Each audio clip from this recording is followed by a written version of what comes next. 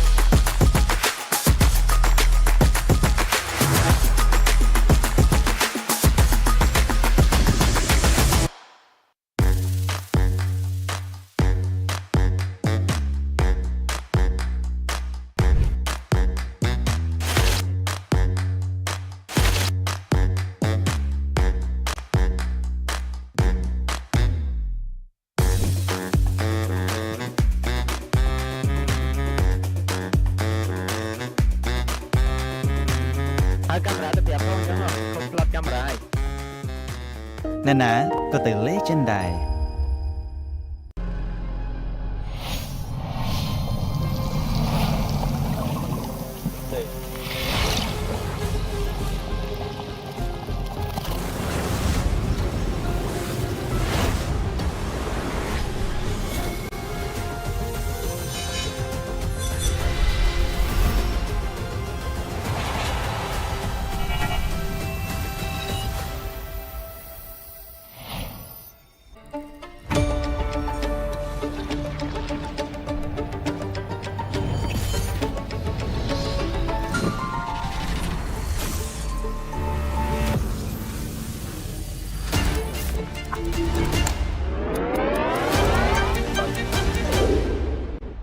Trong đô plong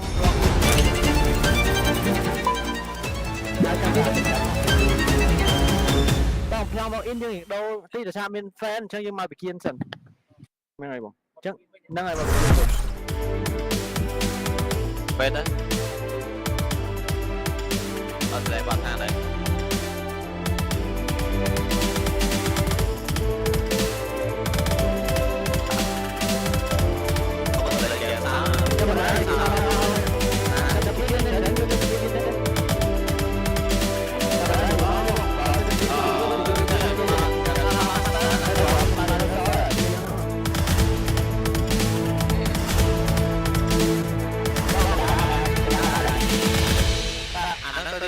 Ada bang.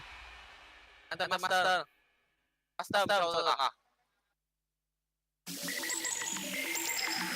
Lagi. Dekat. Yang kan ada ni. Iya bang. Yang kan ơi.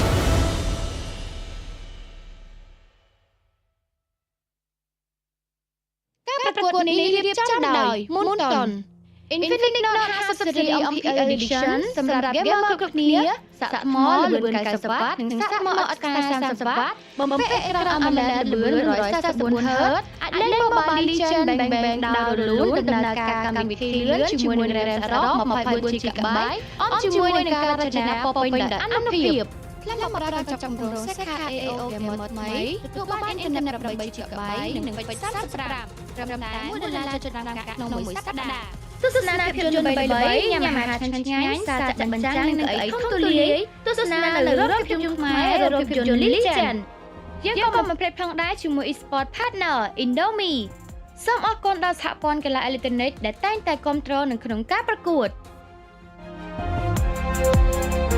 សូមស្វាគមន៍អ្នកនាងមកកាន់ការប្រកួត MPL KH រដូវកាលទី9 វគ្គ Playoffs ជួយនឹងថ្ងៃទី1ក៏ដូចជាគូទី1របស់យើងជំនួបរវាង Pro Esports ត្រូវប៉ះជាមួយនឹង See You Soon វ៉ាវពិសេសខ្លាំងមែនតើជាមួយនឹងវគ្គ Playoffs របស់យើងបានដឹងហើយថាមានតែ6ធីមតែប៉ុណ្ណោះដែលគាត់អាចចាក់មកប្រកួតនៅក្នុងវគ្គ Playoffs របស់យើង ហើយនេះគឺជាជំនួបរវាងជាមួយនឹង idol របស់អ្នកគ្នាតែម្ដងគឺ Pro Esports ត្រូវប៉ះជាមួយនឹង C-Soon យើងអត់ទាន់ដឹងច្បាស់ណាស់ទេថាតើពីធីមមួយនេះតើធីមមួយណាដែលគាត់អាចទទួលបានជោគជ័យនៅក្នុងការប្រកួតនៅក្នុងថ្ងៃនេះដូចគ្នាផងដែរអញ្ចឹងបន្ទាប់ពីយើងបានដឹងថានៅក្នុងវគ្គ regular season របស់យើងផងគឺអ្នកពួកគាត់ស្វិតស្វែងខ្លាំងមែនតើដើម្បីមកកាន់វគ្គ playoff អញ្ចឹងវគ្គ playoff មួយនេះគឺពិតជាសំខាន់សម្រាប់ធីមទាំងអស់ដែលជាធីមទាំង6អញ្ចឹងយើងអត់ទាន់ដឹងច្បាស់ទេថាតើនៅក្នុងការប្រកួតនៅក្នុងថ្ងៃនេះតើធីមមួយណាដែលអាចនឹងក្នុងការប្រកួតវគ្គបន្តដល់ថ្ងៃស្អែកដូចគ្នាផងដែរអញ្ចឹងសម្រាប់ការប្រកួតរបស់យើងបានដឹងហើយថាអ្នកនរគ្នាគឺមានជាមួយនឹងចាស់ schedule ដែលអ្នកគ្នាឃើញការផុសនៅលើ MPL Cambodia របស់យើងអញ្ចឹងជាក់ស្ដែងជាមួយនឹងការប្រកួតជាមួយថ្ងៃនេះផងដែរគឺយើងមានរហូតទៅ2គូចាហើយយើងតាន់ច្បាស់ទេថាជាមួយនឹង Pro Esports ឬមកក៏ C-Soon ដែលគាត់បន្តដំណើរទៅមុខទៀតឬមួយក៏យ៉ាងណាអញ្ចឹងអ្នកដែលគាត់ទស្សនានៅទីនេះក៏ដូចជាតាមការ like កុំភ្លេចធ្វើការ like share ក៏ដូចជា comment លើកទឹកចិត្តidol របស់អ្នកគ្នាថាតើជាមួយនឹងចា Pro Esports ឬមកក៏ C-Soon ដែលគាត់ធ្វើបានល្អជាពិសេសដែលគាត់នៅទស្សនាទីនេះផ្ទាល់គឺអាចទៅកាន់ស្តង់ sponsor របស់យើងដើម្បីទទួលបានជាមួយរង្វាន់យ៉ាងច្រើនដូចគ្នាផងដែរហើយការប្រកួតនេះគឺពិសេសមែនតើហើយជាមួយនឹងចាអាចនិយាយបានថាជាមួយនឹងជើងឯកក៏យើងអត់ទាន់ដឹងច្បាស់ដែរនៅក្នុងរដូវកាលមួយនេះអញ្ចឹងយើងចាំមើលទាំងអស់គ្នាថាតើជាមួយនឹងជើងឯកនៅក្នុងរដូវកាលទី9របស់យើងថាជាមួយនឹងធីមមួយណាដែលគាត់ធ្វើបានល្អហើយចាំមើលថាតើ idol របស់អ្នកនរគ្នាធ្វើបានល្អកម្រិតណាអញ្ចឹងក៏ភ្លេចតាមដានជាមួយនឹងការប្រកួត MPL KH រដូវកាលទី9របស់យើងដូចគ្នាផងដែរអញ្ចឹងសម្រាប់សាររបស់យើងគឺអ្នកគ្នាបានដឹងហើយណាជាមួយនឹងការប្រកួតរបស់យើងហើយអ្នកនរគ្នាអាចធ្វើការមកទីនេះផ្ទាល់ដើម្បីជួបជាមួយនឹងកីឡាករជាពិសេសគឺបានជួបជាមួយស្នេហ៍ណា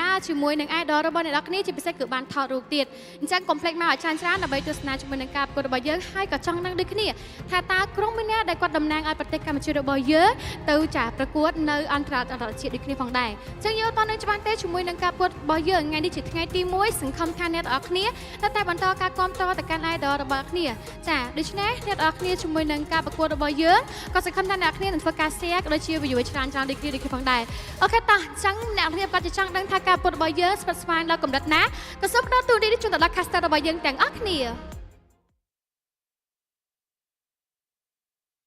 All right, ladies and gentlemen, hello and welcome. A very good afternoon to everyone. My name is Abstract from MPL Singapore. This time, this season, we are going to be looking at an English broadcast for MPL Cambodia, which does seem as though we do have quite a bit of the chat that is actually pretty darn excited about the fact that there is an English broadcast today. Now, understandably, when it comes down to Cambodia, they are not strangers to the international scene. Even when it comes down to my side here in Singapore, we tend to have nice scrims against Cambodian teams. And there, of course, have been a lot of crazy teams and very strong teams as a matter of fact. And when it comes down to this year's MPL Cambodia Season 8, we do have a really stacked amount of teams that really comes off really darn strong. Be it all the way from Season 6 or all the way until now, which is Season 9, there has been very different winners and champions, which makes this even better. Now, what we have in MPL Singapore is actually best of 3 all the way until the grand finals, which eventually becomes the best of 5. So it did definitely, gave me quite a surprise to see that every single series is best of 5, and then the grand finals being a best of 7. Do have some differences on that point and that mark. However, that's what I want to look for, right? It's less punishing and it's a lot more geared towards pro play and geared towards consistency. Now, let's pull off the bracket and we take a look at what we have over here. And of course, understandably, when it comes down to the play-ins between the first 4 teams, we have See You Soon as well as Pro Esports. The two of them will be fighting against one another for this upcoming game. And then later into the day, we have Team Max going up against Valhalla. This is play-ins, ladies and gentlemen. And that means that this is a torturous game. Best of 5, no second chances. All you gotta do is play these maximum of 5 game, minimum of 3. If you are out, you are out of the entire season. And you wouldn't even be able to make it onto the next season as a regular. That means that you have to fight for the qualifier stage once again, which actually is going to be the same thing for a couple of these teams here. In fact, I think that is See You Soon, because when it comes down to see you soon, they did not manage to find themselves in a pretty nice spot. As such, they actually did lose their opportunity of, seeded in immediately. Because not only them, we also have Team Flash KH. They actually came in via the qualifiers. But we'll talk about Team Flash KH later on, because they are actually not going to be playing today. They did manage to get a pretty good standings for their own, and that also means that they are at they did not get a good standings of their own. In fact, it's actually the opposite and flip side. Team Flash Cambodia actually got relegated in their regular season. That's a huge oopsie. As much as I really like to see Team Flash Cambodia do well, because MPL Singapore's Team Flash is strong, but that also means that 2 of the Team Flash teams have actually been knocked out of, going into the international stage, which is definitely going to really hurt for the organization. Hope to be able to see them do a lot better for the upcoming season. However, we're going to have to take a look at this very game itself. And that is going to be See You Soon.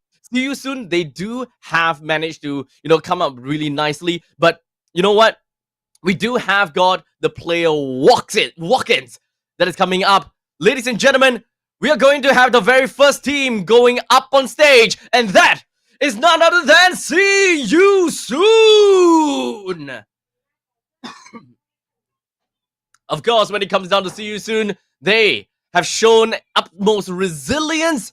And of course, even though they did not manage to do a very good job in Season 8, they had to fight themselves back into the qualifiers. They still managed to find themselves in a pretty good spot this year, or rather this season, by putting themselves at the 4th place in the regular seasons, having a really strong opportunity to be able to fight back nicely.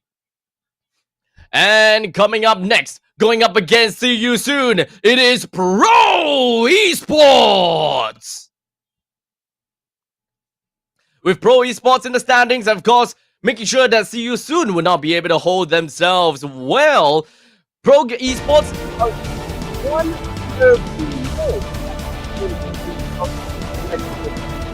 but we also do need to remember that Pro Esports did manage to seed themselves into Season 9 through their 5th to 6th standing in Season 8.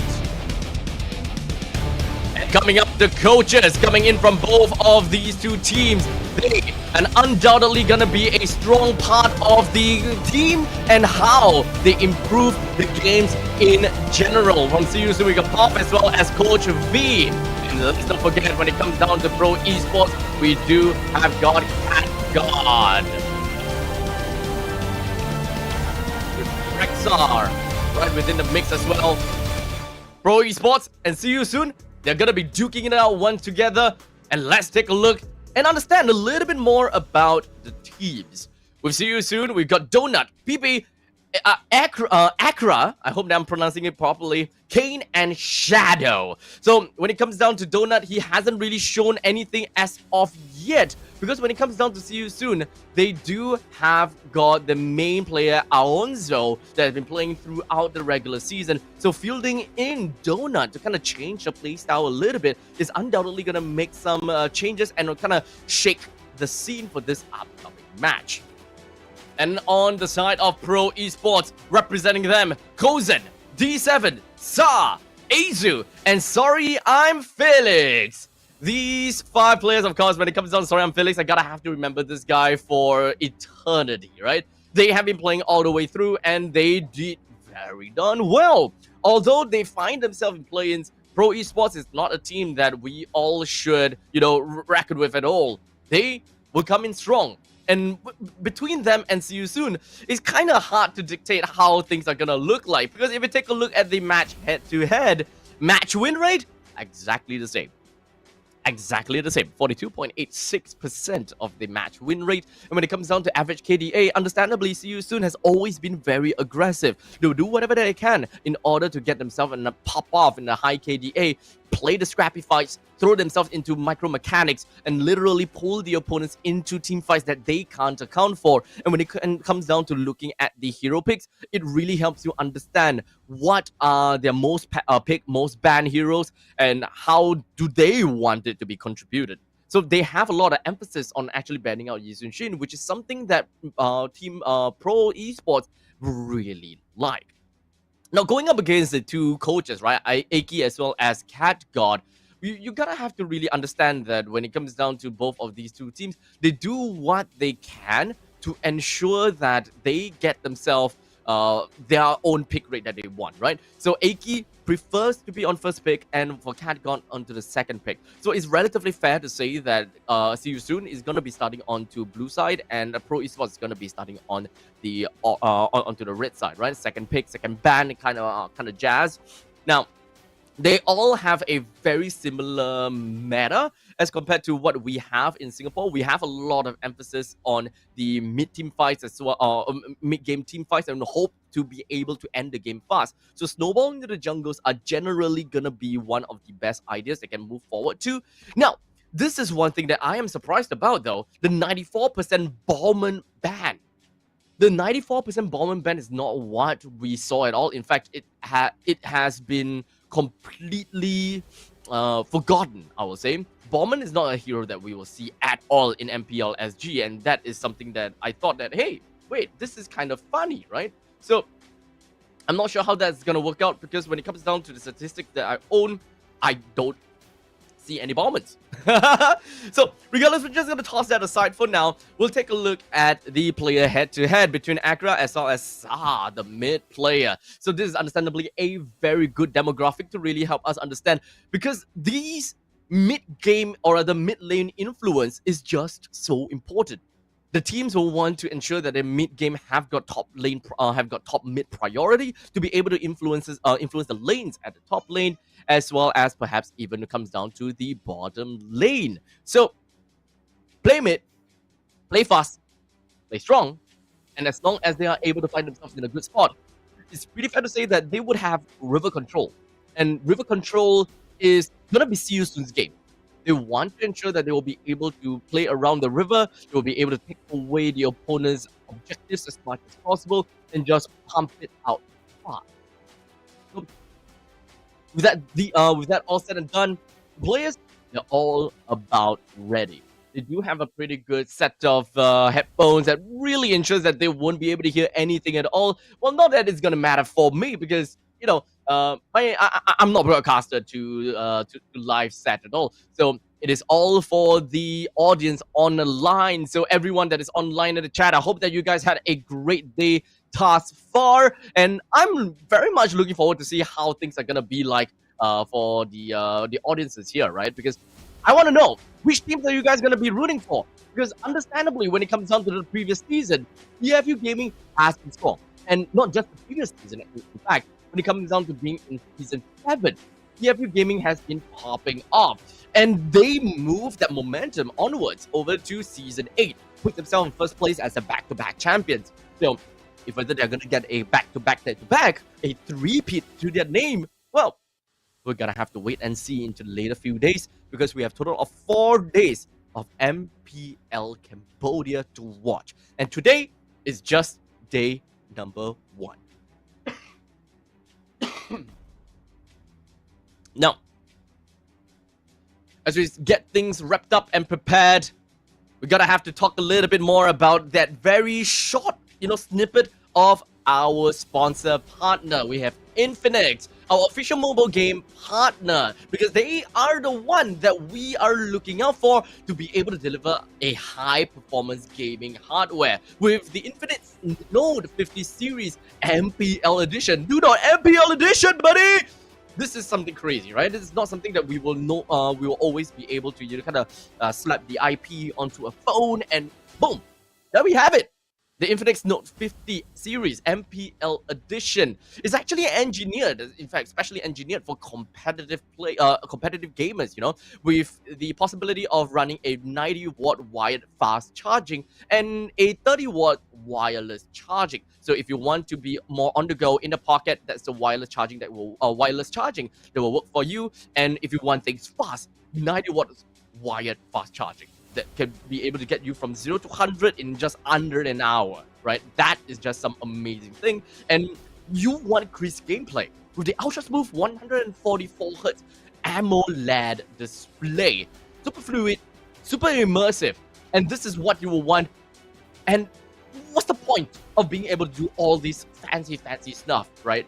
Great charging capabilities and crisp display if you can't multitask, because right now at this point in time in our current era, we want to multitask, we want to do a lot of stuff, right? You die, you move on to the next app, do whatever you want, reply some messages, and that is why RAM is so important, right? So you do have got a performance rated of 24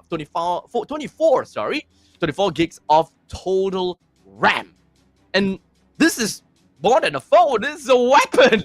It's literally designed with a powerful and sophisticated aesthetic that commands attention. So if you hold on to this phone, that's what you have.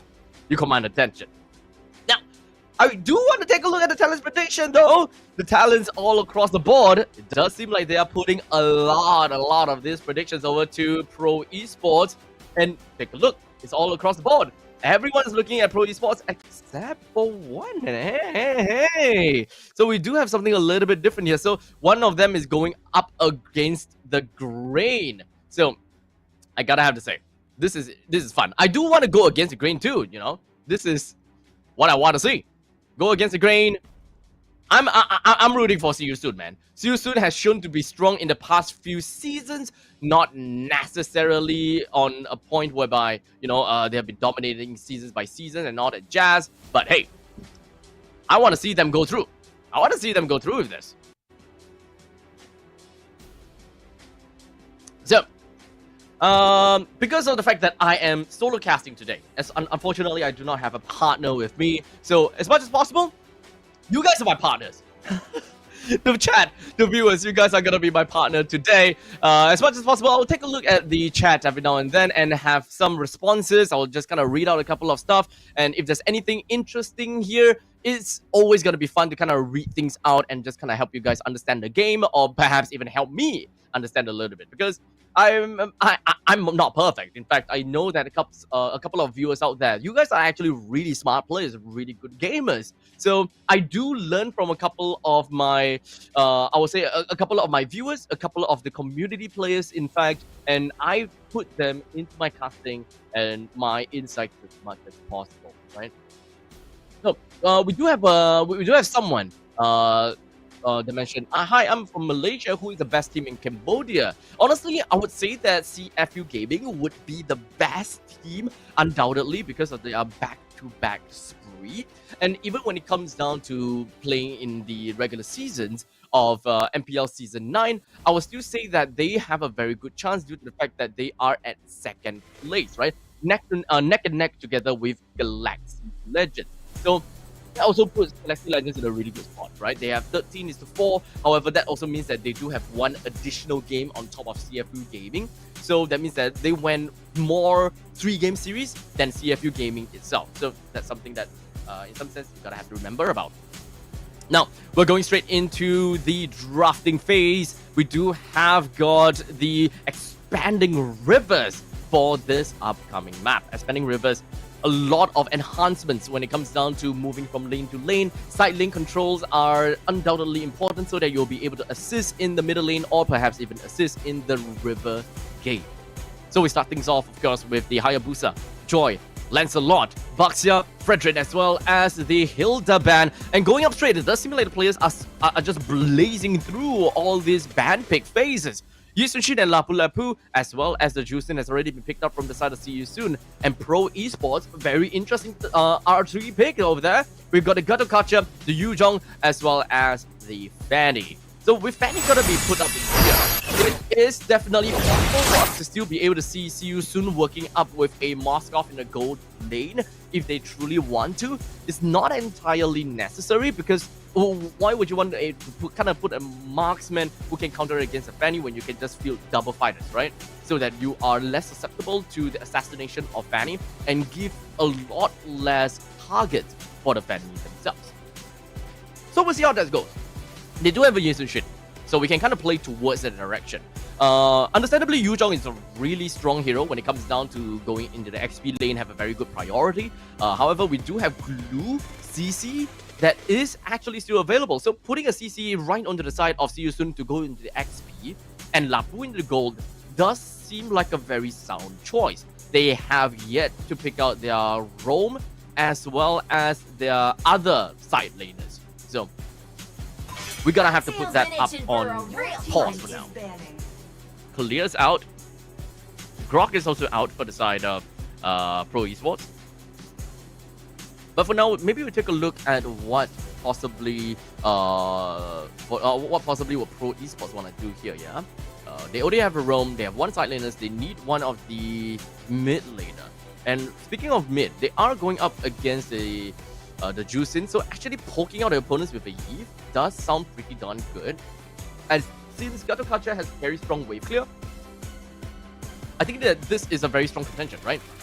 Undoubtedly, the opponents will pick any more form of mages. You already have very good AoE crowd control. When it comes down to the Gatokacha, it's a very good counter engage as well as a secondary engage. So follow up rather. So you need someone that can actually true hard engage.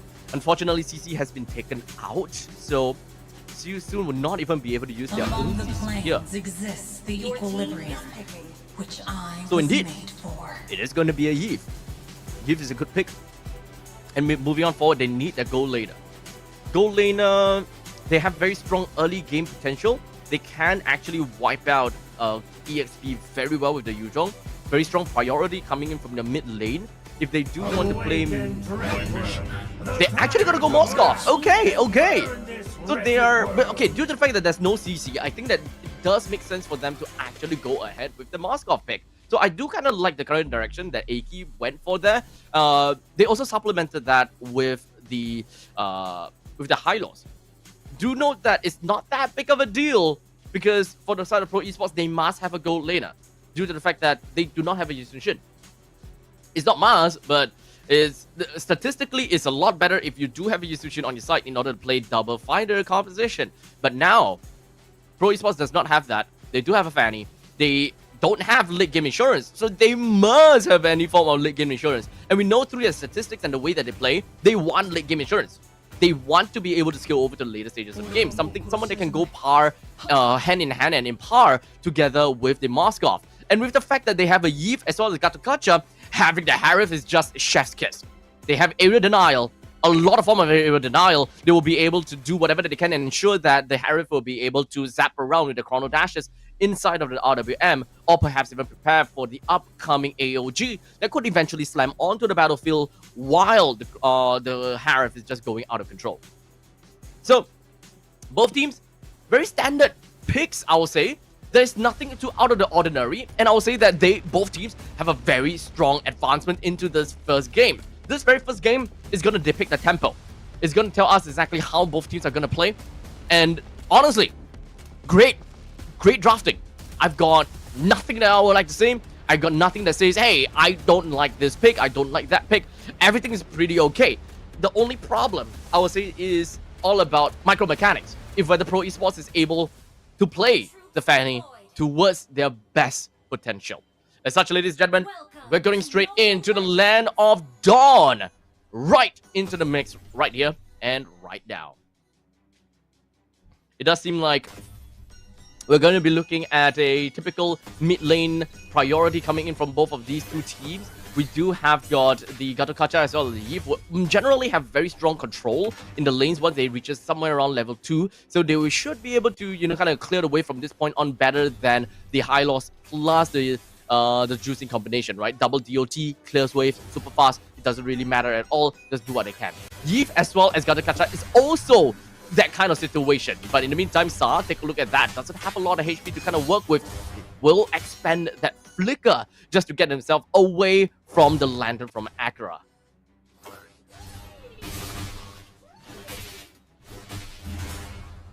Down in the bottom lane, Lapu Lapu will always have a worse lane priority as compared to the Yuzhong.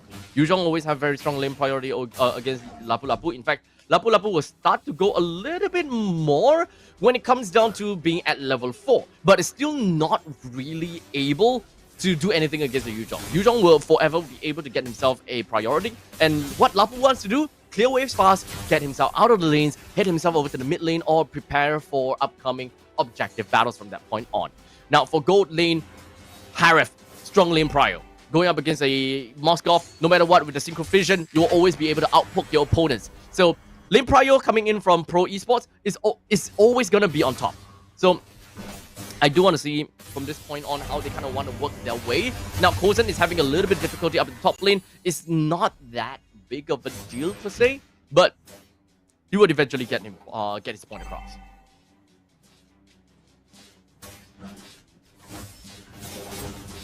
With Shadow putting himself, Bravest Warriors down on the D7. He had to pop the Revitalize. The Great Dragon form is just going to be popping out, just going to be putting himself right in the face of Kane. But it's not going to go into the Dragonoid form just yet. With a flicker coming from the side of Shadow, picks up a kill on the D7, opens up the RW and will be boxing 2% right within of the boxes. Doesn't seem like it's going to be stopping PP at this point in time though. But Storian Felix finds himself taken down with the SOD that is not gonna land.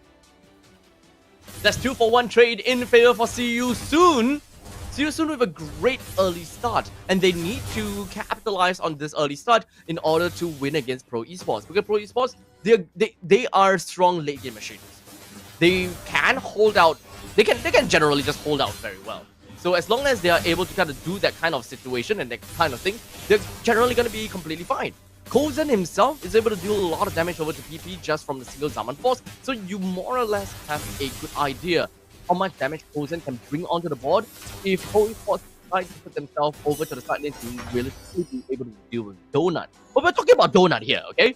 We're talking about Donut. He's not gonna go down that easily. His micro mechanics when it comes down to playing as a more soft.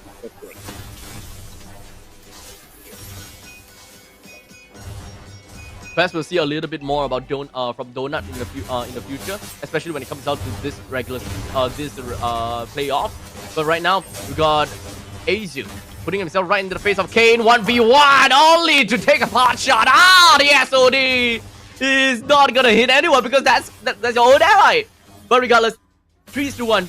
See You Soon put themselves with a pretty good lead ahead. D7 trying to go forward. The taunt, it's not gonna land on the PP, but it's just constantly having all these poking outs over to the side of Hylos. He's not gonna care so much actually. I do find it very disappointing that the fact that the Fanny did not get any momentum or any form of ramp going up for the first 4 minutes of the game. In fact, I think that the ramp part of the Fanny is more or less gone. You can't really ramp from this point on. You can only try to play catch up and kind of catch up against Kane. Kane is currently at level 8 and Aizu is only at level 7. So you are in a really tough spot. You don't have much kills, you don't have to do much. We have a first item coming in for the side of Fanny with the blade of the Heptases. That will allow the Fanny to solo kill the Moskov, as well as possibly the Yusushi. But that is only if they are tickled down to maybe like 3/4 of a HP. We also do have got the scythe that is coming out from the side of Kane when it comes down to the Hunter Strike. So that is that. We got D7 getting himself with the AOG out of the game and out of the fight. Azu just going to be hovering around the Turtle's Pit, but however, he does have half of the energy to work with. PP doesn't have a lot of HP to work with. Kane gets himself a quick dash right out, gets a kill down on the Sorry I'm Felix, and that's a big win for the side of See You Soon. They're preparing themselves for a big upcoming fight and trying to push the rest of Pro Esports away. And understandably, Azu, he does not have got the level advantage. He's almost at level 8 though, but Kane is at level 9, so you can't win in this 50-50 fight in terms of retribution. D7 takes an L, and that is going to be another kill that's going to be credited over to Kane. He takes the turtle down. Shadow pushes the rest from the side of Pro Esports away, and that is a very early game dominance from the side of See You Soon. We have a total of 3,000 gold lead already, and that's big. The Fanny has got no ramp, so early game we actually don't have anything that the Fanny can do. You have three targets, but can't seem to touch any of these 3 targets actually. So that is rough. That is actually really rough. Honestly, sometimes I don't even say I wouldn't even say that. Yeah, I wouldn't even say that the Juicin is a target because she's kind of slippery, a little bit tough to kind of work with. She does have an ultimate that allows her to kind of blink away from any possible bad spots. You know, kind of blink over the wall, puts a half break over to the Fanny. So that we'll say the same thing about Donut and Kate, right? So regardless, I think that Fanny will have a very tough nut crack in this game. With no ramp possible for this upcoming game, they will need to play slow. They need to play towards the later stages of the game, and that is kind of exactly what they will want to do from the Harriet anyway. But mid-game power spike, we'll need to talk about that. The mid-game power spike is coming from Sorium Felix as well as Azu.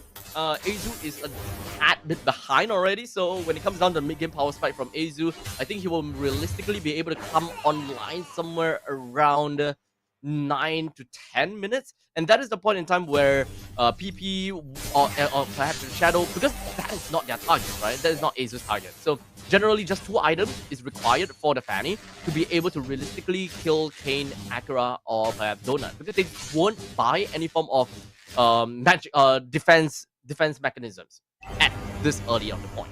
So that is not going to bring down the power of Azu at any point in time. 2 kills, you need that. Or rather, 2 items, you need that. Pro Esports open things up. RWM locking on Akira, but Kane will still be able to take down the turtle, and that's not a fight that Pro Esports want to put themselves into, unfortunately. So Sorium Felix will go down the 3rd time in a row. And Kane opens up when it comes down to the Mounted Shocker, and Akira, oh, a very aggressive ultimate right into the face of the opponents, while the Purify is going to be used from the side of Kozen. The rest of the members from the side of CU with the Mounted Shocker is just going to be slamming right underneath the turret's nose. It's going to put Pro Esports in such a tough spot, with T1 turrets all destroyed in the top, middle, and bottom lane. So far, for Sorium Felix, he hasn't exactly been zoning too much. In fact, as Sursbat has said in the chat, he's not really zoning. In fact, when it comes down to him in the Black Dragon form, he actually overcommits himself every now and then and puts himself in a really tough spot. But I can understand, because he's the initiator. He doesn't have the lockdown that he really needs as the initiator, so that's a tough point in time to really play and open things up for D7. So we'll see. Oh, what is that? 3-man AOG along with a lockdown coming from the side of RWM. All of them immobilized at the same spot. However, they don't have the follow-up damage that will be able to bring these 3 members down. That was a very good wombo combo from the RWM plus AOG. Great timing as well. However, they don't have the damage. They don't have the damage because this is not 10 minutes point. This is not a 10 minutes mark, exactly as I mentioned. That is the power spike of Azu. And for the side of Sorium Felix, I would like to believe that because he's behind, he's not going to be finishing the Hunter Strike at any point. So he's just going to have the Fury Hammer into the Bloodlust Axe. So at this point, probably only the Bloodlust Axe. And if D7 do have the Dom Eyes already, Sorium Felix is not going to one-shot and go straight into the Dom Eyes. He's probably going to be looking at some other stuff such as the Queen's Wings, for example. But there we go. The obscene amount of damage that Yusun is able to neutralize over to the side of Pro Esports, getting themselves 2 turrets already in the top lane and the bottom lane.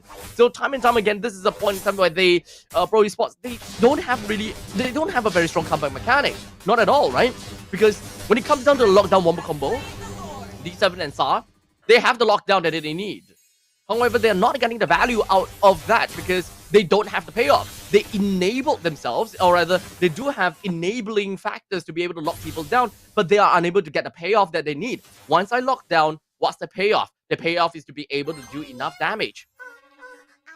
But they don't have that. Or rather, it's not really payoff, as a matter of fact. It is actually more of an enhances. They need to be able to enhance some of these lockdown situations. And once they are able to lock them down, then payoff, you get a kill, you get a farm, and everything happens afterwards. Okay, that's dirty! Akira gets himself the turret down in the middle lane, and of course, when it comes down to Shadow, he's just going to be zoning D7 out. Exactly what we will want out of an XP laner. With the Lord is just going to be trampling down over from the top lane, preparing to just pillage everything that Pro Esports have got for themselves. This is gonna be rough because Donut is dealing so much damage over to the turret in the in T2. RWM plus the AOG combination is gonna be coming out once again, but it's not gonna do too much. 3-man started coming in from the side of Shadow. Great play. All 5 men from the side of Houston is still available. One in fact, Sorium Felix is already gonna be locked down in the countdown timer. Top lane, middle lane, this is all gonna be completely whittled down. Barren Wasteland from the side of Pro Esports Azu. No damage Sorry, Felix has just been not be able to do too much as the initiator. All the damage that Pro Esports will want to bring out, they can't do anything. But finally, Pro Esports gets themselves a single kill. That's Coles, and they managed to get the reward from that. And in fact, double kill onto the side of Donut. Do we have bounty on any one of them? No. No bounty. So that is not going to do anything, as a matter of fact. Yeah, that's not gonna do anything as a matter of fact when it comes down to getting a ramp in terms of gold. It's gonna help, but not good enough. Absolutely not good enough. They need more farm. They need to be able to get some of these bounty, and Kane is the one that has a lot of that bounty.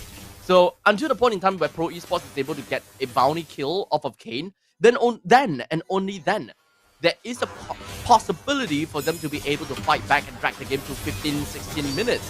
But it's kind of hard because now we're just going to be opening things up when it comes down to the red carpet. There's a quick little knock-up coming in when it comes down to Lantern Flare. They're hoping to be able to get a kill down to D7, and in fact, they will be able to with the RWB, and they will be locking the rest of the members to the start of See You Soon right into the box, hopefully to be able to keep the players alive. However, sorry, Felix will take another L to his name. There's 2 men down with 15 seconds left on the clock until the Lord eventually spawns. So See You Soon don't even don't have a need to actually rush the lanes down. It's already been pushing in. They have defenders. In fact, very strong defenders, right? Sar, Asia, as well as Kosen, they all can defend very well. So might as well just go for the Lord, which is exactly what they're going to be doing here, and try to get themselves a more guaranteed win con. Oh, Azu! Been caught out! Just like that! And that is going to be a cycle. It's a huge cycling from the side of Pro Esports. In fact, there could be a possibility that they're going to cycle even more. But it's okay. AOG from D7 gets himself right out of dodge.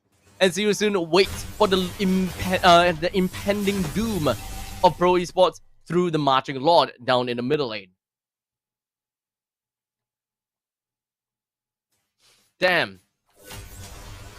This is indeed Jungle Div. Yeah. This game is Jungle Div, as mentioned by Ekinamada. Azu was not able to do anything in this game, and I don't blame him. It's just anything. As long as he's not able to get a very good ramp in the early stages of the game, there's not much that you can do. The Lantern Flare connects down onto D7, rushing it off, and that is already going to be another person down. So we are looking at a little bit of comeback coming from the side of Pro Esports. 2 men down, 3 men down. It's a 3-4-2 at this point in time. And now Akurai is going to go down to Azu. 4 men down already. And See You Soon now. Damn, they were unable to end the game right there and then. Coulson managed to pick up the items that he needs, and in fact, he did manage to get the ramp that he needs with the Holy Crystal, Feather of Heaven, Salim Scythe, as well as, let's not forget, that Glaive, the Divine Glaive. Needs 2 more of the wand to be able to build up over to the Bloodwigs, and that is going to make Coulson even more slippery and a lot more difficult to take down. So, Pro Esports, they managed to drag it on. They managed to drag it on. And we are at the 15 mark. Coulson has gotten the farm that he absolutely needed. He can play. So through this, what is Sorry I'm Felix doing? I'm so sorry, but what is Sorry I'm Felix doing? Zoning out the Lord is not what I would expect from a Yu Zhong, to be fairly honest. But for now, he's just gonna go for a little swirly twirl right down the donut. Wasn't able to do too much as now he does not have Furious Dive. He's not gonna do anything. Probably leaving the Furious Dive for escape, only to find himself taken down again. What's going on with Sorry I'm Felix? Something's really wrong with Sorry I'm Felix. It's not like that in an international tournament that I've seen him in. Oh, damn. So it's a 2-for-3 trade, right? Left with Coulson as well as Azu, still damage dealers and still be able to clear waves fast. So See You Soon can't exactly rush down the lanes or anything. They have to wait again. Without doubt, they have to wait again.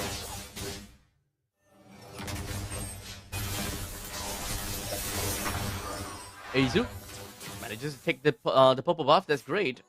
Honestly, the goal earn is not too surprising from the Kane as well as Coulson.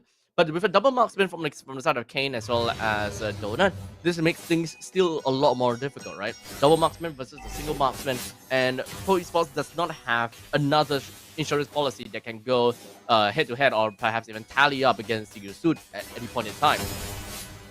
So we'll see how that goes. As Pro Esports now marks the point in their own jungle, as they continue to slowly set themselves off. That is going to be the Monoshocker landing on the coast, and SOD is not going to land. Well, the RWM as well as the AOG is going to be locking down an Acura. Soram Felix just going to be flying himself right into the face of Donut with a Furious Dive plus Petrify combo. He did manage to do a decent amount over to the side of Donut, so this is almost, there we go, a kill from the side of Azu. One of the win con from the side of Seosun has already been taken down. The comeback from Pro Esports is happening. It is happening. Damn. Now the late game of Hylos is starting to creep in, right? With not much that a Hylos is realistically be able to do, is having a really tough time to do any form of crowd control or perhaps do anything. It's just a massive punching bag. As such, the AOG lands and PP goes down to the hands of Kozen. Kane was hoping to be able to do a little bit more! Saw! Takes him down! Acura is gonna be the next one onto the chopping block, and Kozen! With a triple, Saw picks a double! 5-man knockout! See you soon! They had the game! They had the initiative, they had the early start! They broke down with a Barren Wasteland over Style Pro Esports, and they lose at 18 minutes and 10 seconds! Oh, the turning point! You gotta have to say the turning point has got to be, without a doubt, the double kill they picked up from the side of Kozen. And that was when they lost all of their bases. What was that? Seosun threw all caution into the wind when they had such a marvelous early game performance. And when it comes down to drafting, or when it comes down to the draft, Seosun does have a way better late game insurance because of a double marksman, right? Double marksman from the side of Yusufin as well as the Moskov. However, they are picking fights that they shouldn't be picking at all. So that is going to be putting them in that kind of little bit of a cube where they are forced to fight. In fact, that final fight where Kane went back in, re-engaged, that was probably, okay, that is not the catalyst of them losing, but it definitely made things worse because everyone is cycled, and everyone is on death timer. There's nothing and no one that can realistically be able to put a threat over to the upcoming push from the side of Pro Esports. So that is very unfortunate, extremely unfortunate, and I think that this is where Seosun just gasses out, right? Is without a doubt they are very strong in the early game. They know how they will be able to pace, but what's the point of all of that if you do not know how to end the game? They had everything working for them. Everything. They had lanes that have natural push. They have natural lane priority because of giant minions. But they still went on with the Lord fight. They still went on with that. They can play it slower, a lot slower, force the opponents to play macro, head over to the top lane, deal with that lane, jump into the action, jump into the fight, take the Lord down, blitz it down. But they decided to go into a fight, or rather they got caught in the fight by the RWM and the AOG. And that is only going to give, or rather give the ball over to Pro Esports and basically tell them, hey, this is the ball is on your court. So engage, and we'll see how it goes. Unfortunately, that also means that the response from Seosun is not good enough. It's not good enough, and thus they will just fall all the way down and not be able to do too much. So, as a matter of fact, I do think that game number 1 is a very is a huge pain over the side of Seosun. I think that they could have done a lot more better when it comes down to the macro decisions on when to take objectives and when not to take objectives, right? So, excuse me, a little bit sick still, but I'll be fine. But regardless, yeah, hopefully game number 2 will be a little bit better from the side of Seosun. They're just gonna have to replicate what they have done before Just replicate what they have done before and head themselves over to a better late game. I think macro is realistically the only way that they can win late game. And that is what they are missing out, right? Let's take a look at what the chat is talking about, right? Because many people actually talks about Donut's positioning. So I didn't really quite manage to see exactly.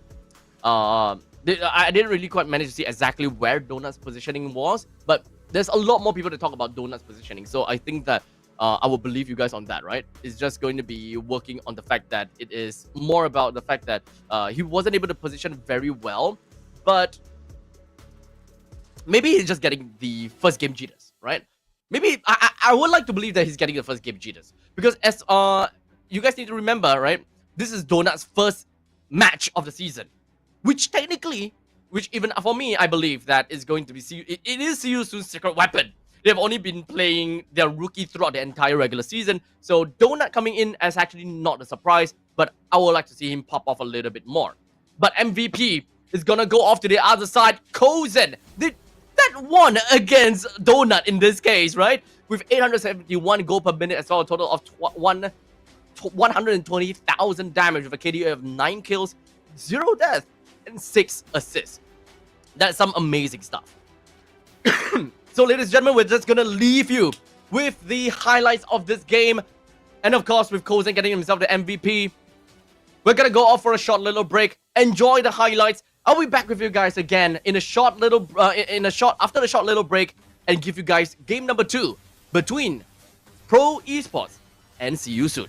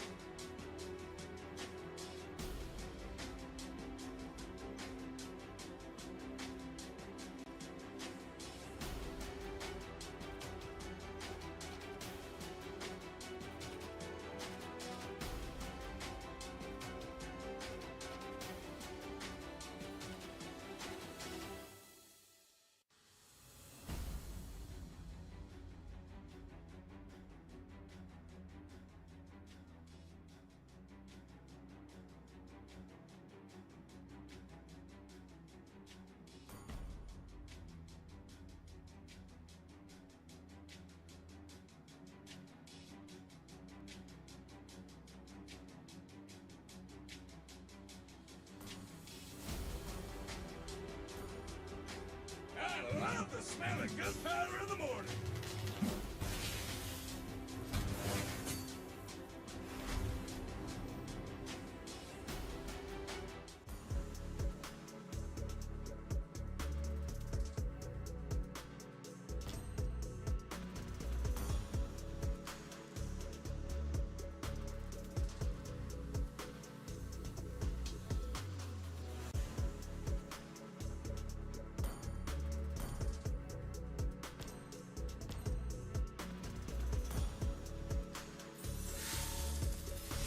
I am the lone shadow.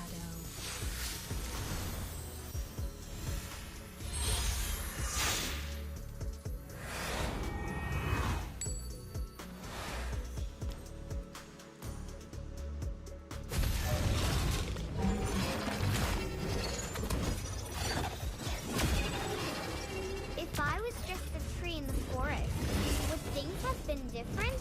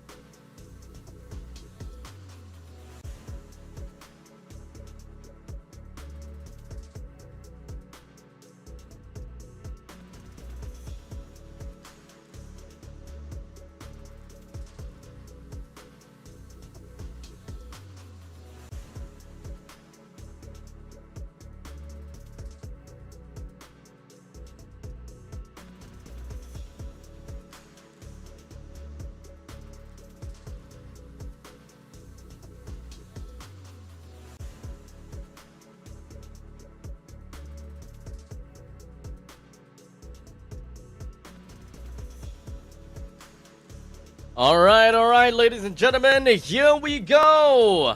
We've got game number 2 that is going to be coming up right now, and understandably, when it comes down to game number 1, see you soon.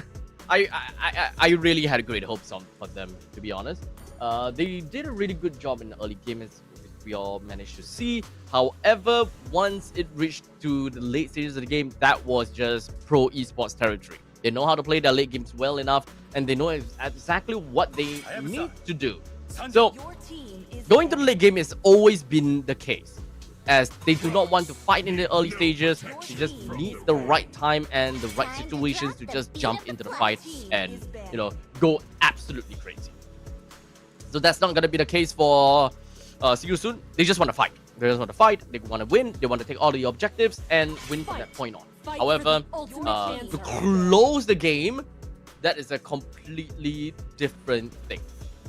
So regardless, we do have the drafting phase that is actually going on over to the background. I do think that I heard Hilda being banned out, if I heard that correctly. So we're gonna be jumping over to that drafting screen very, very soon. But perhaps not the Fanny anymore, I guess. I wouldn't even blame it on the Fanny in terms of the play style and all, but it's just sometimes unfortunate situations. And this upcoming map they're gonna be playing for game number 2 is going to be Expanding Rivers again.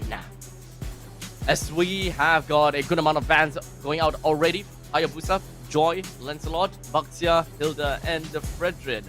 With the Yi Sun-shin first pick over to the side of See You Soon, they still managed to get themselves a 6 want. Quality time, and what Pro Esports want for themselves, which is the second pick. They do have the Grok as well as the Granger that has been picked up. So this is going to be a great start, right? This is actually these two picks. Very good start. Doesn't really quite necessarily tell us which direction that they're going or what they are realistically trying to do as of yet. But we would get towards that once we'll have more information as to how Siusu wants to play. The Jusin is still available if they really want to. Jusin is not that bad of a pick, to be fairly honest. And the very fact that there is already that Ranger, you expect that there will be no reaping involved. Not much reaping involved. So having a high loss is still gonna be, oh man, the Fanny again. Okay, Azu will still be running the Fanny, huh?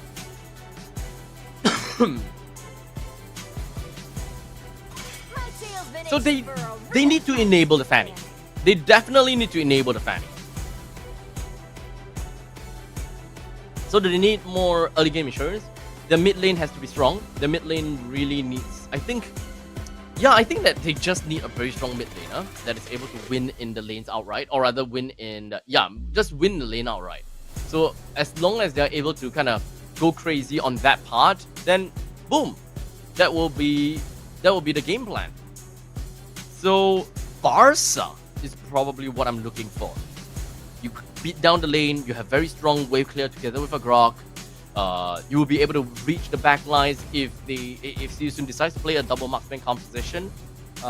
Personally, I do not prefer to see a Kimi over to the side of towards the side of Pro Esports.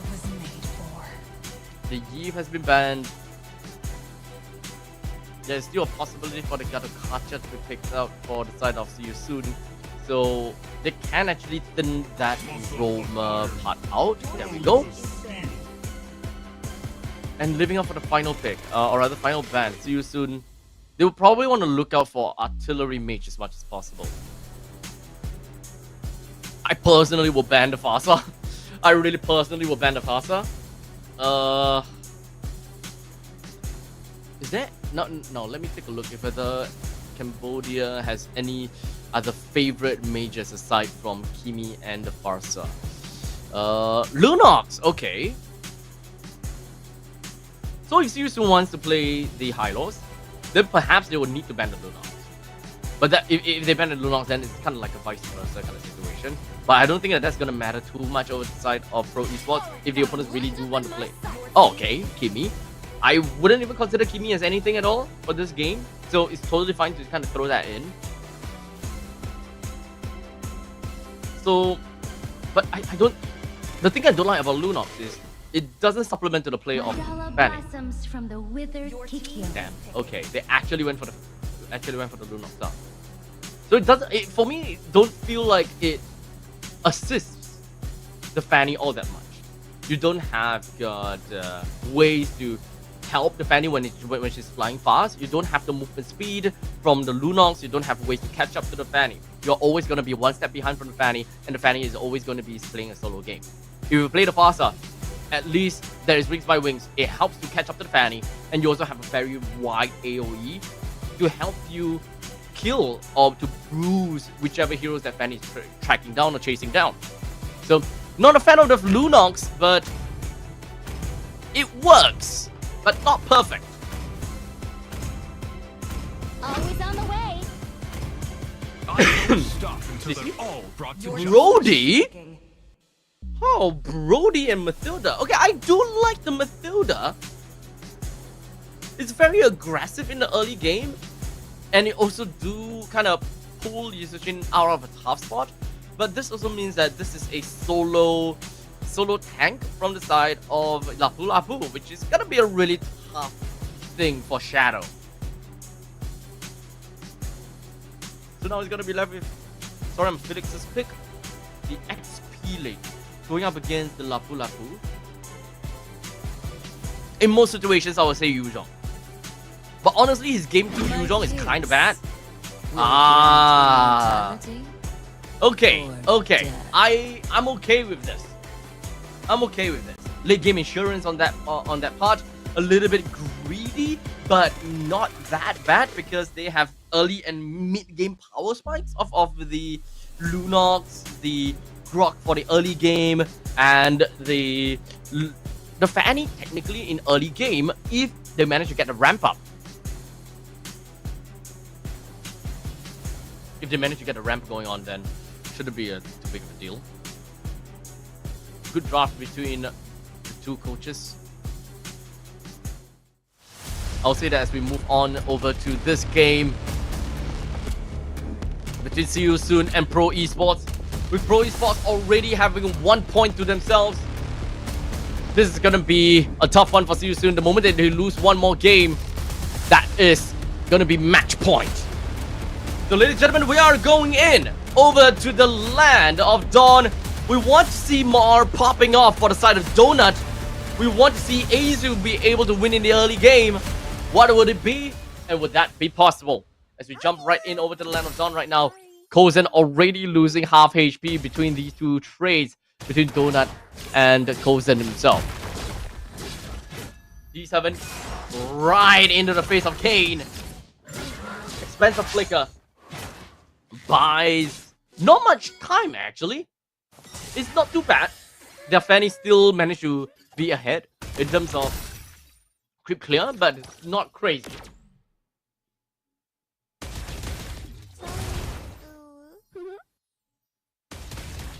But we'll talk about lane priority for now. When it comes down to the lane priority, we do have got the Juicin, Mathilda. Okay, I would say the Grok plus Lunox definitely have gotten the lane prior. They should be able to clear the wave pretty darn fast and pretty good damage right off the early game. With Akira as well as PP, we are not having a lot of HP to work with. They generally and always will want and need to go back home, putting a really tough spot for the mid lane influence. So Pro Esports, they should be able to go to the top lane or bottom lane whenever they want. But in terms of wave clear up to the top lane, See You Soon do have the prio at level 4 onwards. Lapu should be able to do quite a number. No, wait, never mind. Alice is pretty much unkillable at that point. So you can't really do too much to the Alice right there. But Azu looking for the ramp that I was talking about. He did manage to ramp up when it comes down to that first blood. He still won in that factor. He still won in that. So I think that that's pretty okay.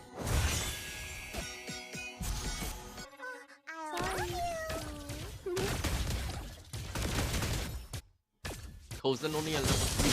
Star joins into the fray. Quick flicker. Get himself right out of the dodge. Star did not manage to get a kill, but it's not gonna matter too much. But he really needs to make his way over to the turtle pit up to the top. Luckily, we're looking at expanding rivers after all, so everyone can move in tandem. But to see a Granger moving along as well, that's a surprise. Shadow literally right in the face of Pro Esports gets pulled all the way back with the guiding wind, so he's gonna be fine. But Azu does not have a lot of HP to work with. While in the meantime, quite quickly flicker from Sorian Felix completely whiffing out the TOR. As such, Azu still manages to take the turtle down. Pro Esports have got a great start right now with the lander flare that lands onto D7, but not quite enough to get any kills. Both teams is gonna get out of the fight completely unscathed.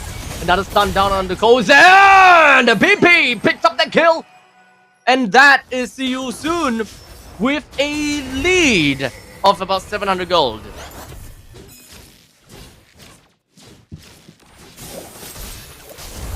While all of that is happening, while Kozen made his way all the way up to the top lane, I don't think that he managed to pull off anything amazing, and I don't think that he managed to rip any form of rewards. As such, the fact that he went up and didn't do anything is gonna put him in a tough spot, because now it is a free turret in favor of that Granger. And Akira goes down to the combination of D7 and Sao. So everything is working towards what I would expect in the early game phase. Pro Esports is taking the game when it comes down to the priority, but not exactly winning in terms of the economy just yet. But Kozen needs to be really careful, because he's actually entering these team fights a little bit early. Because Pro Esports, they don't have priority in the mid lane and the rivers just yet. And typically only when you do get priority, and if you do manage to kind of shove the members of Sirius because you are far ahead, then and only then would I expect Kozen to start moving around a lot more aggressively. But he's already doing all of that. As such, he lost the bottom lane T1, which actually works against what he wants to do, which is ramping up the early. If you take a look, he's currently 2500 gold as compared to the Brody at 2800 gold. Each of them have got their first item that's already been built up. I would say the same for both of the jungler. However, Yi Sun-shin still has got the better farm than the Fanny, based on the fact that Fanny really requires kills to be able to snowball and ramp up. While for Kayn, as a Yi Sun-shin, he can just farm in the jungles and the lanes in order to get the farm that requires to kind of put himself on top of Fanny. So any minute that Fanny don't get a kill is a minute that he's going to be behind of Kayn. The TOR lands onto Donut, and that is going to be the tectonic charge that lands on Donut, allowing the kill over to the side of Kozen. Oh wait, that's the first item Hunter Strike on Kozen, not a Sky Piercer. That would have been 10 stacks. That would have been 10 stacks. But no, it's not 10 stacks. Would have, should have, could have.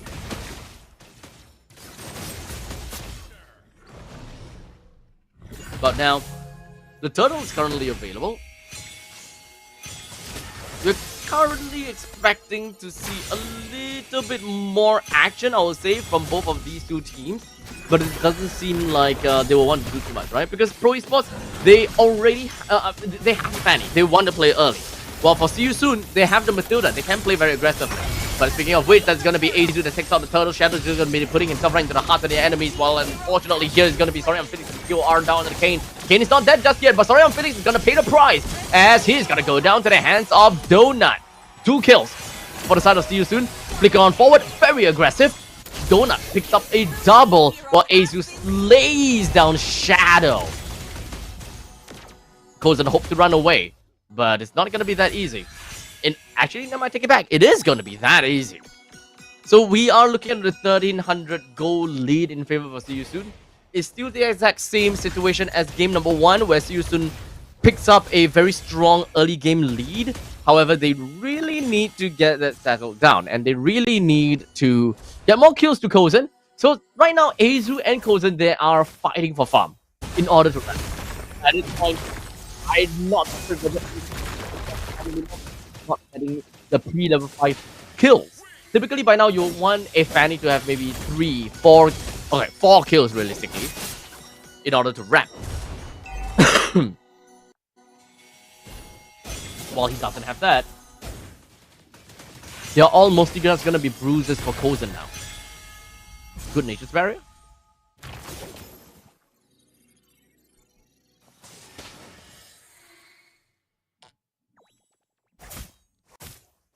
(33) 30 seconds left until the next turtle eventually spawns.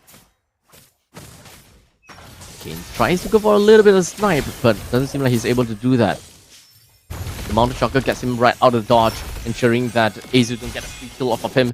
While D7 is taking a beating. Yet another kill credited to See You Soon, losing one of the main frontliners, but it's not that big of a deal. The stun down over to Sorian Felix can eventually go in, preparing for the TOR, but it's not gonna re-engage just yet. The turtle spawns. See You Soon does have the priority. So far, Donut is doing a really good job when it comes down to this Brody. Not something that we see all the time at all, but hey, as long as it works, it's not stupid. Kozen completely chased out of lane through the proxy.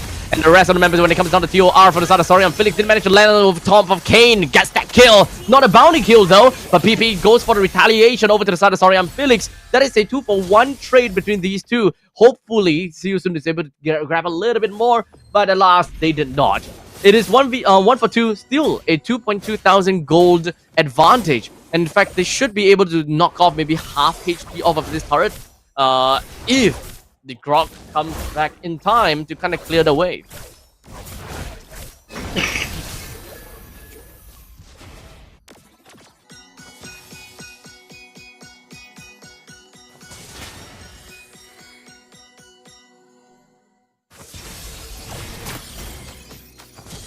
The players are swifting through the game.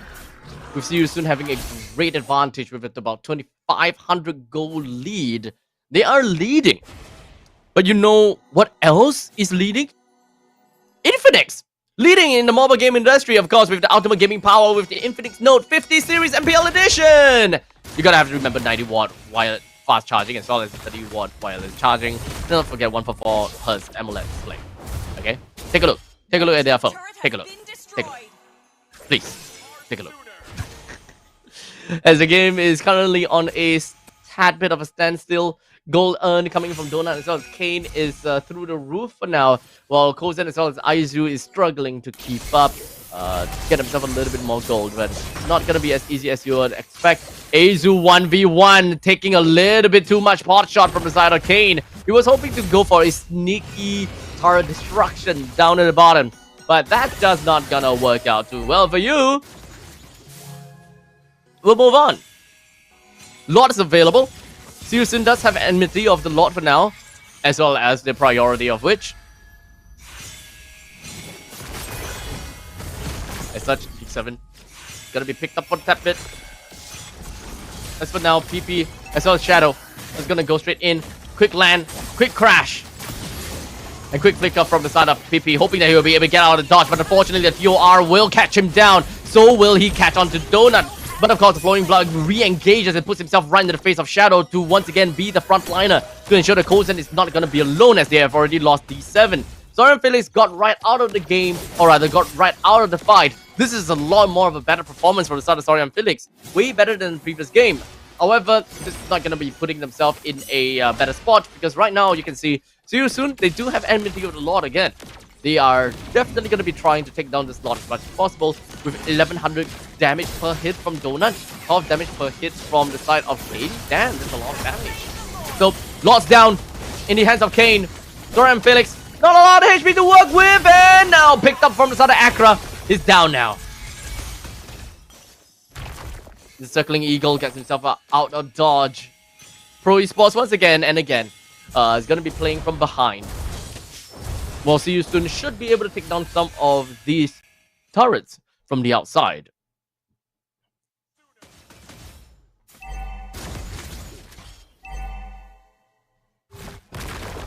I think Seosun has always been doing well in everything. But once they have hit the Lords, they eventually become very, very impatient. Taking a kill down on the Aizu is going to be a nice chef's kiss. Not exactly the final nail in the coffin just yet, but it's going to be allowing them to take down this T1 turret in the middle lane. Pro Esports understands that there's no point in trying to defend this this T1 turret in the mid. Although most people would.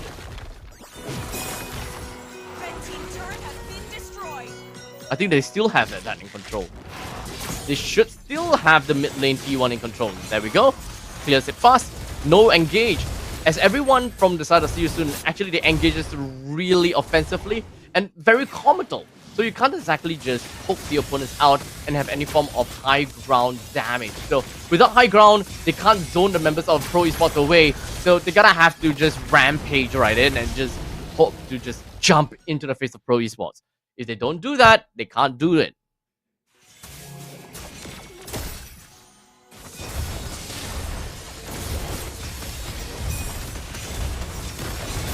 Such. There's a pickup onto the side of D7. The turret in the middle lane is still up! It's still okay! Good defense, good defense, good defense. That's how important the T1 in the middle lane is. And as a matter of fact, Donut and Shadow, they still have a lot of farm for themselves, so they're totally fine. Actually, a small little sneeze is more than enough for Seosun to actually take down this turret. D7 does have Conceal. They're trying to engage onto something here, but right now, Shadow, he cuts between himself, or rather cuts between the front lines as well, in between of the back lines and the front lines of the side of Pro Esports. Kane comes into the back, hoping they will be able to get a decent amount of damage over the side of Kozen on map to bring him down. Wasn't able to, but is able to kind of shove the rest behind. So free turret, all these defense is not going to do anything now. As Seosun once again will look for more opportunities, such as taking down the middle lane G2.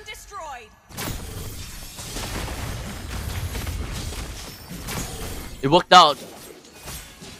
Worked out very well.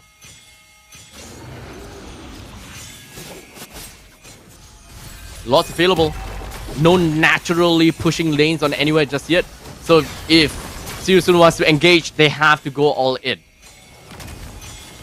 Sun lands on D7. Picks up on Sorian Felix, but Akra doesn't have a lot of HP to work with. Never mind! The healing is more than enough to keep him alive from the side of Azu. Threatened Azu with a bunch of damage that could potentially go to his way. Pro Esports, they're looking for an avenue and looking for the direction. Kozen have yet to pick up any kills to feed to that Sky Piercer at this point in time. We're gonna wait a little bit more. Look for more opportunities. And in fact, this is probably one of the opportunities that I'm currently looking out for, as Ace is just going to be putting himself right into the face of Shadow. However, taking a bit too much damage, he wasn't able to do much to Shadow aside from bringing him down to half HP. As such, the Lord is going to go down once again to the hands of See You Soon. He's going to be marching right back into the bottom lane. Pro Esports playing with their back against the wall again. And they have to go and play comeback game. Seriously playing towards their against their MO. Pro Esports at this point in time, they can start to fight back though. They do have some farm that they can play for themselves, but Kozen's not getting the kills that he's able that he should, unlike the previous game. The catalyst of taking 2 kills for himself understandably puts him in such a better spot as compared to the rest of his team to be able to kind of kill and execute people. But now you don't. Sharing it together with Star. Shadow goes to the bravest warriors, puts himself right into the face. Right down over to Sorian Felix on the TOR, hoping to be able to land a little bit. But now Flicker from the side of Kozen to get himself right on the dodge. Ace just going to be zooming all the way through, hoping to find one. And he's going to be finding Shadow. Shadow's still surviving, but not for long as Ace picks him up. Kane goes in for a slide and slash with his glaive and picks up that kill once again. Sorry, he did not kill anyone. I thought that he did. But that is 3 deaths for the start of See You Soon. Pro Esports, great defense. They can now march down in the middle lane and threaten this middle lane T1. Indeed will be able to. That's a snap. That's a replay that we want to see, right? The tectonic charge, literally a lot of crowd control just tossed out at the same time. But the damage from the side of Star is just a little bit crazy. In fact, a bit too crazy for the members from the side of Sirius to kind of handle. If that happens more and more, then you can more or less be expecting that Star is a grave robber.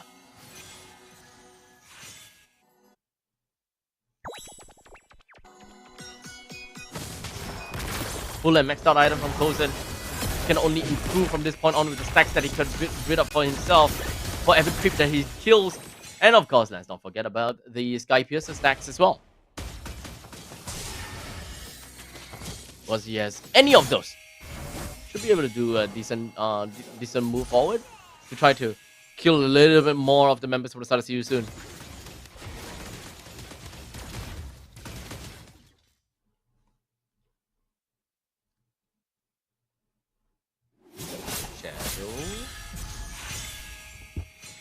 We got 10 seconds until the Lord eventually spawns. The strong wave is actually down in the bottom lane, so they actually can't go for cross-map plays as of yet.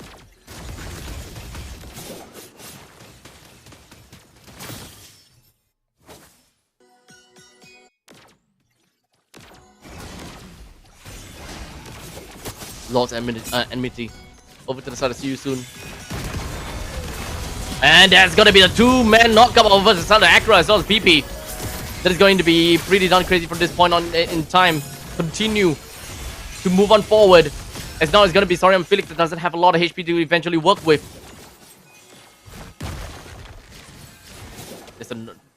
There's a nature's barrier. But the Lord is not going to go over to anywhere just yet. Still on a stalemate for both teams.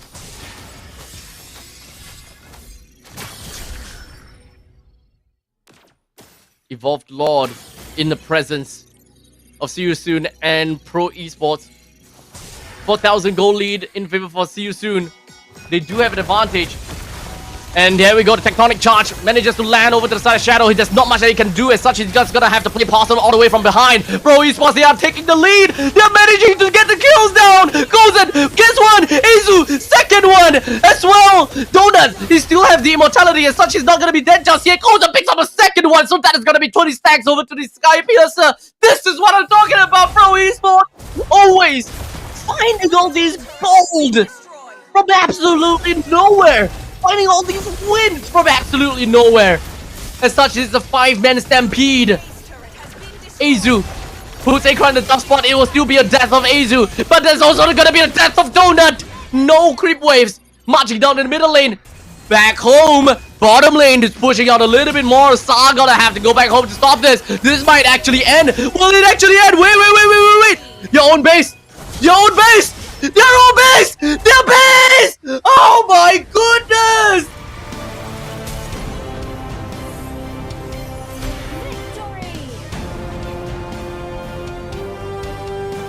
That's bloody illegal! How? Bro Esports, how?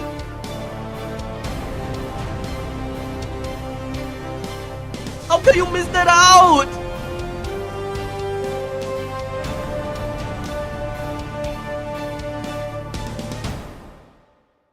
Oh, that's gonna take a shot to their mental.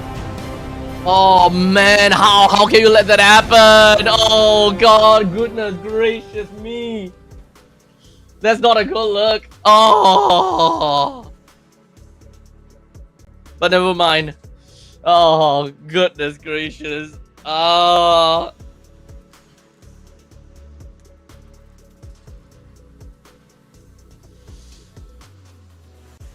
You know what? I'm not even gonna say anything from this point on. That was one big good fight. I think that adrenaline sets in, right? One good team fight. Go crazy. Boom boom pow. Let's end it.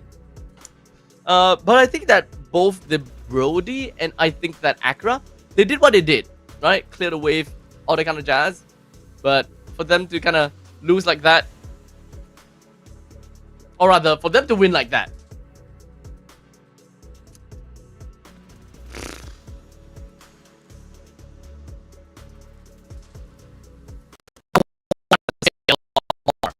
there's kind of no need for me to say that, because this is not a game that they won because of splendid performance. It is splendid in the early game. You gotta have to agree with that, right? It's splendid in the early game. They won all the way from the start all the way until like 15 minutes. And I think that it's almost come to the point that See You Soon has a timer on them. It doesn't matter what kind of composition that they have. Once it reaches 15 minutes, they automatically loses. So this is going to be one situation where it doesn't play out that way because they won through a side lane push. So congratulations over to See You Soon once again with the MVP over the side of Acura. 4 kills, 2 deaths, 11 assists with a total of 572 gold per minute. And understandably, See You Soon. 1-1 is the scoreline for now. We'll move on over to game number 3 after a very short break from my side. But we're going to roll the clip, the MVP's highlights, as well as the post-match statistic that will definitely help you understand how that game eventually went out. I'll catch you guys in the top in the turn.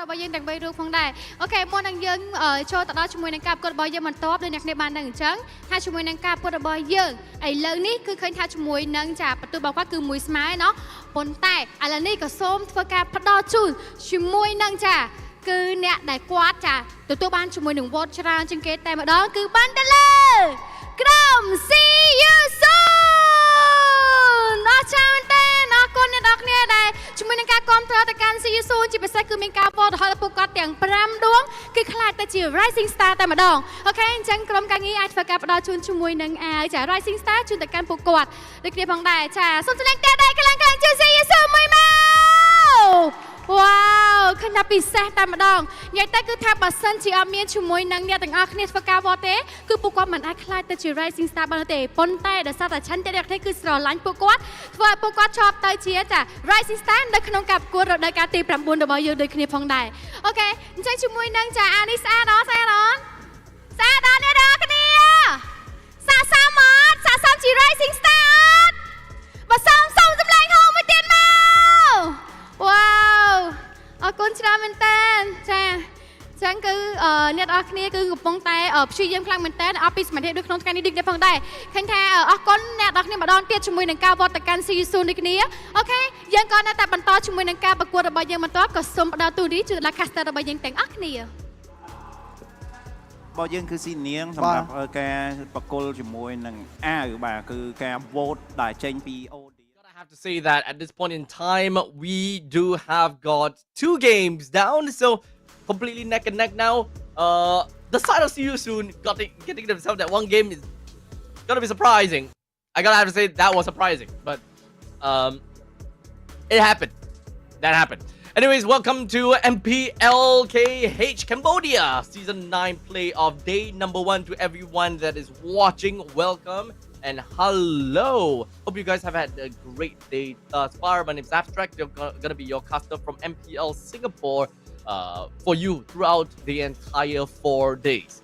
Hello. But regardless, we do have quite a bit of I would say we have quite a bit that is coming up the next few days as well. As a matter of fact, MPL Malaysia is happening in the weekends as well. So make sure you guys watch both Cambodia as well as MPL MY at the same time. We do have got great games that is going to happen, definitely going to be happening here as well as on to the Malaysia side too.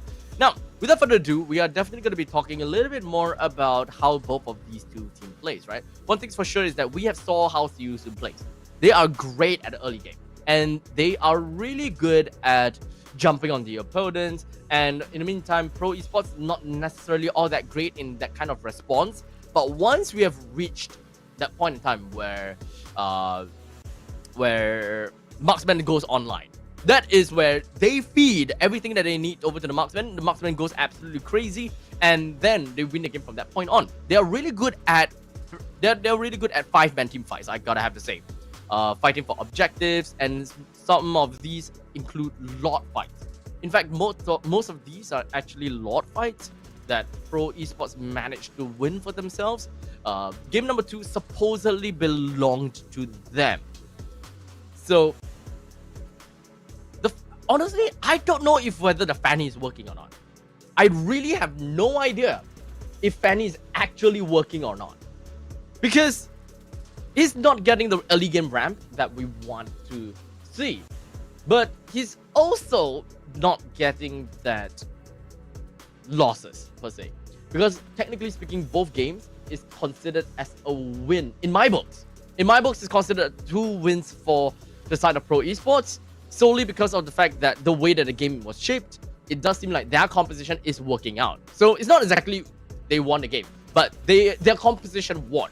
And their composition worked. So I think that at this point in time, as long as they don't have any point in time where they would doubt their composition, they don't need to change anything. So if the Fanny works, just play the Fanny. If the Fanny is unable to ramp in the early game, so be it. Because so far, they still won in the games altogether.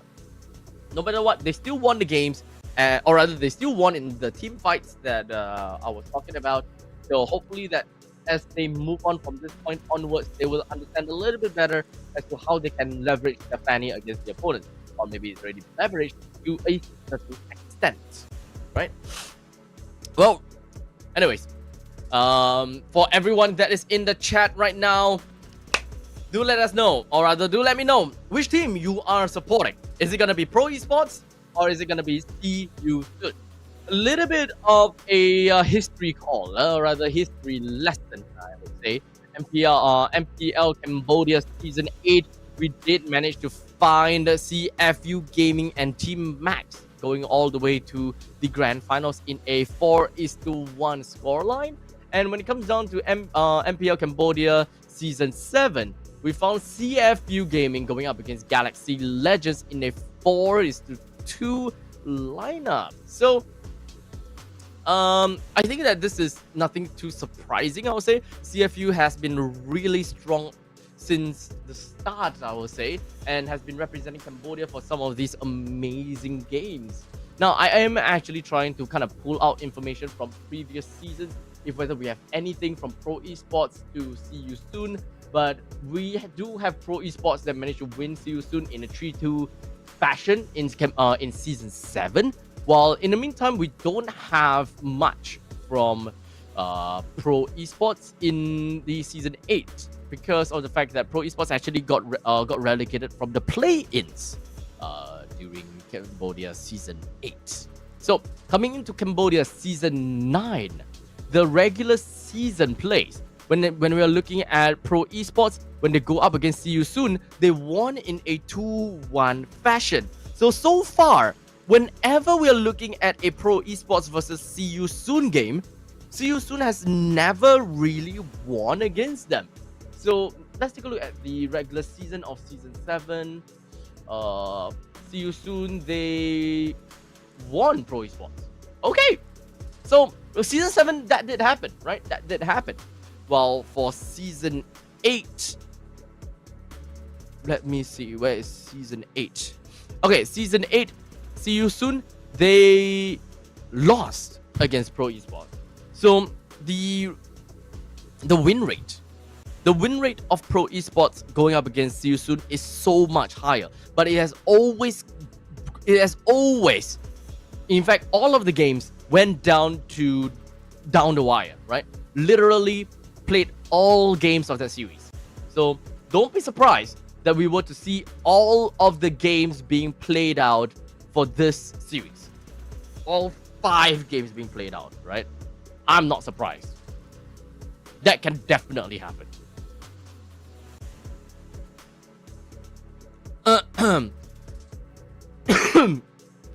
Well, updated score is 1:1, and of course, if there's anyone that have any questions or just feel free to message your thoughts in the chat box, because I am here and I do like to kind of watch the chat box every now and then, just kind of take a look at what you guys are saying.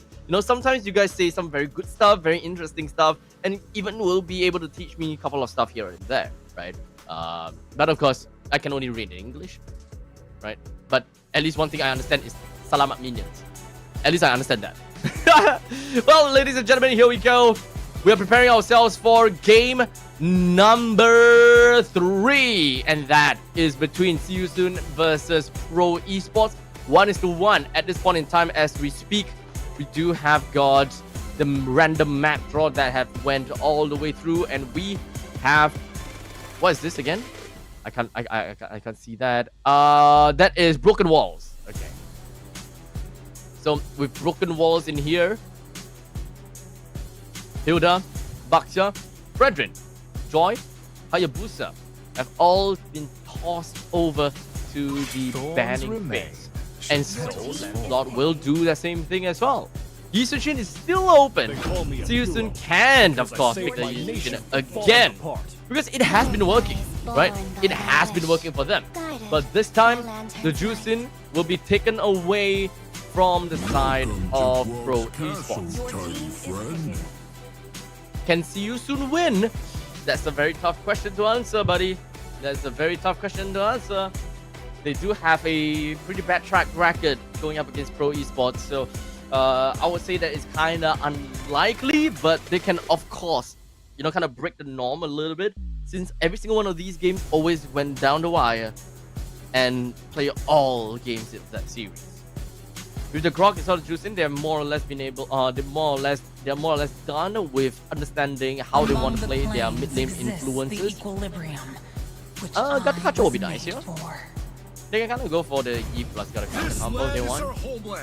But they have decided to prioritize onto the Lapu Lapu.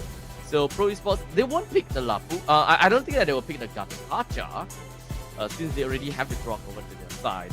Gatakacha is always going to be a very good answer over to Yi.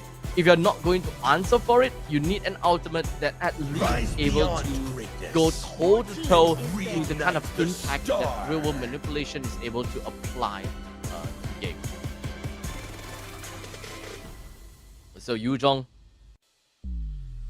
will go over to the hands of Shadow. Not exactly a very big fan. Oh wait, no. Yu Zhong and Shadow is fine. Is Yu Zhong onto sorry I'm Felix that I'm not fine about.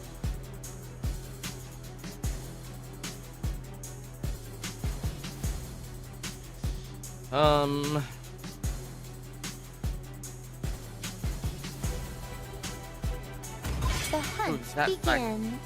We are looking at AoE control. We've got somehow crowd control from See You Soon. Crowd control from the side of Pro Esports is actually pretty done good already.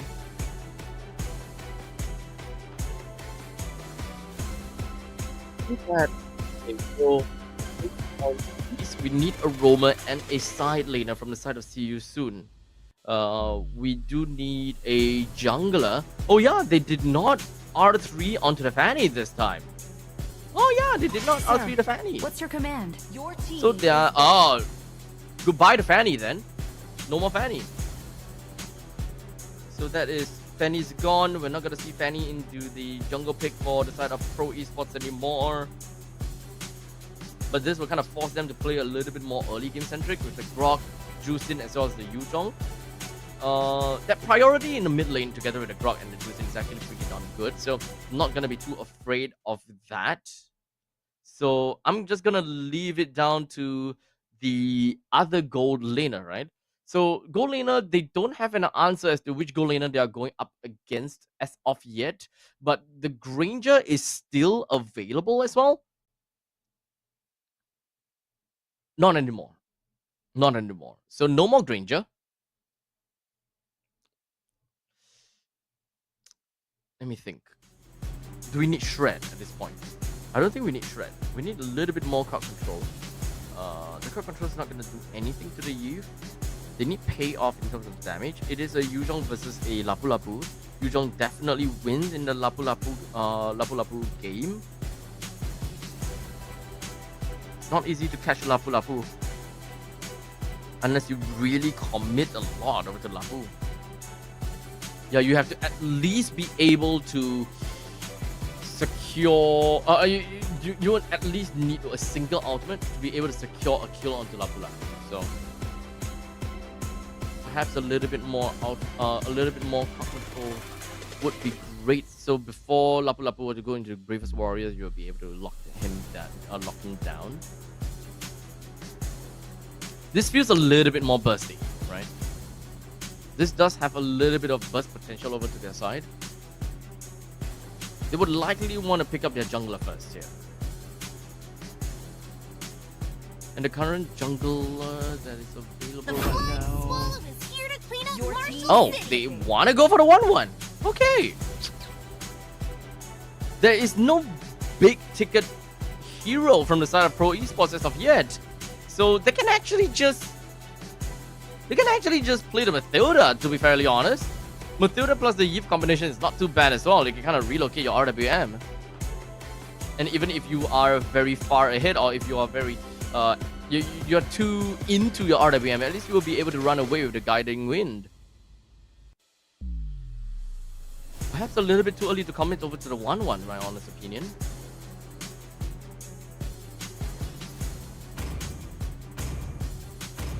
Muscle of iron. Okay, Gato is still gonna be picked up for them, and the natural play, right? The natural play, the Gato plus the Eve into the Harif is always gonna be a very good combo. But the Akai, okay, so the Akai is able to lock down pretty effectively, but I'm not exactly sure if whether it's gonna do anything or too much. This is mostly zone denial from the side of Akai, just so that they will be able to really deny the massive amount of damage that can come from the Harif. So lock down and pick off onto the Akai is actually and probably gonna be the more important game plan for the side of Team CU soon. As such, we're gonna be jumping in over to game number 3. Pro Esports with 1 win to the name, and CU soon with 1 win as well. A little bit of a difficult game, I would say, for the side of Pro Esports due to the nature of... Wait, hold on a second. Pro Esports is first pick? Okay. Yeah, okay. Yeah. So, that's it, ladies and gentlemen. So far, we've got Pro Esports has always been playing on second pick, second ban, all the time. So, it's definitely kind of surprising for me to see them going first pick this time. But regardless, that is the Land of Dawn with Crypt Wave that has been slowed down already. And now we've got a little bit of split screen to take a look at what that movement from the Romans are going to be like. D7 made his way all the way down to the bottom lane. Not necessarily going to be helping out with the mid laner as of yet. But speaking of mid laner, where's the mid laner? Here. All the way shoved out by the Grog. Wow. But it's not going to matter too much. None of these waves has been taken down as of yet. Just a bit of annoyance, but as I mentioned before, that is a very strong lane priority between the Yve plus the Gatokacha. The both of them can really wave clear pretty darn fast. So you can expect them to start moving around a lot more and a lot faster from this point on. CU soon has the better draft coming in from quite a lot of you guys from the lineup. I mean, from the chat. I do agree, though. I do agree. They do have an answer, a direct answer to the main damage dealer from the side of Pro Esports. And with that all said, that PP with a quick flicker backwards. It's gonna be safe for now. And remember, so far, whenever CU soon has got a winning draft and technically speaking a winning hand in the early stages, they don't win the game. So remember that. I don't particularly think that Pro Esports drafting is bad though. This is a wombo combo lineup, and they are really darn strong in 5v5. So you gotta have to give them respect for that. As you can see right now, immediately with the RWM just gonna be popping right out. D7 does not have the AOG just yet, so he will not be able to extend the immobilization and into the knockup into the immobilizations. As such, Sa will find himself taken down, and as per normal, that is going to be the turtle that will be taken from the side of CU soon. No changes thus far. CU soon has always been able to get himself a very strong execution in the early stages, and Pro Esports will only pop off later on 15 minutes into the game.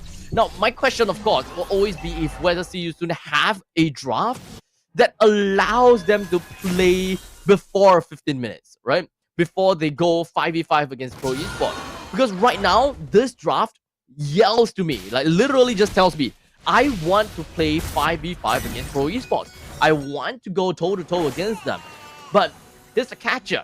So far, they have always, like CU soon has always been playing the Yi Sun Shin for their own plays. And they have always been playing double marksman. And they will lose in 5v5. So take that with a pinch of salt.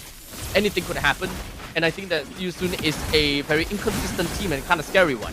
In the meantime, up in the top lane, we do have a quick little dash. Oh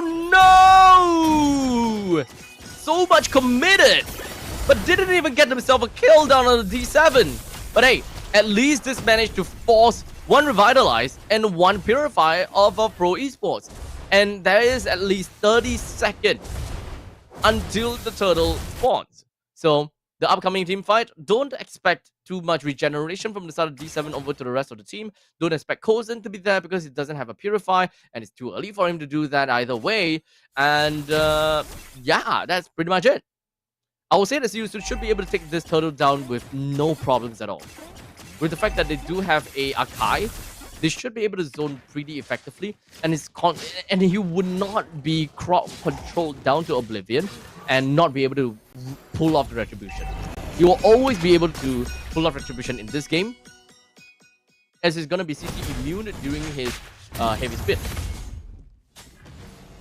So Felix now has got himself the enmity. Kane looking for an opportunity right down here, and of course when it comes down to Shadow, just gonna be popping himself right into the Black Dragon form, circling all the way around to the top side of this members of Pro Esports. 1 man down, 2 men down for the start of Pro Esports already, as Siusun is now gonna be trampling down on the Pro Esports, hoping that he'll be able to AOG out, but too much for them to handle. Too much for the Gacha to handle. There's 3 men down from the side of Pro Esports, and that's 2300 gold in favor for Siusun. As Siusun now inches slowly towards the finishing point. Cleared out the wave down in the middle lane. Assassinated by the hands of Shadow right underneath of the turret's nose. Thinking that he might be safe underneath the turret, but hey, that's not right. Shadow does have quite a lot of damage. 3 kills, 0 death, 3 assists. Shadow is definitely the MVP, at least for now. Definitely better than game number 1. Yu Zhong played by Soren Felix. So we have the ramp. With 3000 gold for the start of Siusun, they should be able to ramp up pretty decently all the way until 15 plus minutes. I think that they should be able to bring all of these objectives down in the mid stage.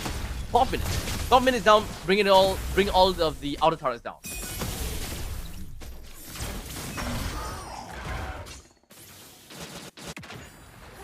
I can't help but think that this 1-1 is not going to pull any weight or have much impact of the game. I might be wrong though. I might be wrong, but that's just what I feel. Shadow picking up yet another kill from the side of Azu. I think that this is gonna be bad. This is really jungle diff. The very different about a couple of these jungle fights so far.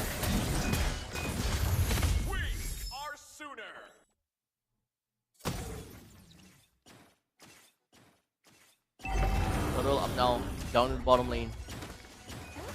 Sorry.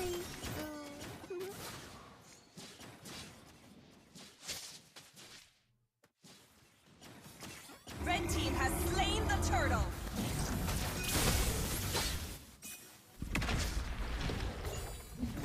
With 7 minutes into the game, Pro Esports, they do not have the top lane and the bottom lane T1s anymore. Siusun is undoubtedly going to be looking at some of these turret destructions, especially in the middle lane. Kane is right in the face of 7, but that's not going to do anything. Shazora and Felix only have half HP to work with. But as a Lapu, it's not that big of a deal.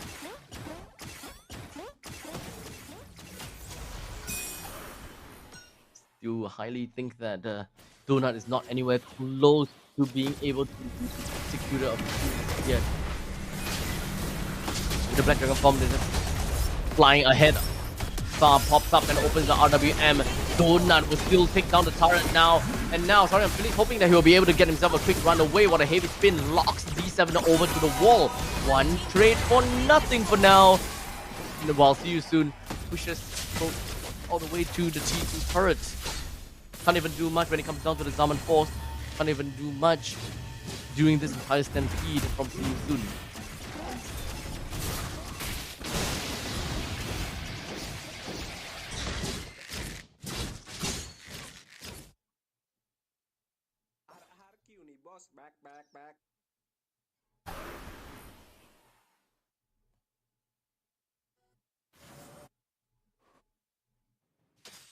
We are sooner.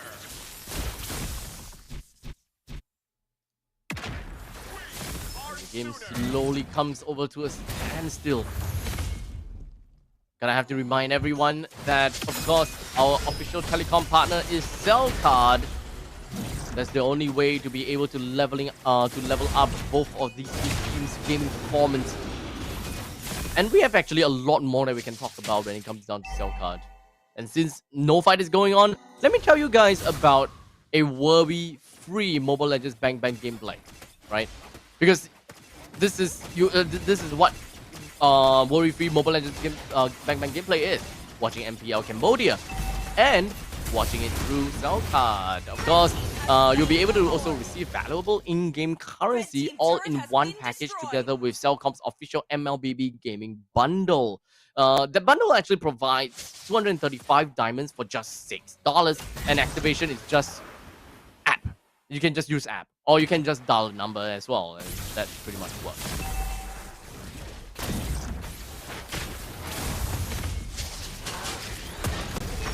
All 5 men from the side of Pro Esports hoping to hold on to their purple buff as well. Does seem like Azu still managed to get his purple buff, so that's great. But the Lord is going to be marching down from the bottom lane, and I think that is going to be the scary part. Because we don't even know whether that is going to be the game-ending play as of yet, but you gotta have to be really careful because the top lane is just going to be pushing in, as now Shadow looks for an opportunity. The Holy Defense just now going to be popped. Middle lane G2 now is going to be under siege by the siege minions. Houston takes it down easily. D7 and Saurian Felix completely locked up from their home. Bravest Warriors committed from Saurian Felix. So at this point in time, it could happen anytime. Saurian Felix would just go in, flick a stun. But that's not going to happen.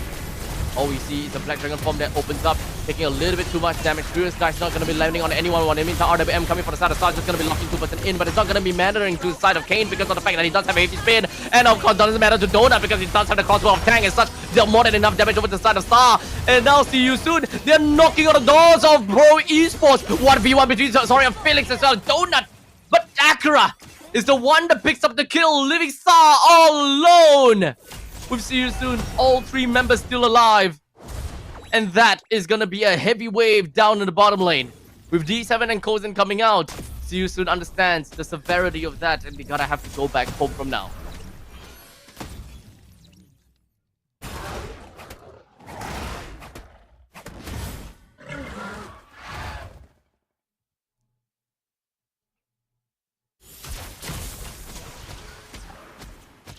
We still have about 45 seconds until the Lord eventually spawns. This 8,000 gold lead at 11 minutes, it's not going to help Pro Esports. I would say that right after taking this Lord, there is not going to be a very high probability of them actually winning right there and then. But knowing how See You Soon has got very strong micro mechanics, and with 8,000 gold lead at 12 minutes, yeah, there's not much that Pro Esports is able to do at this point in time. They need to rely onto their turrets a lot. Either onto their turrets or onto their base. And at this point, I would love for them to be able to defend the middle lane as much as possible. That T3 middle lane turret will eventually go down because of the influx of creeps coming in from the top and the bottom. So it is just gonna be a situation where it would eventually happen. Lord now spawns right in the face of Donut. Donut goes 1v1 against this Lord. Kane shortly join into this fray. Take down with no issues.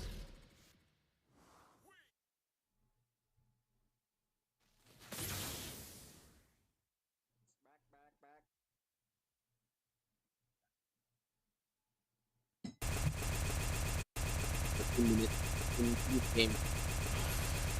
Lord will be knocking down from over to the bottom lane. And I would say that See You Soon, they can win this game. They should force this. Because Pro Esports, they don't have the economy to be able to fight back. That's 10,000 gold difference. Azu can't do much. Kozen doesn't have much farm. All he has is a Holy Crystal. I would say that 13 minutes with this amount of deficit, you should have a Holy Crystal only together with the Stallium Scythe, perhaps. Probably that's all if you ask me. Or maybe he does have the Feather of Heaven as well. Yeah, he should have 3 of these items, yeah. You should have these 3 items. Feather of Heaven, Stallium Scythe, as well as the Holy Crystal. We'll see how far that would eventually help Pro Esports for now. As now the Lord is just going to be marching down to the bottom lane, just going to be following over to the side of Saurian Felix. Middle lane T3 destroyed. RWM opens up. PP gets taken down and pushed away. Akira brings D7 down. That is one for one trade as it is for now. With the top lane minions just gonna be pushing in. The minions is just gonna be crashing on in. Not quite enough to bring down this turret though, but I think that they really want to force this out, which is not gonna be a very good choice at all. As now Kozen picks up the kill over to the side of Shadow. I think that this is impatience just biting them right over to their rear, where they don't have a way to end this game. Don't have a proper way to end this game, rather.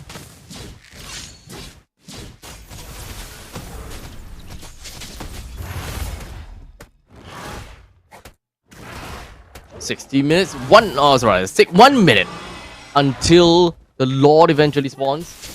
Donut has about 10,000 gold lead. Akira with 9,800 gold. Shadow with basically Pro Esports is very far behind, extremely far behind. With that 7,600 gold deficit, this is not gonna be a fight that they will be able to get out completely unscathed. If they are able to go for good trades, they will need to trade at least 2 or 3 members for a majority or equal to what Pro Esports have got for themselves by the end of that team fight.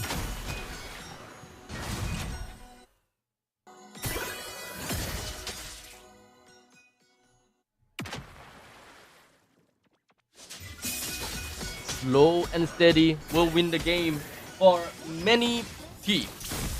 But is that gonna be the same thing for See You Soon? Because remember, we talked about the 15 minutes timer on the side of See You Soon. The moment that they hit 15 minutes, they eventually kind of lose gas.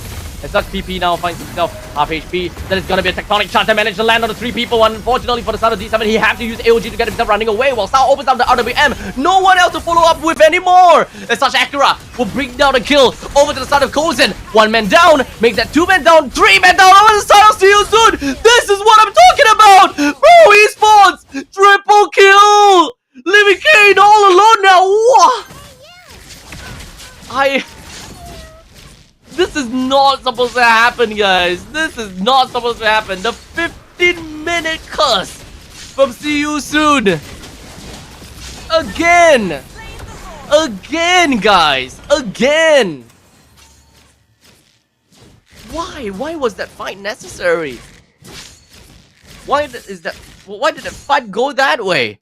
Let's take a look, right? The whole time, let's take a look at where Azu is.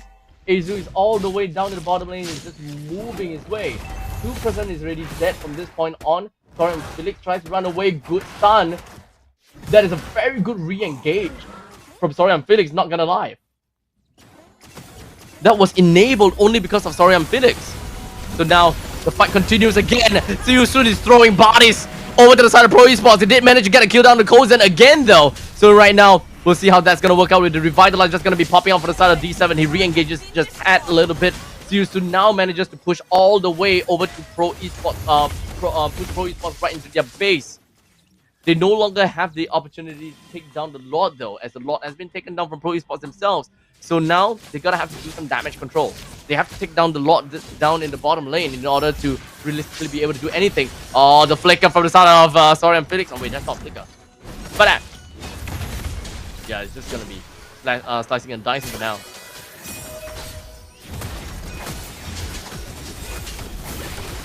Baron, RWM, Baron Felix in the middle of the fight. Win the crown, just gonna be exceptional timing. Now he's gonna be safe. The stun down on the PP only to be taken down by Akira once again. It sounds and it seems as though Akira actually does have the Sky Pierce, so to be fairly honest, I'm not very sure whether that's actually the case here.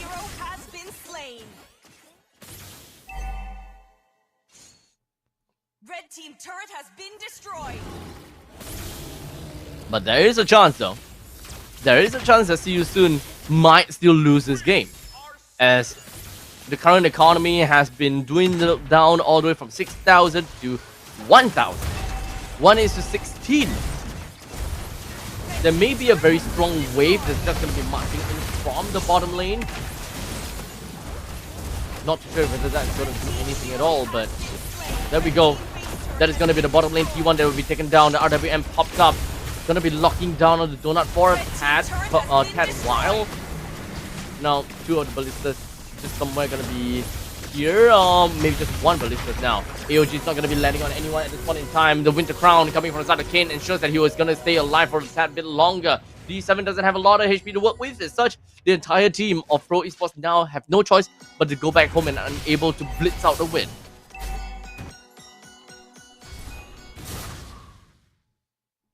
It seems like we do have quite a lot of Filipinos in the chat today. Hi, Philippines.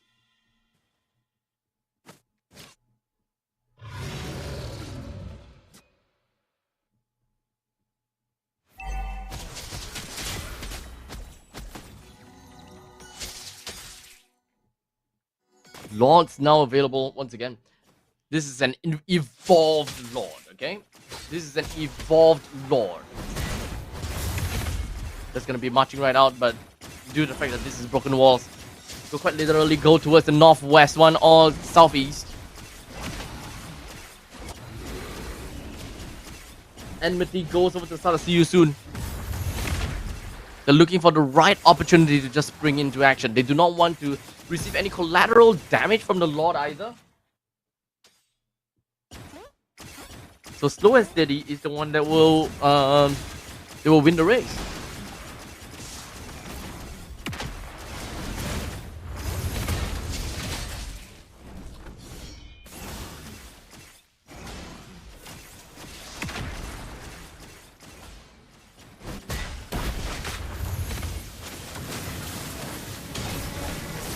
With the immortality is already gonna be popped, so this is gonna be big! Kozen now takes the kill down over to Shadow. With one man down from the start of See You Soon already, this is going to be bad. As now Pro Esports might have an advantage. Now is of course gonna be the heavy spin. Is hoping they will be able to do something over to the start of Star, but that's not gonna do anything. There's 3 men down from the start of See You Soon. Donut hopes to hop away. Just a little bit more hops up, but he gets taken down. Clipped at the end of the Synchro Fission.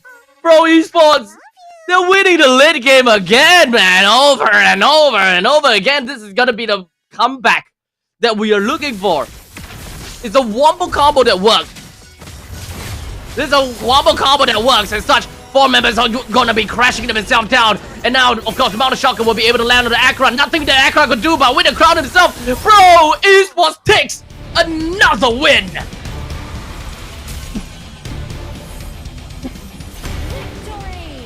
Oh, man.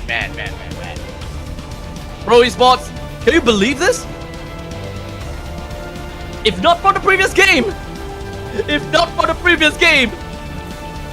See You Soon would have lost in a 3-0 manner. See You Soon throwing? Honestly, I wouldn't call them throwing. I call this enough. See You Soon is strong. Okay, get that. See You Soon is strong. But only before 15 minutes. Only before 15 minutes. So if See You Soon wants to stand a chance to win, they have to stampede the game and play it the Indonesian/Malaysian way. They have to be so aggressive. They have to play micro. They need to be able to get at least 1,000 goal lead per minute that has passed. And only from that point on, then they can win the game. Because they will be so far ahead that the opponent is unable to catch up and unable to fight. I say that, but Pro Esports won in a... What was that? Pro Esports won in a 8,000 goal deficit in their base defense. I don't know what's going on with See You Soon. But one thing's for sure is that if See You Soon is not gonna, if See You Soon is not gonna keep up, is not gonna try to, not throw the game, I would say, then I don't know, but they're just choking out, guys. They're just choking out. We have Bigatron on Indonesia, but we can't have one in Cambodia, right? Oh man, but regardless, congratulations over to Kozen, the MVP of this game number 3. Kozen has really been on headlines every now and then. So congratulations over to Kozen. Congratulations over to Pro Esports. They're just one game away to getting themselves a 3-1 win. And that is the closest that they have got to being able to beat down. See you soon without going all 5 games ahead. Okay. So, ladies and gentlemen, I'm just gonna leave you guys for the highlights as well as the post-game analysis and all the kind of stuff. The post-game chat. I'll be back with you guys after a very short break and right before game number 4.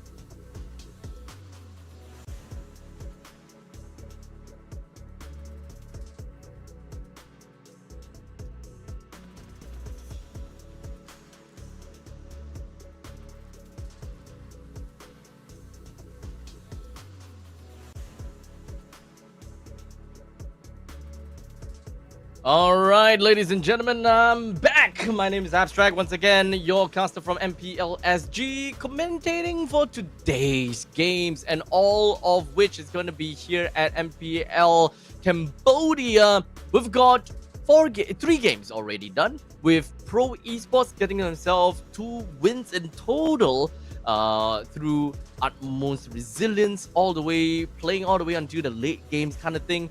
But of course, when it comes down to see you soon, they were technically losing every single one of these games, but won in that one game because of a split push from Winians. So that's 1 win for them. So hopefully, just hopefully, that they will be able to come back a little bit stronger from here and try to really identify what exactly is going wrong. Because as I mentioned before, they are a team that is really strong pre-15 minutes. But every time once they go past 15 minutes, they start to lose. Why? It doesn't make sense. Like, they hands down just completely loses out, even though they had, what, 8,000 gold lead? There's just something that Pro Esports is just doing very well. And they are making it work. And as long as Pro Esports just continues to stick to their guns and stick to what they know, they're going to be completely fine. But see you soon. They have a lot that is going to be on their shoulders. They need to really identify, and they really need to think about things here. Is it draft problem? Is it the micro game, macro game? I think that they are not exactly playing enough macro game, in my honest opinion. They have always and constantly been able to wipe out the opponents very well in the early stages, manage to take down a lot of these objectives, but I think that they are not really making full use of these payoffs coming in from the side lane controls, right? They enabled themselves in a form whereby they got the payoff of taking down all of these side lanes. They have a very strong wave that's pushing down, but they are not particularly using these strong waves to play towards their advantage, such as dancing with the Lord until someone is forced to go back to defend the base, that kind of stuff. So hopefully we'll be able to see more of that, of see you soon in this upcoming game number 4, match point. The random map draw is going to land onto Flying Clouds. Great quality of life, being able to run back into the fight. So this is actually going in favor of Pro Esports. This hands down goes in favor with Pro Esports, right? Because as much as possible, See You Soon is really strong in the early stages, right? And what you want to do is be able to defend. With the Flying Cloud, your comeback mechanics is going to be so much stronger, and you're able to get yourself back into the team fight. And the problem about See You Soon sometimes is that they overcommit into fights sometimes. They will just overcommit, and when someone is back and they fight, I won't be surprised if See You Soon tries to continue onto the fight, hoping to be able to cycle that one person. So we got Pro Esports that is going to be starting onto first pick, and See You Soon is going to be on second pick. This time, we do have Yisun Shin that's going to be picked up by Pro Esports, and that Rock going to be onto the side of See You Soon. Jusin is currently unavailable now, so there is a possibility that they might want to look at something like a Lunox. At this case, might entirely depend on which direction they're trying to go. But naturally, whenever I am facing off against a Yisun Shin, having a Lunox from your side generally increases the chance of you being able to win in the late stages of the game, because the Lunox can kind of act as a pseudo marksman. Very strong strength potential. That's why. And for them to pick up a Yeeve over here, it's just going to be put themselves in a really tough spot, because now the Gato-Kacha can be picked, and the Gato-Kacha is a solid answer over to the Yeeve. So with a single AOG, it is not going to neutralize the RWM. However, the taunt will neutralize the RWM. So that's why I did not recommend picking up that Yeeve, and I only mentioned the Lunox. But yeah, they picked up the Yeeve. So now they got counted. They also They Pro Esports also did manage to pick up a Granger for themselves. That's the double marksman composition, at least for now. With the fact that there is a Fredrin as well as a Grog, is not a very big issue for Pro Esports to rush down to pick up the Lunox for themselves. I personally would wish to see that Kimi, but now that Kimi is banned, I would say that the next best case scenario is going to be the Lunox, provided that Season going to ban. I think that Season is going to ban out the Lunox without a doubt. We have two very beefy frontliners from the side of CU Soon. One of which is going to be the Lunox. Oh wait, huh? I can understand eye for an eye, right? High ground for high ground, but not to this extent. Let them play the hero. Your team. So now the Lunox is available for Pro Esports to pick out. And that also means that we are looking at a possible XP laner that cannot be a Lapu, cannot be a Yuzhong. Uranus still seems fine because Soon did not show any form of shred marksman at this point in time just yet, unless Soon wants to pick that out right now. They should pick up the XP laner right now. Esmeralda is fine, Uranus is fine as well, because we don't have a lot of proc control from the side of Pro Esports as of yet. So either one of these XP laners is gonna do well. I'll say Esmeralda. Oh, they're actually gonna go for the. Oh, they're actually gonna go for the Harriet. So now might as well just pick up the Esmeralda. Pro Esports can pick up the Esmeralda. Yeah, he can go. Pro Esports can go for Esmeralda, and then they can go for the Lunox. That is my honest opinion of what will really outdraw Soon. They have very good answers for the frontliners. In the early game stage, they have no issues catching that. They have an Esmeralda that can stick very closely to the Harif and steal all of these shields as well. So we'll see. The southern seas are my domain. Your team is picking. Why Kadita? Why Kadita? My kiss. But okay, I respect the Esmeralda. It's great that they're going to the Esmeralda route. But why Kadita? You actually don't... Okay, so I understand that Yves is a standing target, right? It's just standing there and not gonna do too much. Especially, he's a very prone target to rough waves. But I don't see Yves as that big of a problem because you have a Gatokacha to deny that RWM. You have a Gatokacha to deny the RWM. You don't need to bank on the fact that the Yves is gonna be in RWM and blast that Yves off at where she stood. I would much prefer a Lunox to deal with the Fredrin plus the Grok in the early stages of the game. When it comes down to the late stages, yeah, you've got the Yuzujin and the Granger, they can deal with the front line, no issues. And now with the Alice, it makes having a Lunox even much more tastier.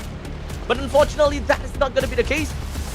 We have the Kadita, and we'll see if whether the Kadita is gonna do anything to Pro Esports.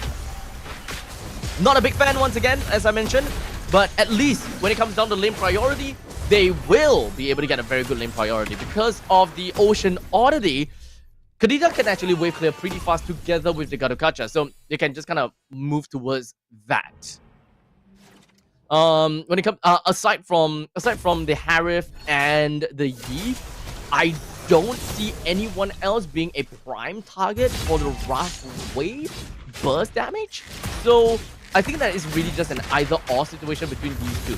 Uses PP, you are a little bit too deep, but he does have the flicker to get himself right out of the fight, so not too big a problem for now, at least. I'm still bummed out about the fact that they did not pick up the Lunox. Lunox would be so good. I hope that I hope chat agrees. I do see a couple of you guys are just mentioning the Lunongs as well, but I'm not too sure whether you guys are saying that it's good or it's bad. So, yeah, I can only understand English, unfortunately, and Chinese. That matters right now. But now we do have like 4 members from the start of series all the way up the top. That is a good nature's barrier. Actually, just going to be locking Sorry and Felix as well as D7 out, but they're not going to be committing all over to that. Sorry and Felix flickers out, and of course, just going to go straight back in with a soft falling Star Moon. And they fought back. Gets killed down the Kane and Shadow. Amazing! That is some great retreat and counter engage. Damn! I'm not used to seeing Pro Esports winning in the early stages, not gonna lie, but that's a very good early gameplay. That's a very good early gameplay. I think we should be able to see a little bit more like that in a bit later on. But Kane joins in, taunt on the D7, knock back, Appraisal's ref. Oh! The timing though. AOG completely nullified the Appraisal's wrath. Oh man, wasted the time of Kane. So the time is now in the favor for Pro Esports, just because of the missed opportunity from the side of Kane. That was a little bit of greed from Kane, isn't it? He could have went for the taunt. He could go for the taunt into the Appraisal's wrath, but he decided to wait, knowing that he has an ultimate that can get him out. We are sooner.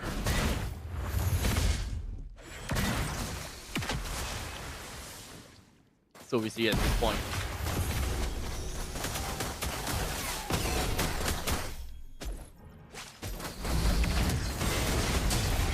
Oh my god, Colton!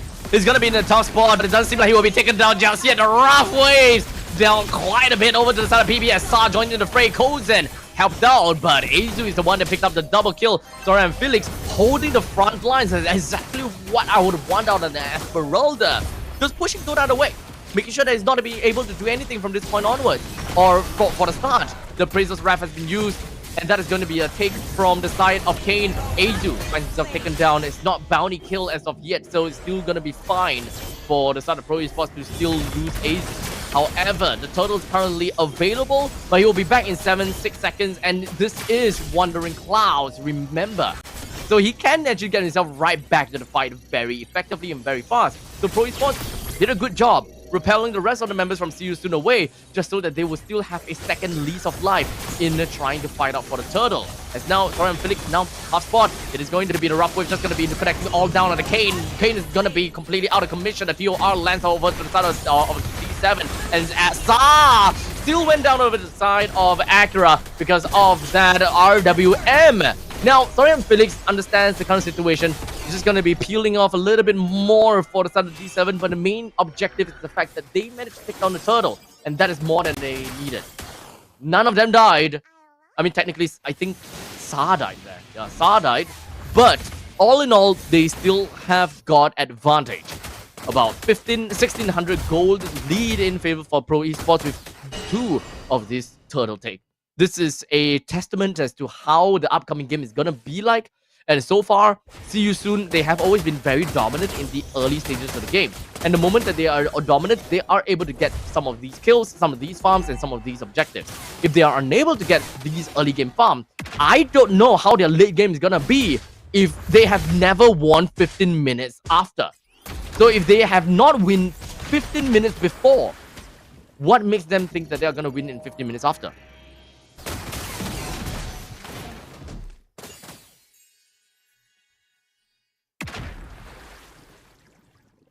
Miracles needs to be made here. The miracle really needs to be made right now.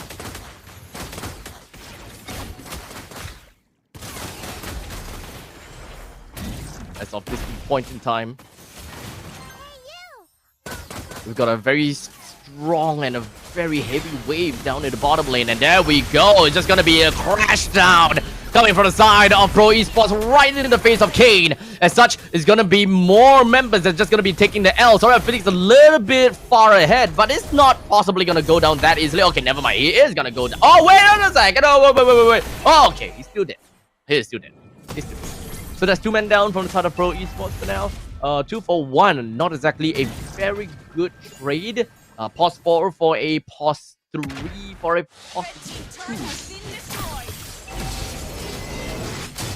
Kind of weird, but QR lands on the Azu. Oh, damn, that's a very good slide, allowing him to get right out of the dodge and just nullifying that knockup coming from the side of the tectonic charge.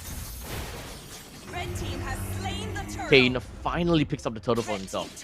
He's currently at level 8, a full 3 levels behind of Azu. But a good zoning from the side of CU soon allows them to pick up some of these pieces. Goran Felix right in the face. Kozen hopefully will be able to get a little bit more farm, but he wants to be very sure that he would not be jumped. So I respect that kind of discipline from side of Kozen. So far, Kozen has been playing a very good gold lane plays. I think that Kozen is just kind of scary. He's just an untouchable marksman at this point in time.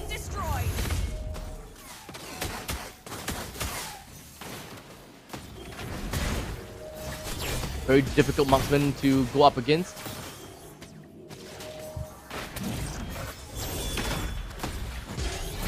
Mobilize. It's not going to do too much. Well, 8 minutes into this game, Pro Esports, at this rate that they're going, they have already taken down all of the tier 1 turrets. And all they could possibly do right now is possibly just wait for the Lord, because this is a very teamfight-oriented composition. They do have pickoff coming in from the Kadita though, so don't get me wrong. They still can play pickoff as long as Kadita catches someone. It does have Petrify though, so as long as the Lord timer reaches maybe about under 20 seconds, generally Sa would want to seek out for where Kane is, just so that they can guarantee themselves the Lord take. But there is also another direction that they can go, because this is currently a level 13 Azu, right? Level 13 is that's 3 levels ahead of Kane. They don't need to particularly waste that rough wave just to give a guaranteed chance of Lord take, because they already have a heightened amount of chance. In fact, this is probably like 80% chance that the Lord goes over the side of Pro Esports, just because of the fact that Kane does not have the level to actually go toe-to-toe against Azu. So look out for other opportunities. Look out for some other kills. Might be the name of the game for the side of Sa. Red team turret has been destroyed. So it does not have Flicker. It does have Petrify. Can look to pull the members from CU soon to get closer over to the Lord. And once they have found the opportunity, just snipe Donut, or maybe just snipe Acura.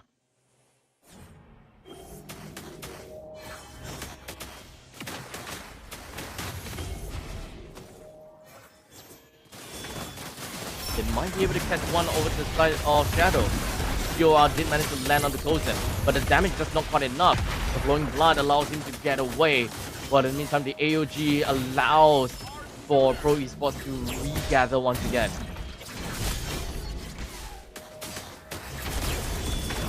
With Kane immobilized and taking quite a bit of damage with quite a bit of that grey health. Rough Waves has already been used, and that is just going to be go time for the side of Acura, because there's no more Rough Waves. As such, even when it comes down to Garakacha, he will be taken down. See you soon. They're fighting back nicely, and they are looking for the right timing as well. As such, Donut picks up the kill over to the side of, Felix. Very good timing from the side of See You Soon. Patient, waiting for the Rough Waves. The moment that Rough Waves appear, you know that the RWM is gonna pop up immediately after, because the threat is completely gone.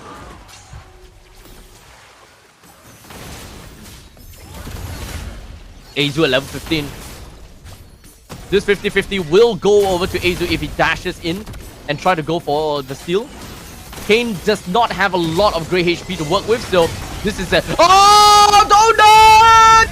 Takes the Lord down! But that is not good for CU because right now D7 is just AOG right in. In fact, D7 now is a revitalize. He pulls the members from the side of CU to him for a tad a little bit, but the rest of CU manages to get themselves away. Lord marches down from the top lane.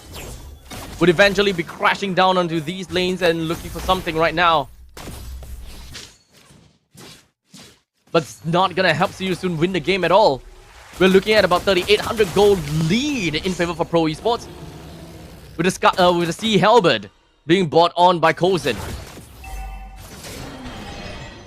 Damage potential from Pro Esports is just through the roof. But this front-to-back game from Seiyusun is not exactly working out well. They don't really have the shred to kind of deal with... I'm Felix, I saw D7. This is just dragging up the fight as long as possible, hoping for Donut to be able to pop off fast. But the moment that Pro Esports is able to stagger these damage dealt by Donut, then the game is more or less going to be over, because Donut just does not have enough damage to spread it across everyone else. Oh, that's kind of funny. Shadow and Kane has the exact same items. Huh.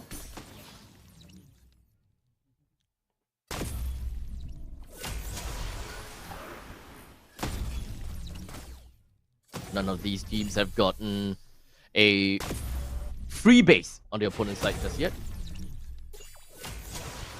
So we don't have any lane, natural lane control as of yet.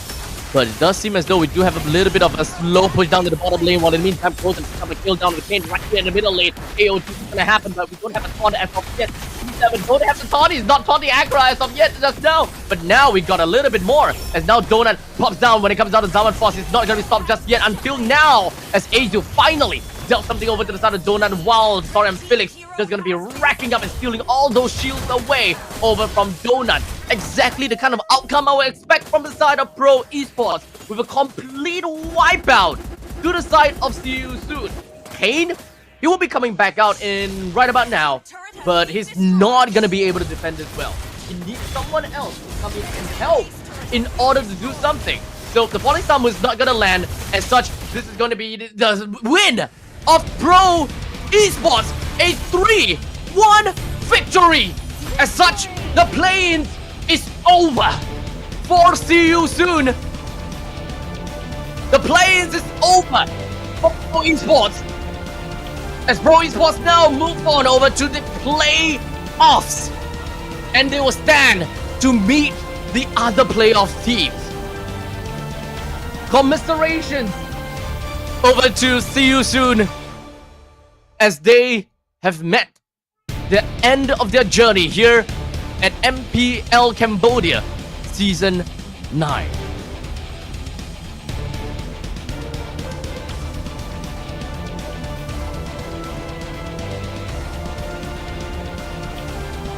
It's a touching and difficult moment for the players. Seiyusun definitely did not expect an outcome like this.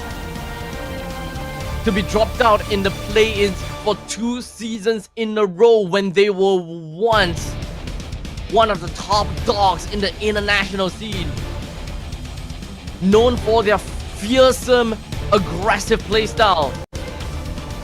They now find themselves back to square zero, as Seiyusun says goodbye to their run here at MPL KH Season 9 once again.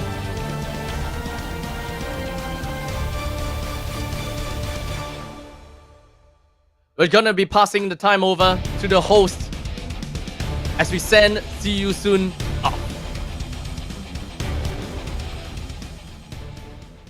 ខ្លាំងមែនទែនទៅកាន់ Seiyusun គឺក៏អត់បានទៅកាន់វគ្គបន្តទៀតទេនៅក្នុងការប្រកួតនៅរដូវកាលទី 9 របស់យើងដូចគ្នាផងដែរ អូខេតោះចឹងសម្រាប់រ៉ាមានអីនិយាយផ្ដាំញ៉ាទៅកាន់ fan របស់យើងហើយក៏ដូចជាបដិញ្ញាចិត្តនៅរដូវកាលក្រោយទៀតអត់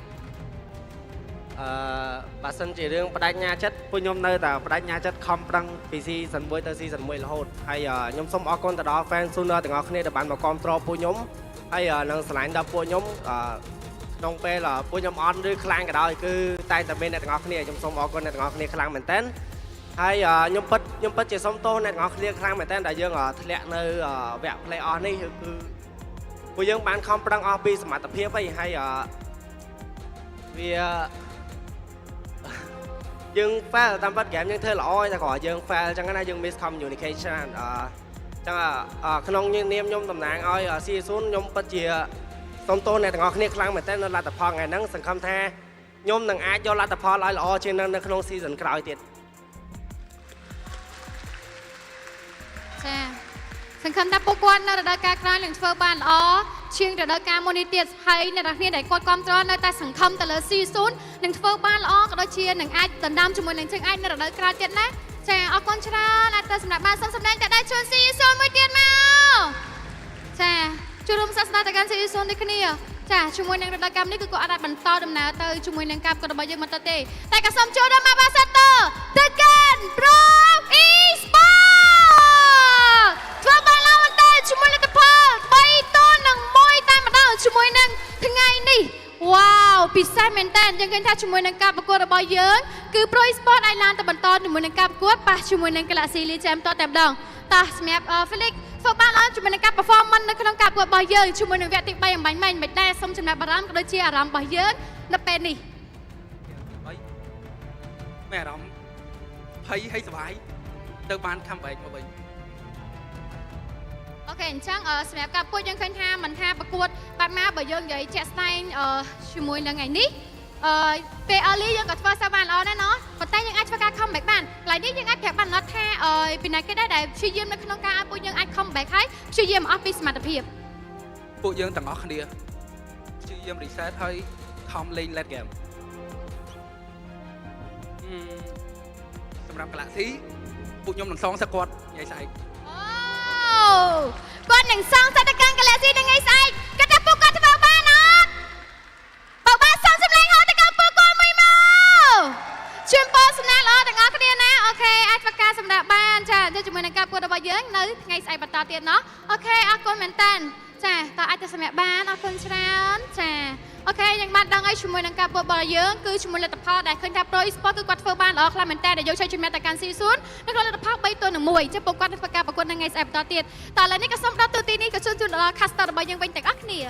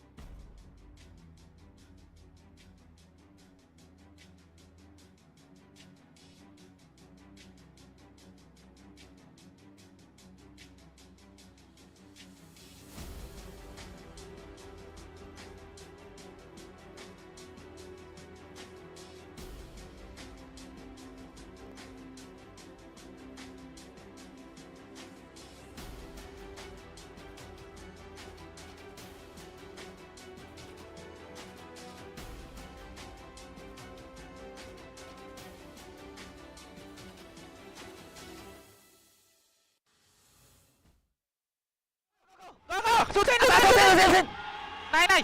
Chill boy. Box stand. You want Lloyd. Hey, là bật cái. Chill em up. Chuyển sen bọn em. Chill.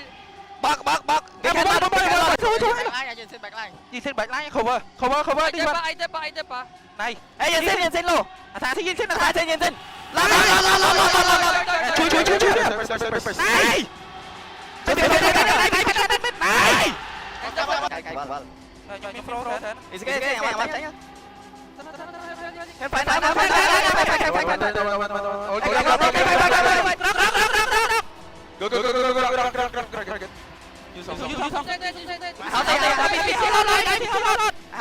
Go.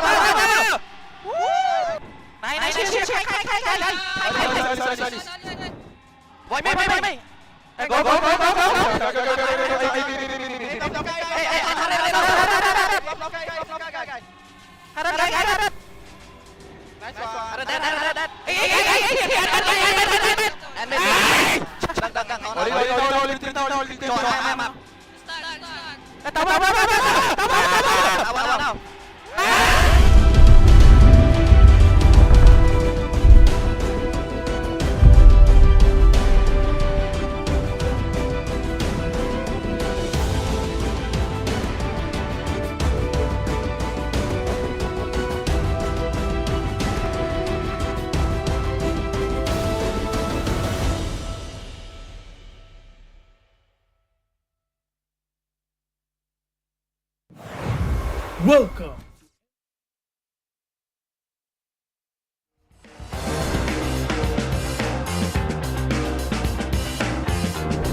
From September 12th to October 19th, take part in the regional contest, open to all players. Step up and prove your strength. Division finals will run from October 24 to November 2. The top 16 players in each division may advance to the next stage of MRS. Check your in-game mail for information.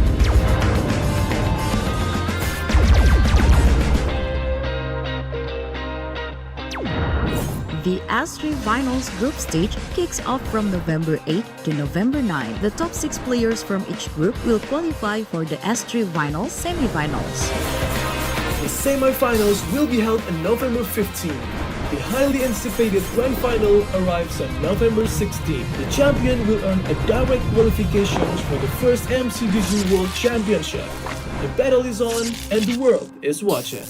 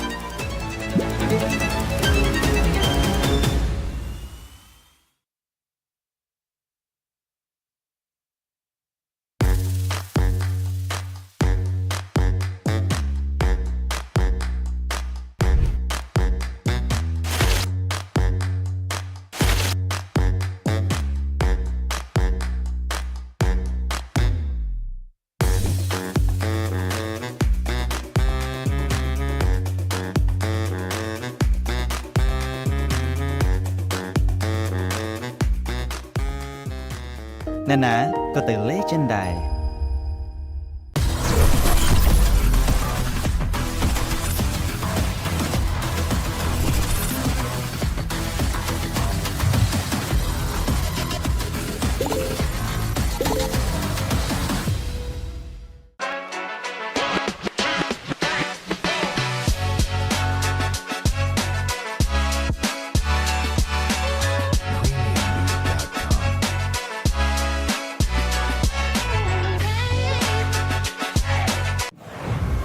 Welcome to MCGG Rising Stars.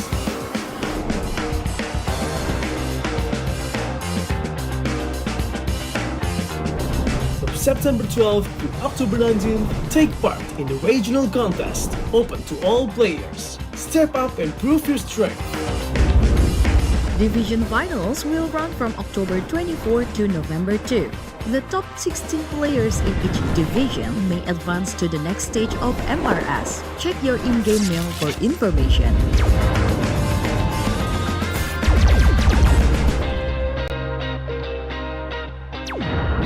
The S3 Finals group stage kicks off from November 8 to November 9. The top 6 players from each group will qualify for the S3 Finals semi-finals. The semi-finals will be held on November 15. The highly anticipated grand final arrives on November 16. The champion will earn a direct qualification for the first MCGG World Championship. The battle is on and the world is watching.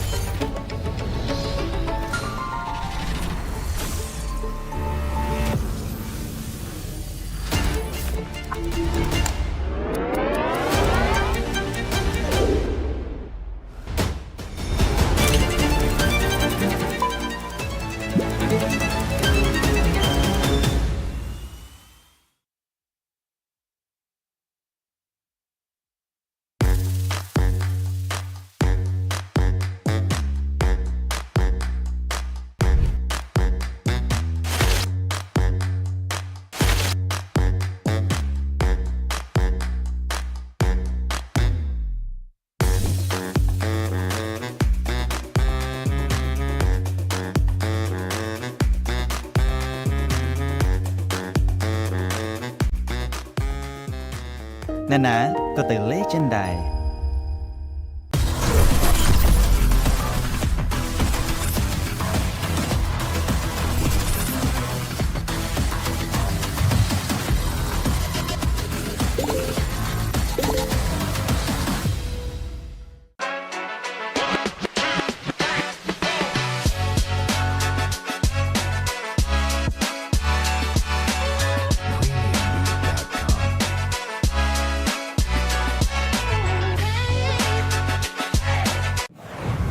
Welcome to MCGG Rising Stars.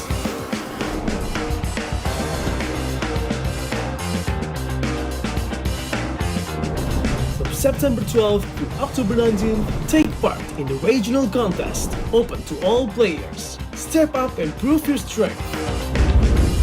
Division finals will run from October 24 to November 2.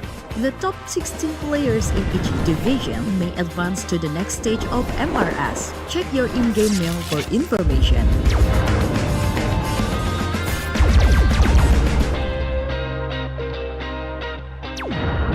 The S3 Finals group stage kicks off from November 8 to November 9. The top 6 players from each group will qualify for the S3 Finals semi-finals. The semi-finals will be held on November 15. The highly anticipated grand final arrives on November 16. The champion will earn a direct qualification for the first MCGG World Championship.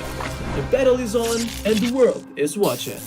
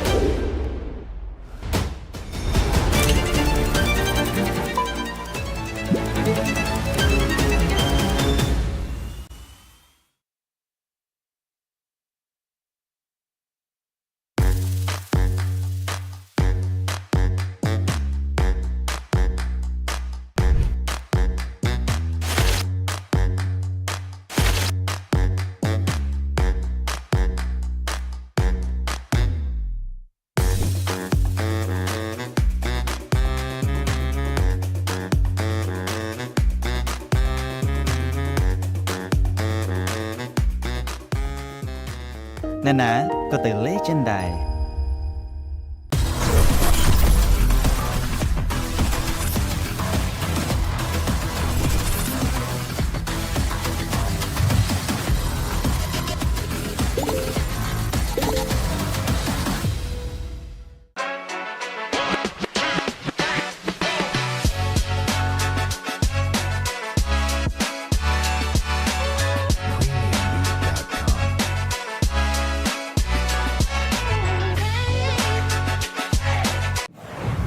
Welcome to MCGG Rising Stars.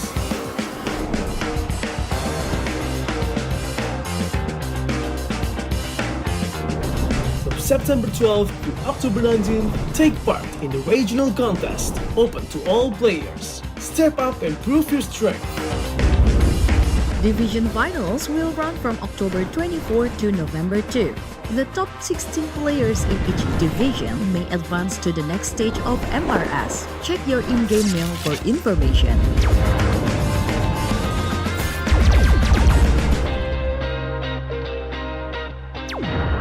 The S3 Finals group stage kicks off from November 8 to November 9. The top 6 players from each group will qualify for the S3 Finals semi-finals. The semi-finals will be held on November 15. The highly anticipated grand final arrives on November 16. The champion will earn a direct qualification for the first MCGG World Championship. The battle is on and the world is watching.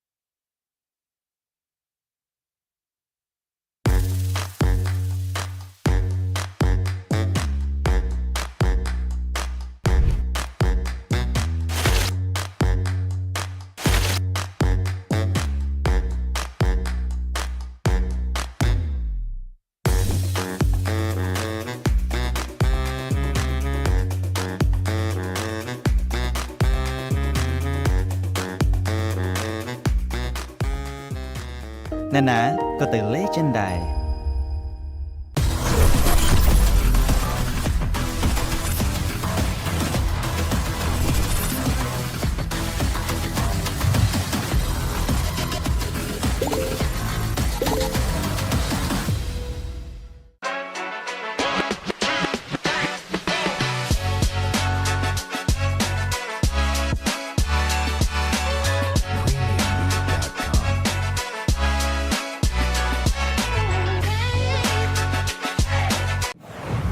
Welcome to MCGG. From September 12th to October 19th, take part in the regional contest, open to all players. Step up and prove your strength. Division finals will run from October 24 to November 2. The top 16 players in each division may advance to the next stage of MRS. Check your in-game mail for information.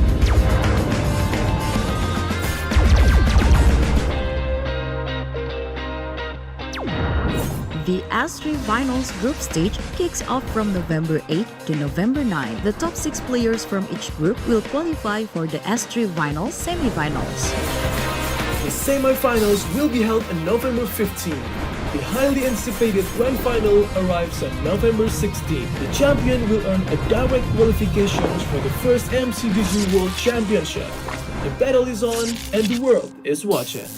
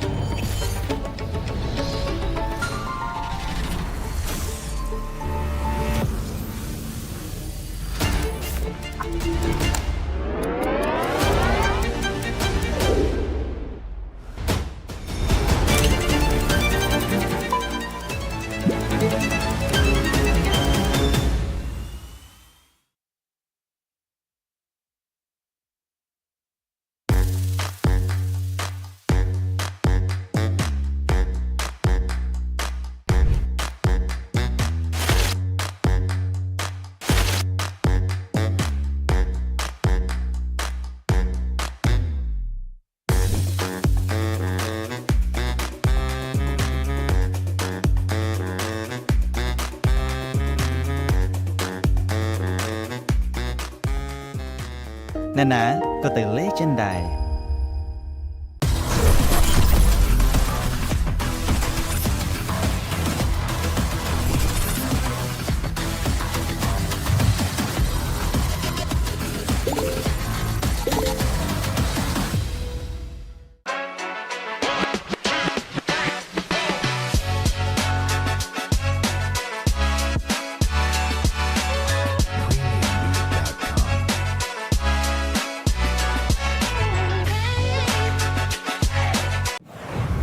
Welcome to MCGG Rising Stars.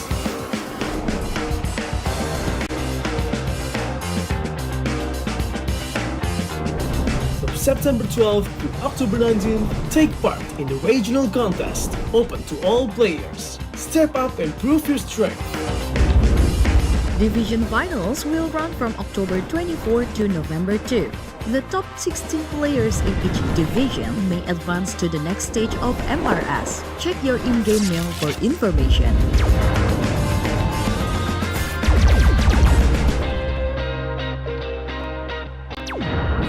The S3 Finals group stage kicks off from November 8 to November 9. The top 6 players from each group will qualify for the S3 Finals semi-finals. The semi-finals will be held on November 15. The highly anticipated grand final arrives on November 16. The champion will earn a direct qualification for the first MCGG World Championship. The battle is on and the world is watching.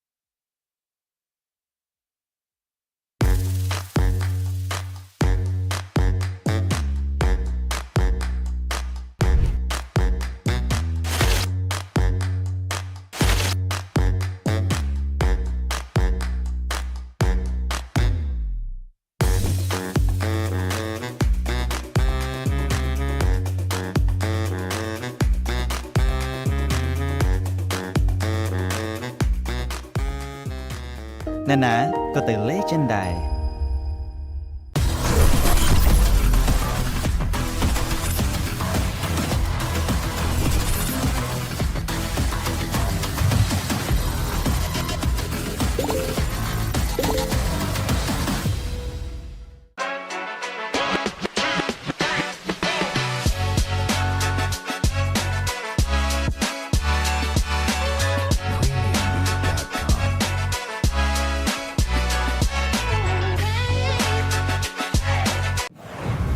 Welcome to MCGG Rising Stars.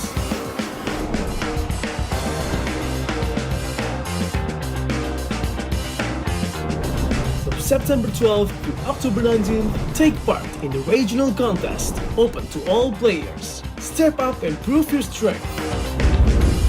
Division finals will run from October 24 to November 2. The top 16 players in each division may advance to the next stage of MRS. Check your in-game mail for information.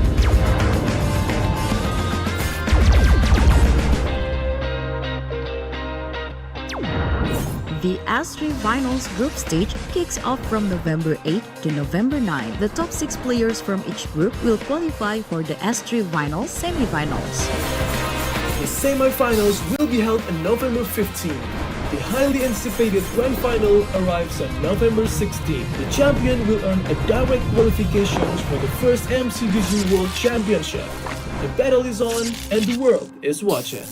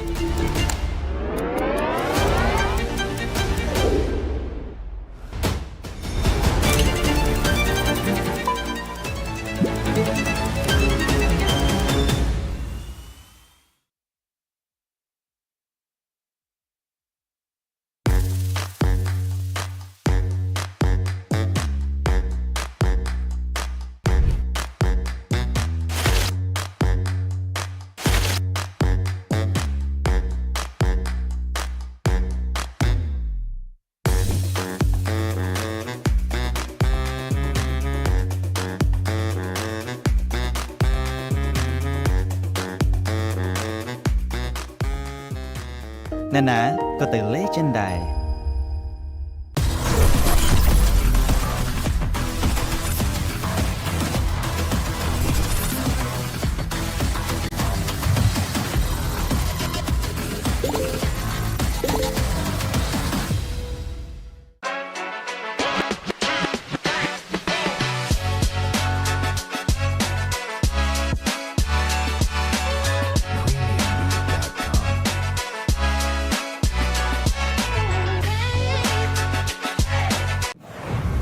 Welcome to MCGG Rising Stars.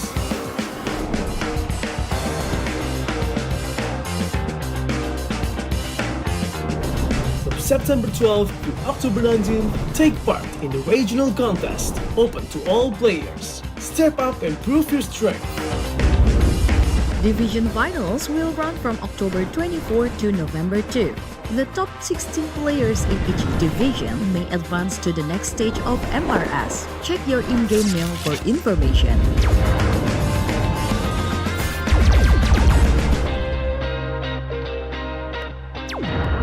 The S3 Finals group stage kicks off from November 8 to November 9. The top 6 players from each group will qualify for the S3 Finals semi-finals. The semi-finals will be held on November 15. The highly anticipated grand final arrives on November 16. The champion will earn a direct qualifications for the first MCGG World Championship. The battle is on and the world is watching.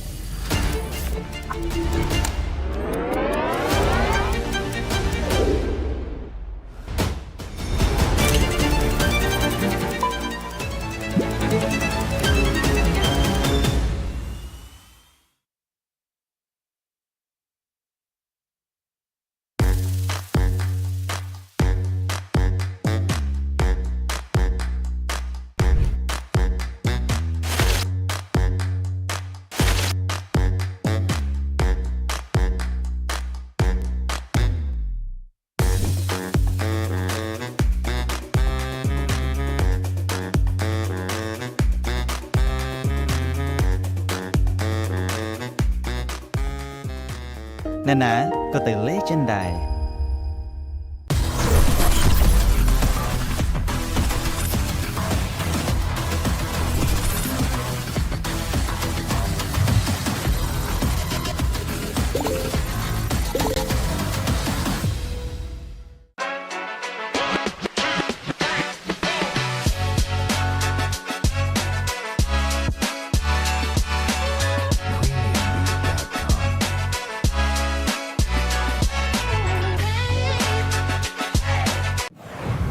Welcome to MCGG Rising Stars.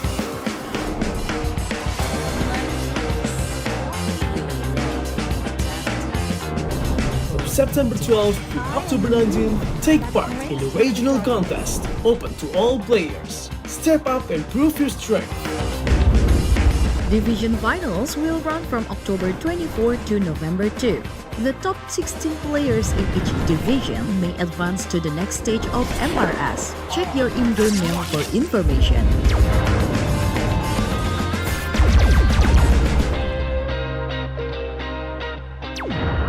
The S3 Finals group stage kicks off from November 8 to November 9. The top 6 players from each group will qualify for the S3 Finals semi-finals. The semi-finals will be held on November 15. The highly anticipated grand final arrives on November 16. The champion will earn a direct qualifications for the first MCGG World Championship. The battle is on and the world is watching.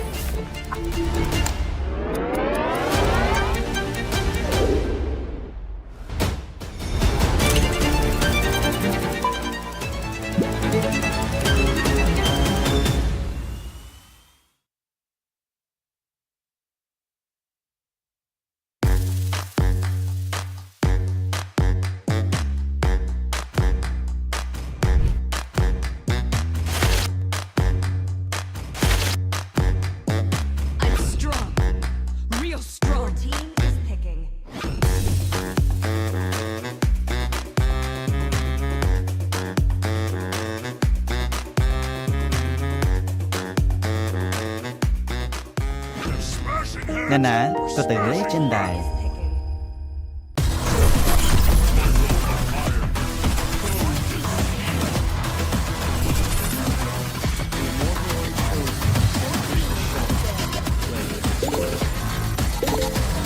Always on the way.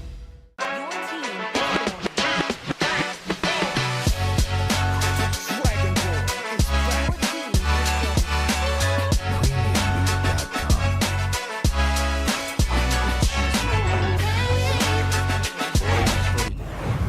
Welcome to MCGG Rising Stars.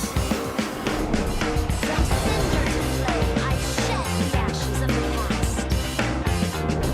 From September 12th to October 19th, take part in the regional contest, open to all players. Step up and prove your strength. Division finals will run from October 24 to November 2.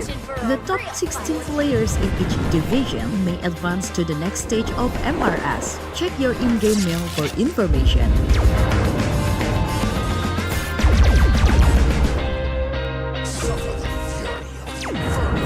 The S3 Finals group stage kicks off from November 8 to November 9. The top 6 players from each group will qualify for the S3 Finals semi-finals. The semi-finals will be held on November 15. The highly anticipated grand final arrives on November 16. The champion will earn a direct qualification for the first MCGG World Championship. The battle is on and the world is watching.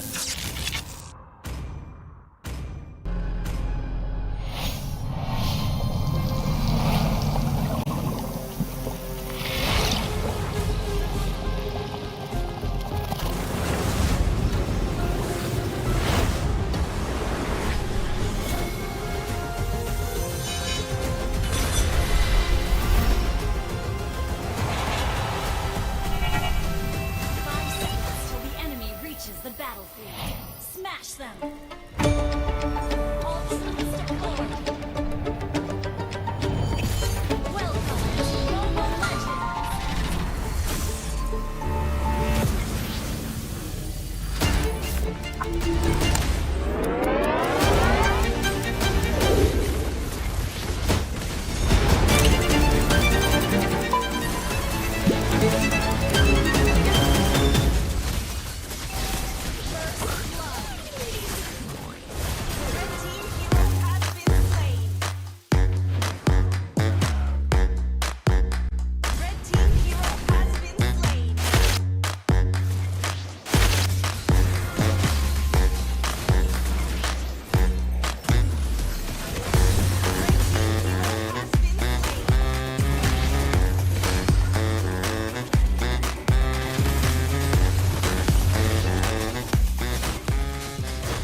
Nè nè, có từ lấy trên đài.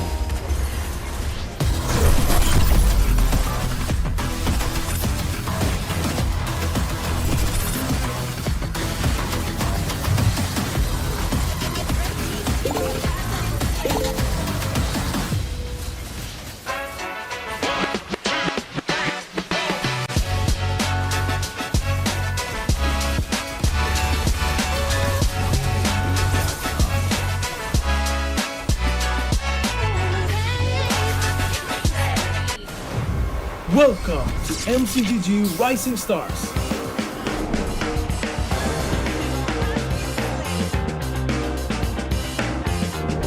From September 12th to October 19th, take part in the regional contest, open to all players. Step up and prove your strength. Division finals will run from October 24 to November 2.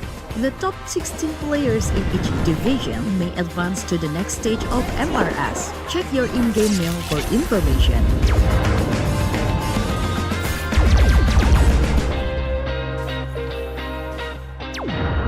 The S3 Finals group stage kicks off from November 8 to November 9. The top 6 players from each group will qualify for the S3 Finals semi-finals. The semi-finals will be held on November 15. The highly anticipated grand final arrives on November 16. The champion will earn a direct qualification for the first MCGG World Championship. The battle is on and the world is watching.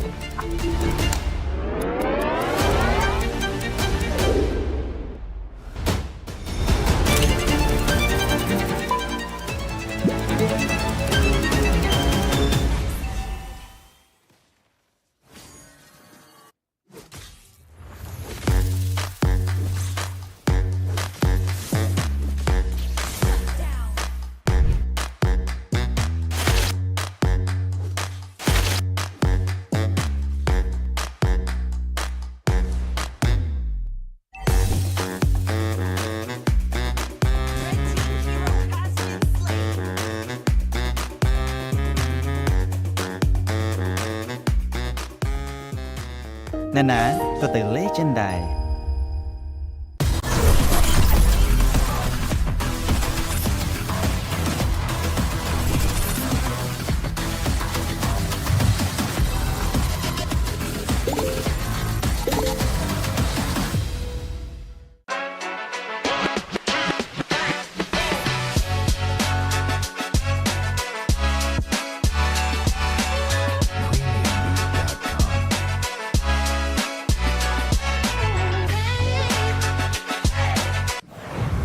Welcome to MCGG Rising Stars.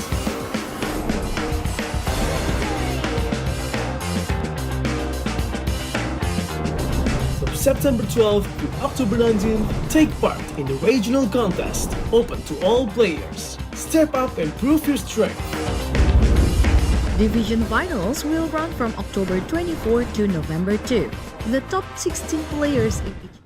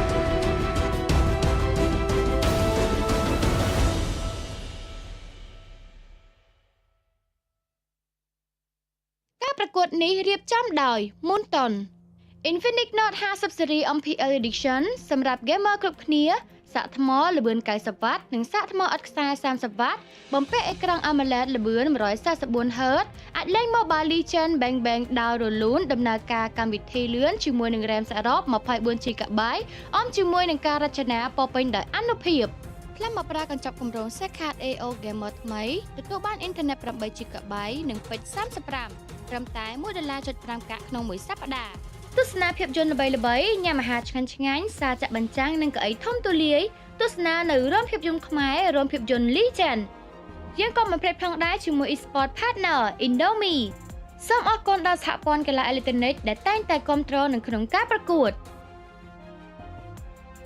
វិលត្រឡប់សាជាថ្មីជាមួយនឹងការប្រកួត MPL KH រដូវកាលទី 9 វគ្គ Playoffs ជាមួយនឹងថ្ងៃទី 1 ក៏ដូចជាគូទី 2 ជំនួបរវាង Team Valhalla ត្រូវប៉ះជាមួយនឹង Team Meg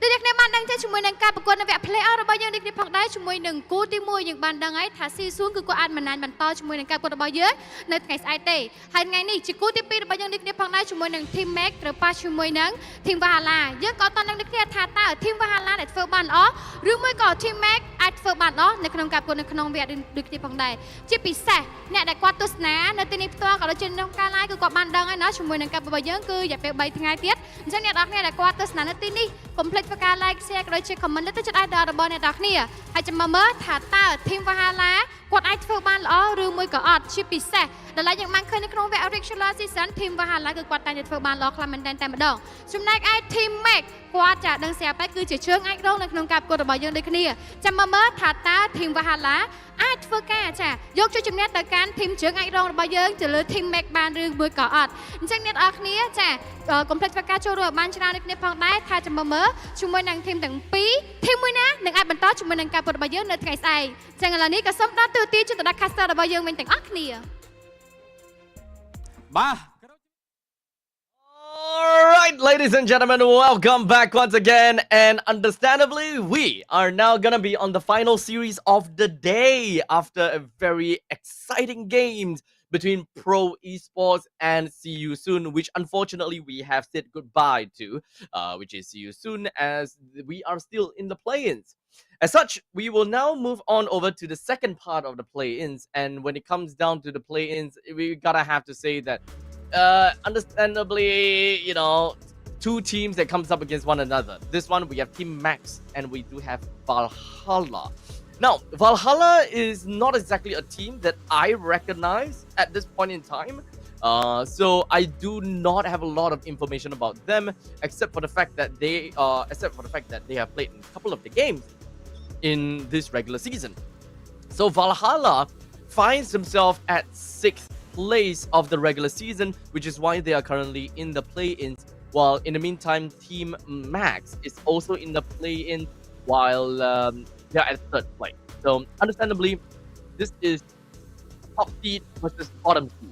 This might actually be a very rough game because the last time that we saw from Team Max, their game going up against with Valhalla is a 2-0. And to watch them play in this best of 5, there is a very high likelihood that we might see a stomping round. But without further ado, ladies and gentlemen, let us just invite the first team up on stage, and that is Team Max! These two teams, they understandably have got quite some name to themselves, and of course, being at the top of See You Soon and Pro Esports, we can expect quite some intense gameplay from them.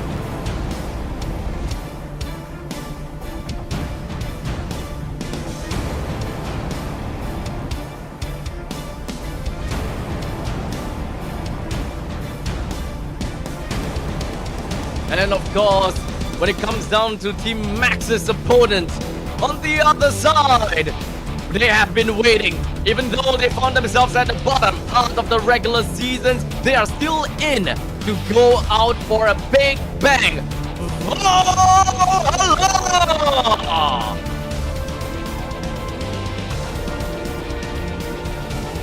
We're gonna be watching the duke out between the top of the seed and the bottom of the seed.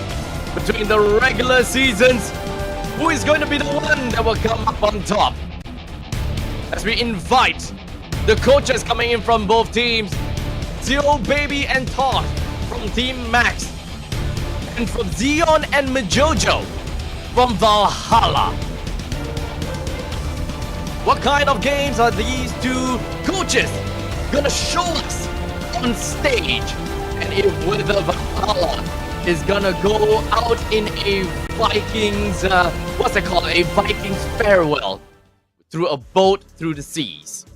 Team Max, we have Lei, Cypher, Bimo the Key, Sakzu, and King Ares. All of which have definitely shown quite a promising effort thus far. And I definitely gotta have to look out for Lei, right? Lei, even though his GPM is on the lower spectrum of the high goal, goal laners, I still gotta have to say, he's still gonna be one of the main players that we gotta have to watch out for, being the main player of the team, right? The games are generally gonna be fixated over to his side of the game, but we'll see if whether he will be able to hold out to how fast his team moves around. And for the side of Valhalla, we have Soul, Secret, Naja, Chma, and Heads. We gotta have to look out at Chma, right? Chma, he has been around for the longest time, and we gotta have to. We saw him in Burnack Flash, and this has been quite some time ago already, right? And this guy, he has never disappointed me. He has never disappointed me before, you know. High amount of turtle secured, high amount of lord secured as well. We gotta have to look out to him to see if whether he's able to keep up to the aggressiveness of him or of them going up against Team Max. As Team Max, they are bleeding this entire board blue, right? Average KDA, DPM, GPM, DTM, match win rate, everything is going towards the side of Team Max, and wouldn't even be surprised if all in all we have everyone from the side of the talent roster that is actually looking towards Team Max in a very favorable fashion, right? Now, I think that this is a very difficult game for Valhalla. They didn't really do too well in the regular seasons. In fact, in Valhalla's games, they have only managed to get a 2-1 score against See You Soon, a 2-1 score against Team Flash, and a 2-0 score against Dark Rise Esports. So it didn't really get there anywhere, especially when it comes down to going up against the top dogs, all other 5 teams. They never really stood too much chance. So going up against Team Max, I think that they might actually be swept off their feet with a 0-3 kind of scoreline. I really do want to give them hopes. I really do want to think that they will be able to get a little bit more points out of Team Max, but Team Max, they are a really strong team. But you know, just for the sake of it, I think that if Team CU soon manage to get 1 point out of Pro Esports, I think that they can as well. 3-1 is going to be my final verdict as to how much they're going to get. There could be a chance that Team Max is going to get first game win, Valhalla second game win, and Team Max takes the game all the way from there. Now, between the two coaches, CO Babe as well as Zion, do we have a little bit of a... Okay, no changes. Yeah, Zion as well as CO Baby. First pick rate coming in from Team Max, they are mostly looking at the... for Team Max, they are looking for first picks, and for Valhalla, not much of saying, right? Because of the amount of games played is vastly different. Because most of the time, it does seem like they are on the second pick more often than not. And of course, when it comes down to the top picks, they kind of tell us a little bit more, right? They want to win in lanes. They want to have lane priority, but not necessarily very true for the side of Team Max. They are playing more for team fights. They're playing more for catchers, right? So Cho as well as Arlot, they're mostly looking at, hey, are we able to execute our game plan? Are we able to take one person out? Are we able to win in numbers advantage? That kind of seems like what CO Baby is looking out for. Well, player head-to-head between the mid laners, Bimo as well as Naja. Bimo does seem to have a higher goal per minute, but when it comes down to KDA, Naja has got a better KD ratio as well as damage. And in my honest opinion, as a mid laner, if you're able to get a lot more kills as well, that is probably my go-to number, right? I want my mid laner to be able to stomp, to be able to steamroll. I want my mid laner to be able to show how strong the team is when it comes down to influencing the lanes in the top lane and the bottom lane. The more kills, that means the more amount of influence you're able to apply over to the other lanes. So Naja, I'm looking out for him. If whether he's able to win in this face-off going up against his fellow opponent, of course, BMO, we gotta have to wait to find out if whether that is going to be truly the case. I do want to see the talent predictions though. How is the talent predictions gonna be like? In the meantime, everyone in the chat, I would love to find out more about what you guys think. Tell me, what do you guys have? And which game do you think that Valhalla would be able to win? And if whether they will be able to win. Now, it's gonna be a tough question to ask, right? But I really do want to see Valhalla be able to pick out at least one game at the very least. I'm popping by over to the two YouTube channels, the official Mobile Legends Bang Bang channel as well as MLBB Esports channel. Every now and then we're just gonna take a look at how that is gonna look like and how the game is gonna be, and of course how the audiences are talking about. Now, 3-1 is probably my call. 3 for Team Max and 1 over to the side of Valhalla. First pick goes over to Team Max without a doubt, right? Now, pattern prediction 3-1, 3-1, 3-1. Oh, now that is interesting. Right off the bat, it does seem like our host is at 2-3. Something a little bit different, as a matter of fact. So, moving on forward, we'll just see something a little bit different. We'll just kind of play around with that. We got. I don't want to pronounce their name because I think that I will mess up their name, right? So everyone else is pretty much the same, right? Ice Frog and all. 3-1, 3-1, 3-1, right? So, nothing too out of the ordinary. Team Max have gotten everyone's hearts, and if Team Max were to win, they will move up forward and go up against CFU Gaming. And of course, in the previous series, we've got Pro Esports that won, right? So they were going up against Galaxy Legends. So the way that this has kind of been plotted out, it kind of seems as though it is expected to see CFU Gaming and Galaxy Legends at the upper bracket finals going up against one another. But you know what? Anything could change. Anything could have changed. A team could be able to be to play well. A team could be able to kind of change things around. But we'll see how it goes, right? We've got a couple of supporters over to the side of Valhalla. Every now and then we might be able to see a couple from Max. Right now, the time is 4:45 p.m. from Cambodia side, 5:55 p.m. for Singapore side. We've got the entire evening to play this out, and if whether we have, we'll be watching like full 2 hours games coming in from these two teams. Now we're gonna be jumping on over to the drafting stage between Team Max as well as Valhalla. The random map draw could either go with the Flying Cloud, Expanding Rivers, Broken Walls, or Dangerous Grasses. So far, we have managed to see 3 except for Dangerous Grass, which is perfect. So now, we have managed to see all 4 of the different map rotations coming in. With Dangerous Grass, with game number 1 between these two. We have Matilda, we have the Granger, and of course, when it comes down to none other than our favorite lady of the house. Got a great amount of crowd control as well as general pickoff, I gotta have to say, right? We got Fanny that is also gonna be thrown over to the banning pool. I don't think that is gonna say too much just yet. I think Sion is a coach that generally likes to take out pickoff heroes, right? Generally having a pickoff heroes taken out, you will not see that kind of situation whereby, oh man, I'm at a tough point, I will not be able to play as 5-man kind of situation. But we'll watch out for the ban. Juicin, Grok thrown into the mix. Yusujin is very likely going to be the first pick coming in from the side of Team Max. Enables them quite a lot of flexibility as to what kind of heroes. Oh, they want a first pick on the CC. Okay. Set the stage on fire! CC, huh? CC can't go wrong. But that also means you're passing on the priority over to the side of Valhalla. When it comes down to having the Yi Sun Shin being picked out, it could be an either or. You can't exactly go too wrong with that. But with Grok taken out of the mix, Gato Kacha is probably something I do want to expect seeing.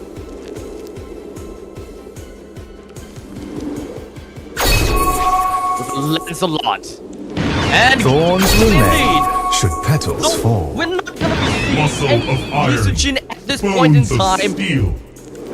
The ball is once again gonna be going back over to the court of Team Max. They have that priority.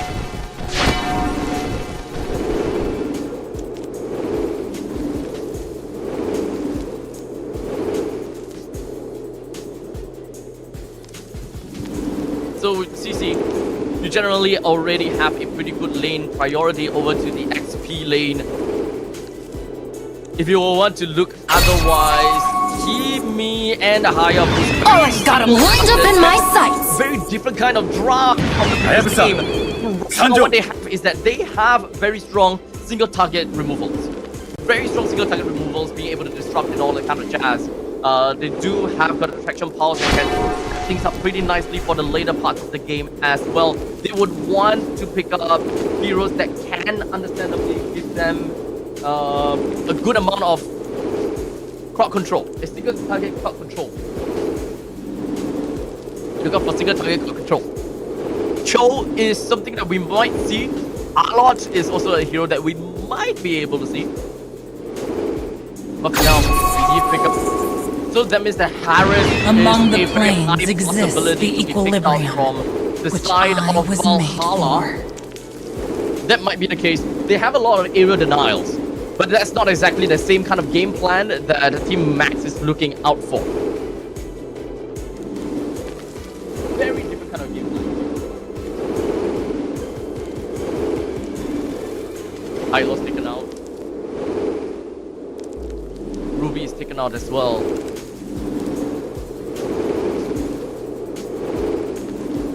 With a Hayabusa, Kimi, and the CC. CC, if you're looking at winning compositions or winning lanes, no one technically wins against CC, but at least Yuzhong does stand some chance in making it into a skill-based kind of lane priority.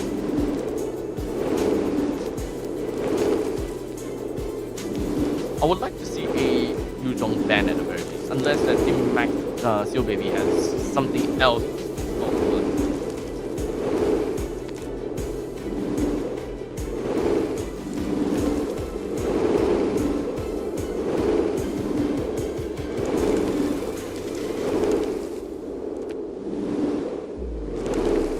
Looking at the final ban coming in from Seal Baby, we do have Alice that is going to be taken away. So with that all gone, XP laners are slightly dwindling down. Good ban onto the Harith. So we're not exactly going to be playing too much of that area denial kind of play from the side of Harith anymore. But we can still look towards that kind of situation. They can still play fighters. They can still kind of play fighters.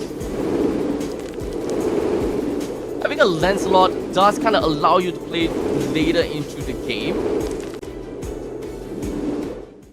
Lapu is a pretty good pick still. I will still say that Lapu might be Valhalla's pick, as that can actually allow them to have pretty good crowd control, good initiator as well. Esmeralda. Oh, I think that's fine.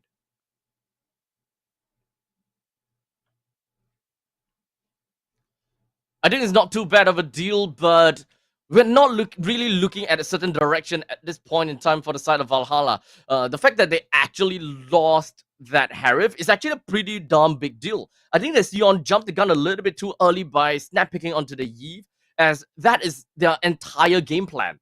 Their entire game plan is to play into the Harith. But now I feel that they're kind of stuck to a point that they gotta have to pick the Claude.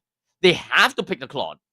That's probably one of the other heroes that will reliably play into area denials. But other than that, I don't expect them to play anyone else aside from a Claude.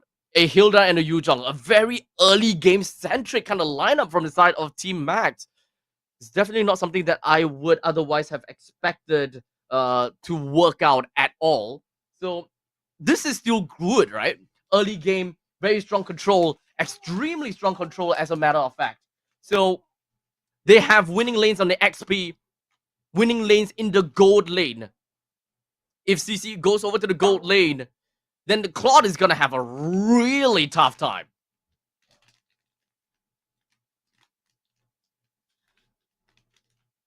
As a matter of fact, they can put Esmeralda in the gold if they truly want to, but it's highly unlikely. Yeah, okay, it really became that point. So they are actually gonna be playing the Lapu. They need the initiator. Esmeralda is a pretty decent initiator as well. I kind of called for the Lapu, but I wasn't exactly expecting the Lapu to go over to the gold lane. But hey, it is what it is, and that is gonna be the lineup for game number 1 between Team Max versus Valhalla. We'll see whether Team Valhalla is confident enough to be able to come in as a powerhouse despite being at the lower parts of the regular season.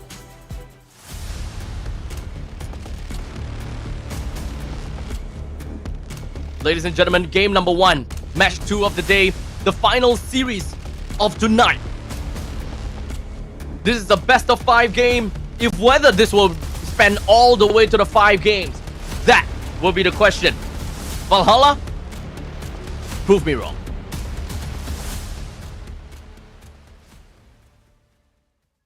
And it's right off the bat. Oh, man. Not a great start. Not a great start to the series. Immediately we have a pause. What exactly is that pause, actually?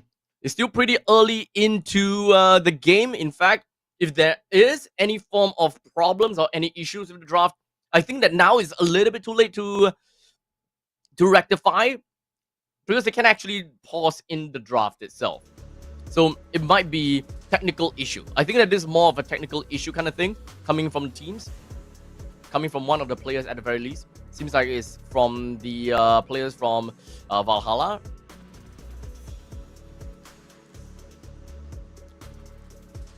But we shouldn't take too long to get ourselves back into the game. My time in Cambodia in MSC 2023, I think, has been amazing. And whenever I look at Shma, it just kind of reminded me of that day. In fact, just casting MPL Cambodia just reminds me of my time in MSC. We gotta sidetrack a bit there, right? And kind of talk about my time in Cambodia. In fact, I still have...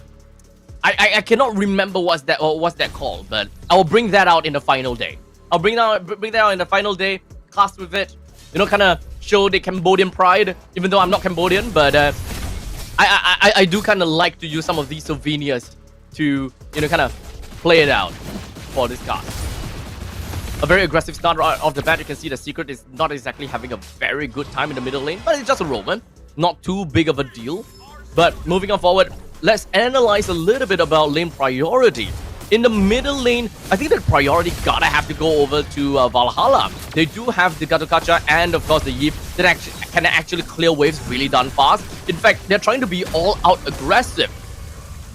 They did manage to put quite a number over to the side of Cypher, but however, you gotta have to remember, this is a Hilda after all. Hilda can of course heal under the bushes very well. A quick little flicker for Cypher to get himself right out of dodge. Well, in the meantime, up in the top lane, Esmeralda will always have a little bit of an advantage, but going up as a CC, that is where things start to get a little bit tricky. You will take a little bit too much damage from all of those yo-yos, just because you want to go in and, you know, kind of make a spin. Esmeralda will, without a doubt, be able to clear the way faster. However, the CC will be able to poke the Esmeralda, so they are kind of on an equal ground. How they want to make full use of those lane priority is entirely up to them.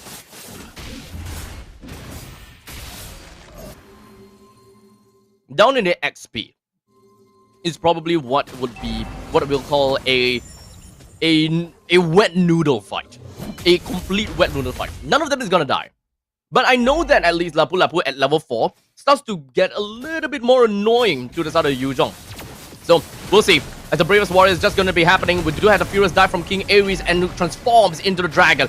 Opens things up and of course zone out a little bit more while Naja opens up the RWM, picks up the kill down to the Cypher. Great opening play from the side of Valhalla. Now putting Team Max in the top spot as now immobilized. It's going to be happening now to the Bebo. 1 down, 2 down already for the side of Team Max. In fact, it might become 3 down.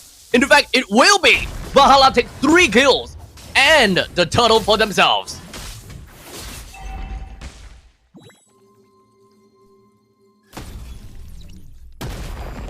Great start from Valhalla. 2,000 gold lead.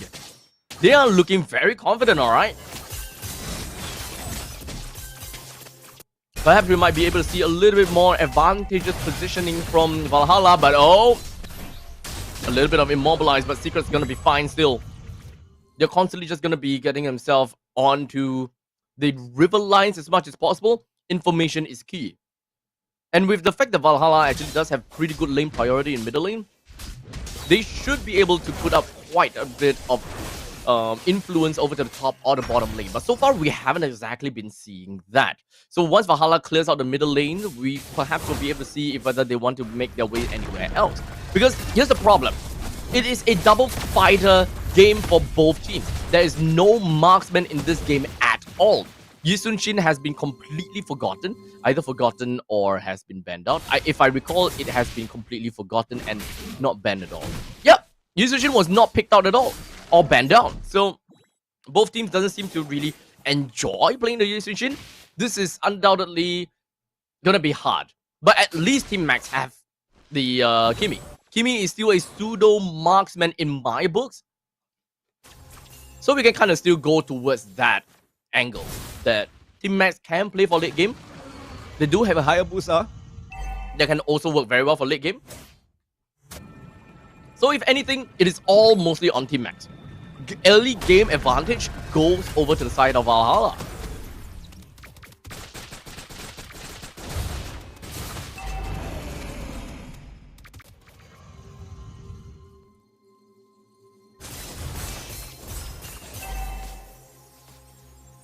With a quick couple of games and yo-yo hits, the Turtles currently gonna be available for the picking for either one of these two teams.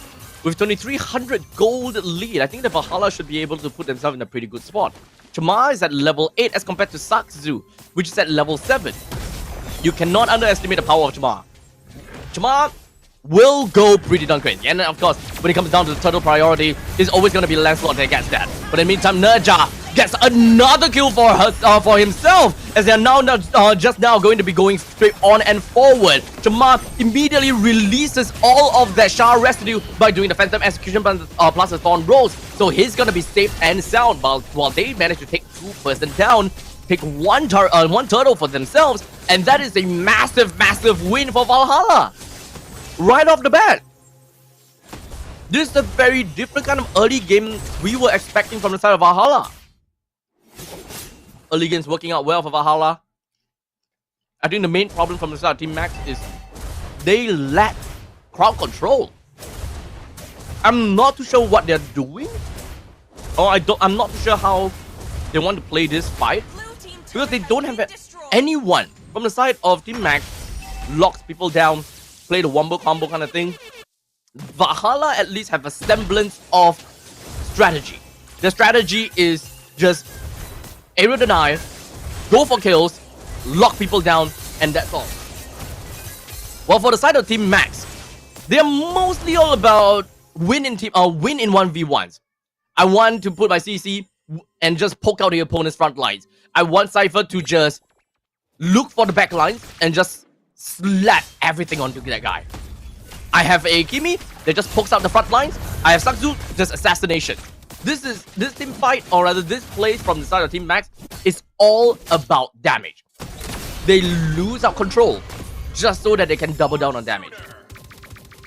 If whether that will work, that's the biggest question. Will it work?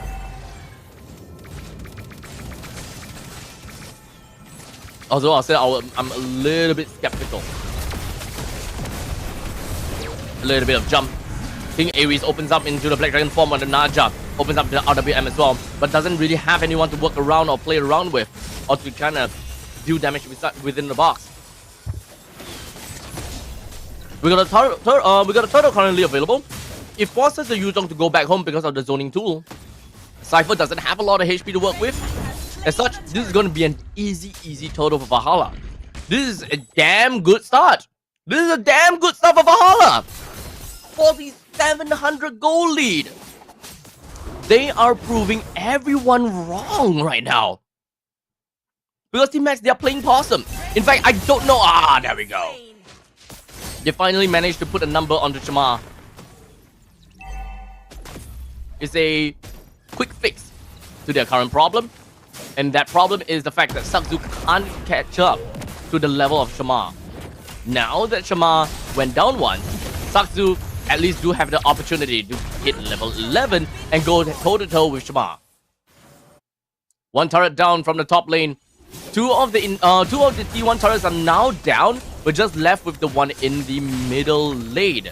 We'll eventually get to that point, as Valhalla will very likely want to box themselves up in fight for this one. As now King Ares pops himself up into the Black Dragon form. He's still gonna be fine, and in fact healing by quite a lot as he drives himself all the way out of the team fight, forcing out a RWM, and of course forcing out, he had to force out his own Black Dragon form to exit from the battle though.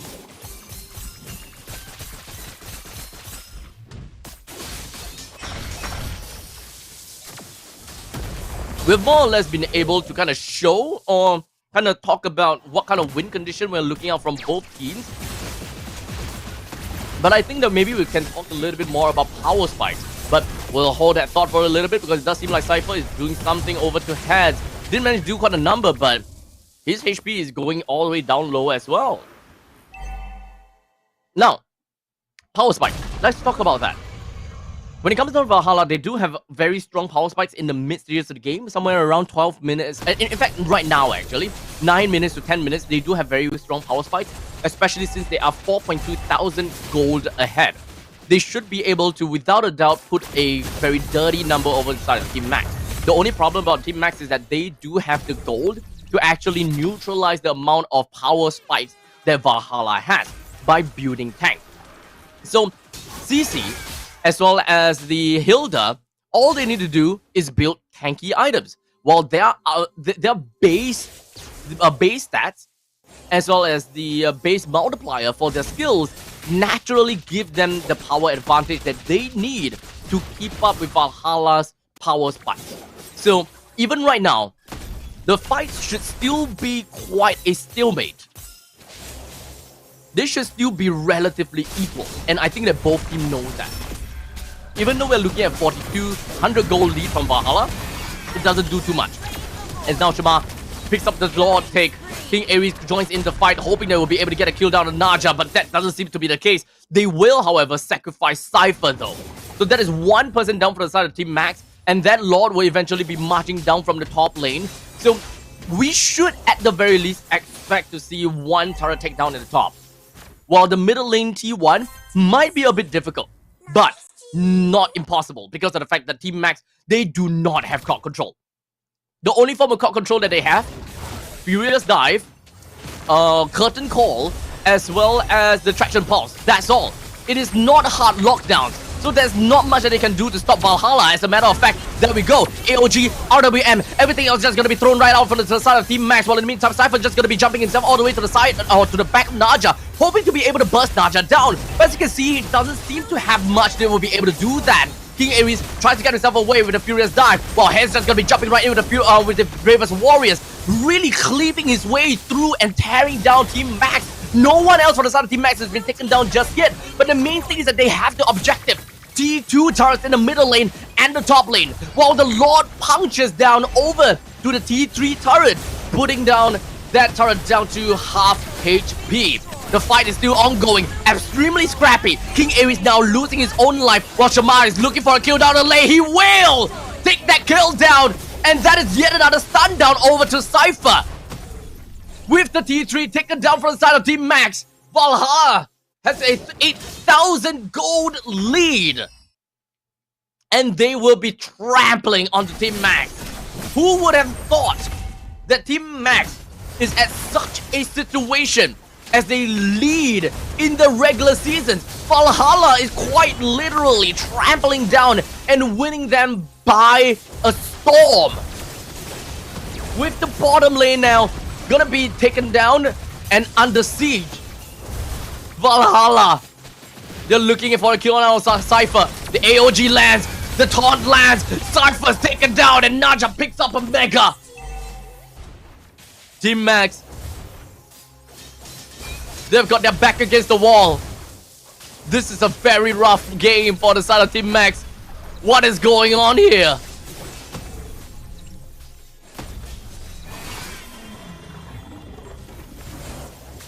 We've got 28 seconds until the Lord eventually spawns.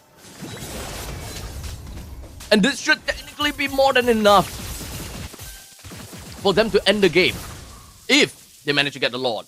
I wouldn't find that to be impossible though, because Sakzu is already at level 14 as compared to Shamal. He's already at level 15, right? So it's just one level away for Sakzu to be able to contest for the Lord.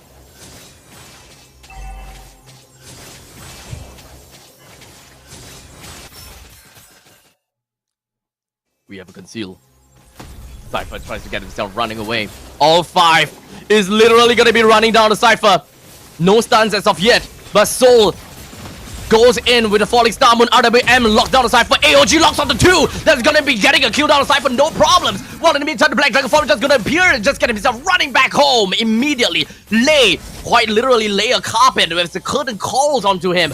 Valhalla now forced to run back home. What was that, Soul? I did not see that at all. Nope. Did not see that mistake. Did not see it.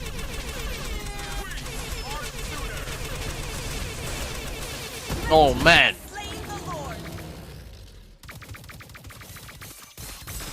What an opening game from Valhalla. Man, oh, man. A very strong showing. It would be crazy if Valhalla just takes this game and just went along with it because of the fact that they have the momentum, right? Momentum is a very powerful tool in the mental warfare in these kind of competitive games. The Lord will eventually spawn in the middle lane, though. There we go. Do they have the wave clear to do with this? No. Unfortunately, they do not. Yo, I think that this game is over. I cannot see how they can turn this game around. I cannot see it at all. As now, the Lord is just going to be prancing in. RWM just going to be opening up. They don't have enough damage to realistically be able to deal with this Lord. In fact, the Lord just needs 2 more swings in order to bring this core down. Valhalla literally bringing the fight over to the homes of Team Max. And now with 2% down from the side of Valhalla, there is actually a possibility. No, it's not possible for Team Max to take this game number 1. The unexpected has been realized. Valhalla that have yet to take a single win out of Team Max in the regular season. Now, they see themselves with a single win to their name. Just one step closer to winning this series entirely. Congratulations once again over to the side of Team Valhalla. I doubted them. I didn't think that they will be able to get the game immediately. I wanted a 3-1 in favor of Team Max because of statistics, right? Standing shows that they are strong. But Valhalla, honestly, that is kind of a draft thing. I am not that open-minded enough to like a composition that doesn't have a lot of true lockdowns. There is no true lockdowns in that. There was nothing of that sort at all. That was plainly just, what's the word? That was plainly just all about damage. But the fact is that Team Max, they didn't do any damage at all. I mean, they did. But we saw, as a matter of fact, that for the side of Cypher, what he tried to do goes all the way to the back lines and try to deal with Yves. And Najat didn't give him any care in the world at all. He absorbed them all and he's totally fine.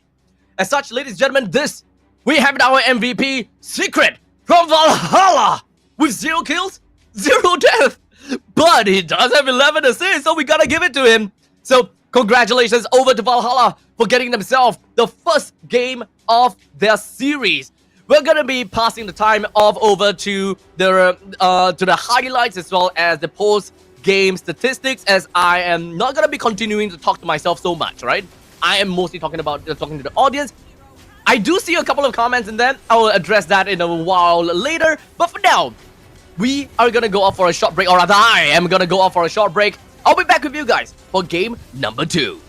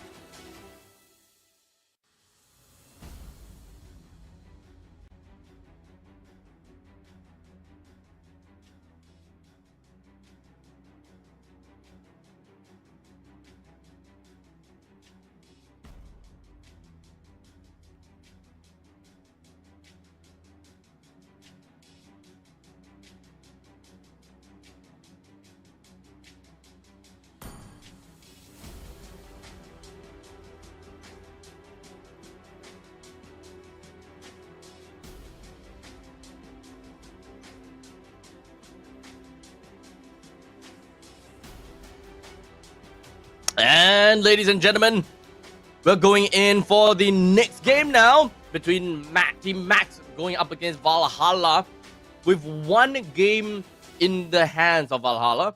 I think it's pretty fair to say that they are really not happy with what they have gotten for themselves. But yes, we do have got a pretty good game already, but it's not the end just yet. And in fact, I don't think that Team Max is gonna let this go that easily, right? They are understandably one of the top dogs of MPL Cambodia, and being in third place in the regular season definitely is not an easy feat at all. So the fact that Valhalla manages to get, one win against them is definitely going to be a little bit difficult for them. Now, there are, of course, a couple of comments, talking about the fact that I'm alone. But yes, I am alone. But it's okay. I will do my best to be able to entertain everyone as much as possible. And my number one priority is not to lose my voice in the first 3 days, because I'm gonna be with you guys for the entire 4 days from this point onwards, from now all the way until the grand finals on the 16th, if I'm not wrong. It should be the 16th, right? I'll be with you guys all the way through. So watch on, and I do hope that you all are going to enjoy this little journey with me, as we are gonna be jumping in the draft pick in a minute or so.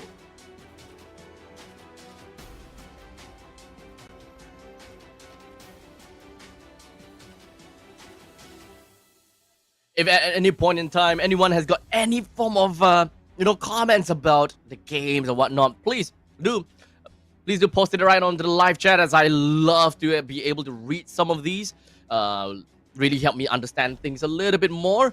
But regardless, I do want to talk a little bit more about Team Max though, because when it comes down to Team Max, it's not their first rodeo or anything. In fact, when it comes down to Team Max, they do have quite some name to themselves, right? Because when it comes down to MPL Cambodia Season 8, they are second place. Okay? They are a second place team. In the meantime, in Season 7, they are in 7th place, and Season 6, they are in 7th place. So recently, they have become a lot stronger. They did participate in the Vikings Mekong Warrior Invitational, which we did manage to see some other Singaporean teams that went there as well. So through that, we generally have a pretty good idea, how some of these teams plays, how they are like. With Team Max, they got knocked down at one point in time, and they had to face off against Team Flash Cambodia.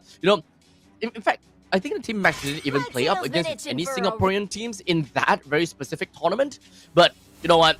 Not that important, actually. But the most important thing is we are going to be looking at this game. Game number 2. If whether they will be able to dig themselves right out of the ditch. Especially in that previous game, they're gonna have to really rewire and reset themselves, man. I am still not very sure if whether that is a case of, bad draft that doesn't really work for them. I'm sure that Seo Baby have got a very good reason for the way he's drafting, but I'm just not exactly a very big fan of all-strike form of competitions where you dump everything purely over to damage, and with not much that you would be able to do with lockdowns and all that kind of jazz, right? In order for you to be able to execute your game plan, you need to be able to enhance it. You need to be able to enable it and get the payoff from all of them. Right now, in the previous game, it was a situation whereby they are enabled. They are enabled to do damage all the way through. But will they be able to get payoff? Do they have any ways to enhance the way that they carry out the plan? No. They don't have enhancers. They don't have crowd control to enhance all of this damage that they want to bring on through.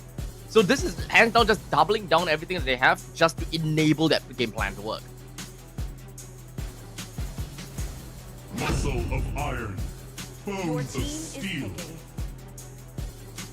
Yeah, we do have a comment that did mention about it being an outdraft with no one managing, no one that can burst Esmeralda and Lapu Lapu. Well, I do agree with all of that.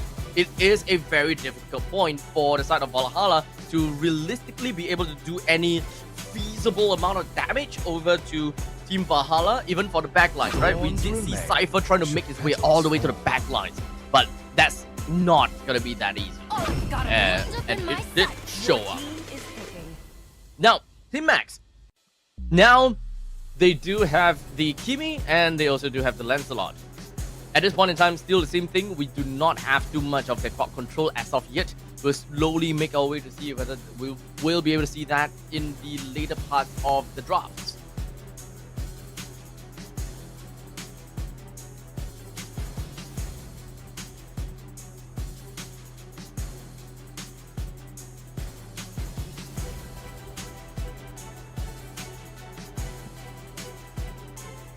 Now, Soul, I mean, if they want to double down, if they really want to play Area Denial, just hack it. Go Yeef, go Harry. They call me a Don't give the opponents the opportunity save my to nation from falling apart. Okay. It might still go towards the direction actually. Is to protect lives. Team is banning. Oh heck yeah! That is what Valhalla is gonna do. They're definitely gonna be playing the Yeef plus the Harriet here. This is a very good team composition. That is if the Team Max does not stop them. They have a couple of opportunities though, and a couple of different ways to do to see things. Because right now, Lunox can be a threat because of the fact that Steel Babe he drafted a Hylot for themselves. So Lunox might be one of these bets in here. Even for the side of honestly, even for the side of Valhalla, they wouldn't want to see the Lunox over to the that goes over to the opposite side. We do have a Kimi though. However, they can always be flexed. Lunox can go to the gold lane, or Kimi can go to the gold lane. I don't think that they're gonna do that, but honestly, wait, they're banning their own Harriet? Oh, looks like they don't want to go for that kind of game plan at all. This is still very much area denial.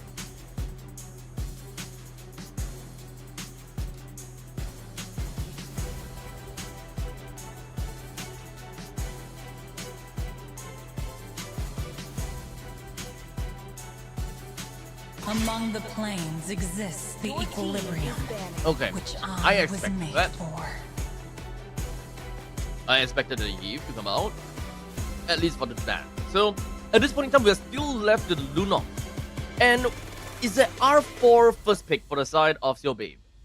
If you want to go up against Esmeralda as well as Gatakasha, Lunox is a very good answer.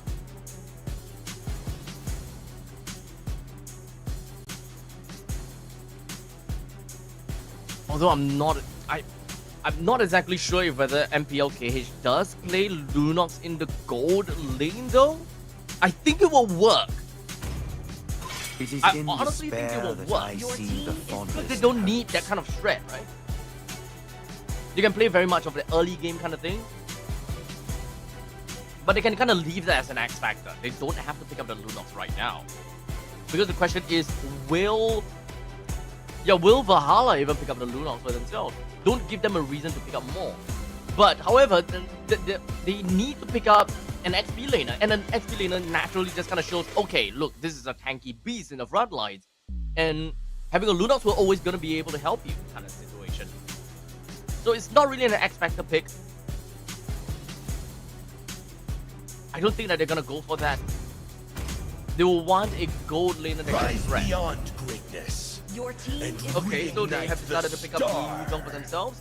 That's fair. They will want to have a gold laner that can shred. Aside from a Luna, Nathan taken out, Carry, right?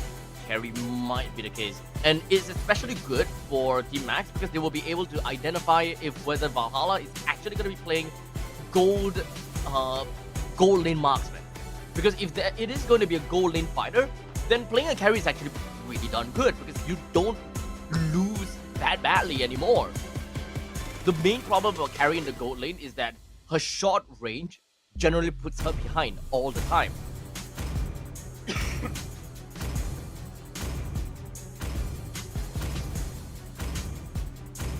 The hunt begins. Ruby and it's actually stolen. Okay. So that means that a carry might be the case here. Or maybe not because they have the Kimi, but I don't like it. I will not like the fact that they go for another fighter like a Lapu. They need to find a way to actually shred down the front lines, which at this point in time they don't have an answer. Someone that can possibly deal true damage. Is there any fighter that does true damage? Not our lord.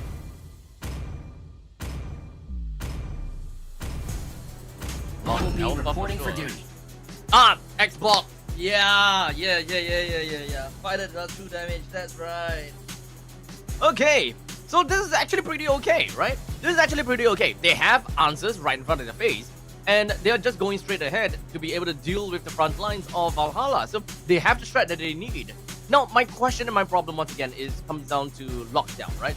You have got the Last Insanity. They can boom right in the face of the opponents, but you doesn't necessarily have someone that can really hold everyone down over the ground and have like AoE crowd control as a matter of fact. So that is not the direction that they're going for. This is more about survival of the fittest between Valhalla and Team Max.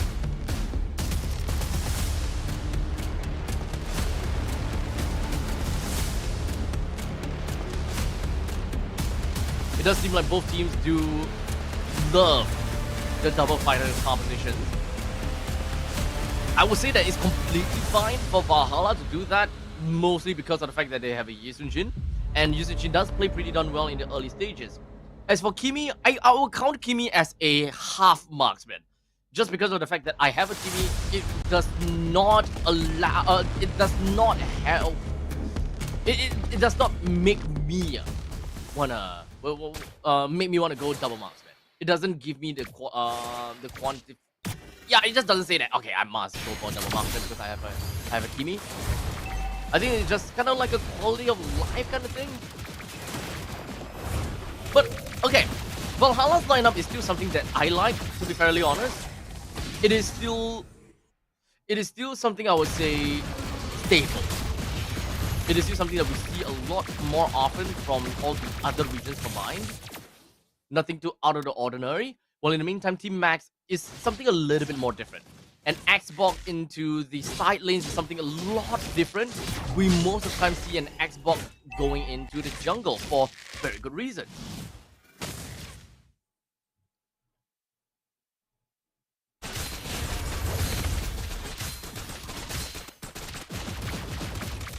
Valhalla also have answers to front lines, such as the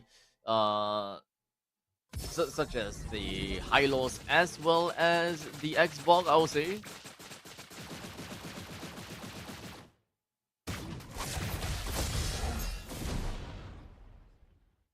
But once again, it's still too early for us to say anything. Having a Ruby and Gold lane is pretty good too. This is just, honestly, we're just looking at two XP lanes, right? Two XP lanes looking at one another. The main game is really these objective fights as well as the river line. As such, we do have Saktu. They will be able to take the turtles down for themselves, and that is going to be the initial part that will help for them. And now they crumble themselves upon Secret and brings him down just that easily.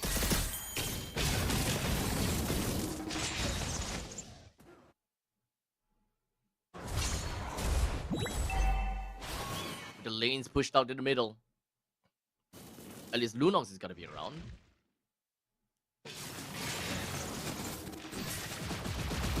We're only 3 minutes into this game. Team Max have got 700 gold lead. I would say that their rotation is definitely on the more slower end of the spectrum. Most of these players are staying in their lane, in fact, instead of walking around looking for opportunities across the map, so on and so forth.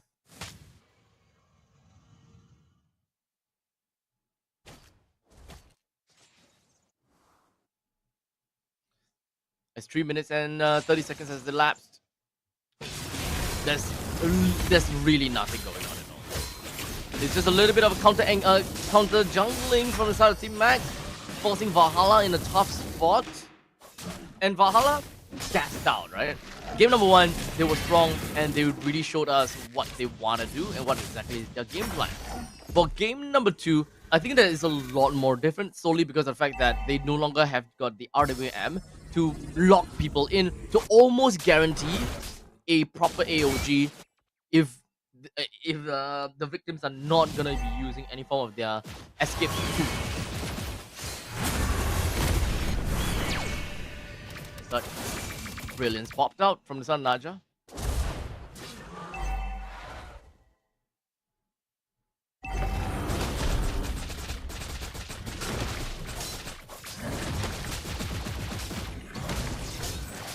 The turtle currently now in the enmity of Team Max. 1300 gold. Nothing that Valhalla could do. Wow. That is not supposed to be the case. Valhalla does have pretty decent early game presence. Between the Jisunshin, Lunox, as well as the Gato Kacha, all three of them should be able to do quite a number to the roaming trio from Team Max. Unless Cypher has been doing an absolutely tremendous job in just continuously zoning out these 3 members, then that would generally make a pretty good deduction.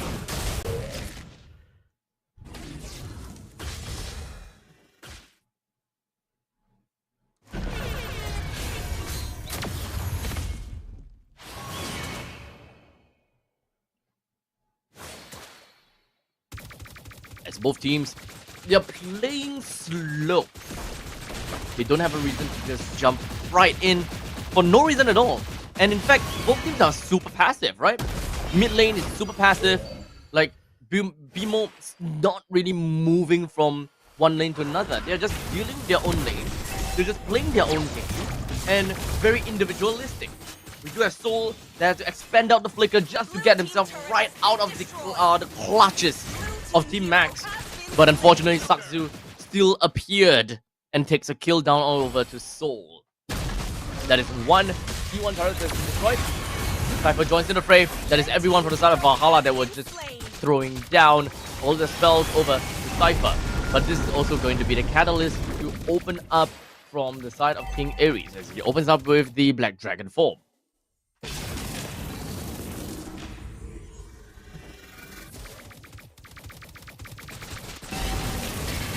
As such, the turtle has spawned. We're back over to Objective Gaming as well.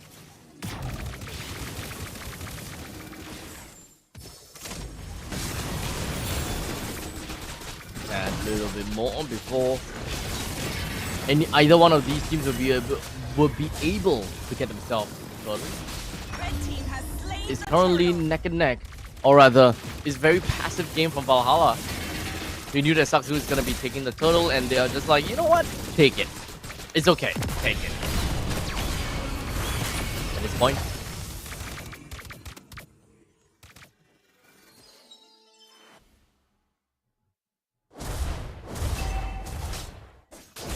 the bottom lane T1 now gonna be under siege. 100 seconds until the Lord eventually comes up. Team Max, they have gotten themselves advantage. Sky Piercer has also been picked up from BMO, which makes sense because he is quite literally the late game insurance policy from Team Max. So, if anything, BMO should be the one to pick up the kills.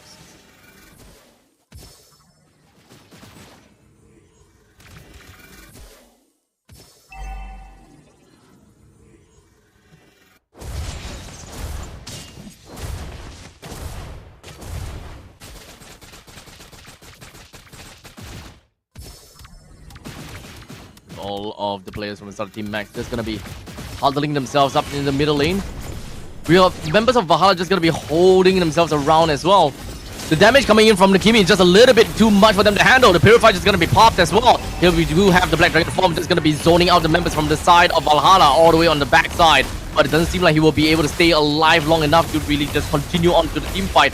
But the T1 turret is still up. A little bit of petrification, but that's not gonna do too much as Valhalla manages to take 2% down with the price of 1, while they still hold on to their T1 turret in the middle lane. That's a huge win to Valhalla, and that will only be able to help them ramp a little bit more over to the later stages of the game.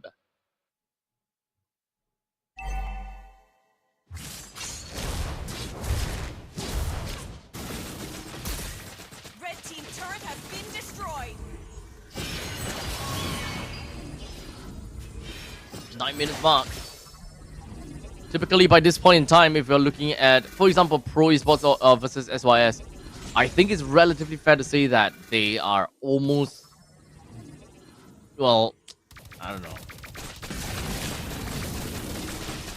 Well, regardless, it's 9 minutes and 33 seconds in. That's a good Amber Fender coming in. That's going to be pulling Cypher as well as Max Lay. But now we do have a little bit of that fire that's going to be breathing down over to the side of Soul. 1% down for the side of Valhalla. In fact, Team Max is just going to be flooring it. The AOG from Secret gets himself running away and is going to be fine for now.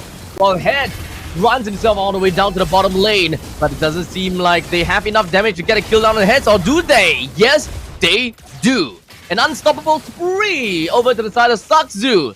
And now with the Lord currently available as well, with no one else here to contest for it, they got a free Lord.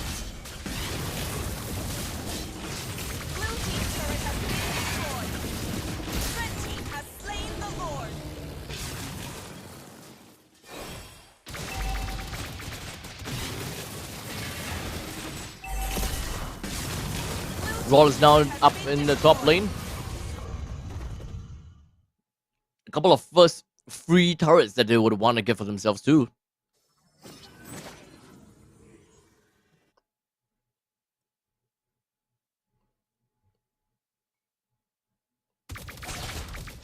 Blue team turret has been destroyed. The Lord slowly moves itself up to the top lane.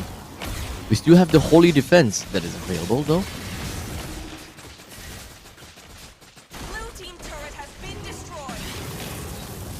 There we go. With the Lord now taken down. Not the inhibitor turret up in the top lane though. What Team Max will want to do is at the very least be able to take out one inhibitor turret, even though it's not quite necessary just yet. Any Lord that is under 12 minutes doesn't need to end the game as for now. But speaking of which, we do have a couple. Oh, Sakzu! Good little dashes. It's gonna be fine for now. Everyone from the side of Valhalla and Sakzu is going to be completely fine as they pull themselves right back and out of that team fight.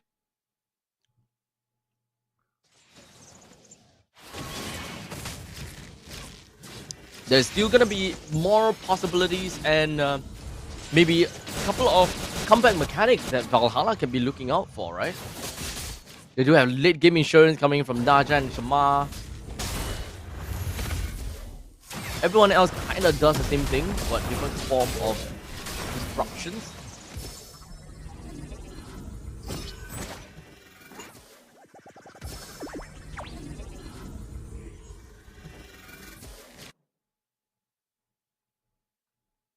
I remember this one Team Max hiding themselves right inside of the bushes, waiting for the bushwhack position.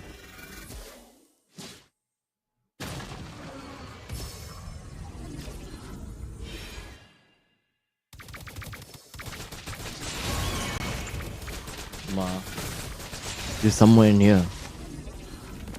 Olay deals with the bottom lane.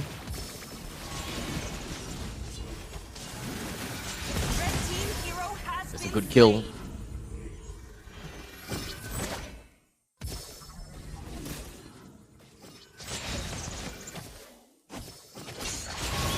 Now Team Max, they have a total of 6,800 gold lead ahead of Valhalla. with a 4-7 scoreline.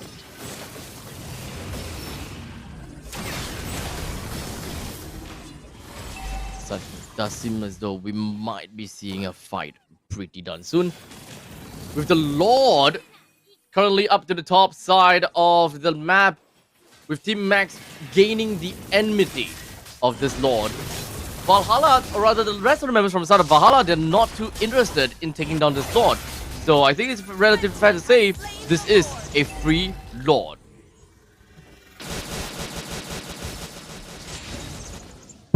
Red team turret has been destroyed.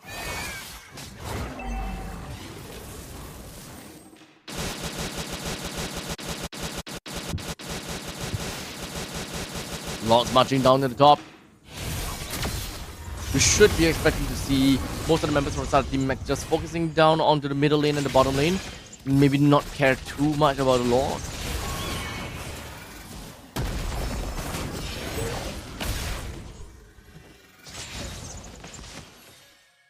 As Team Max now knocks over to the door.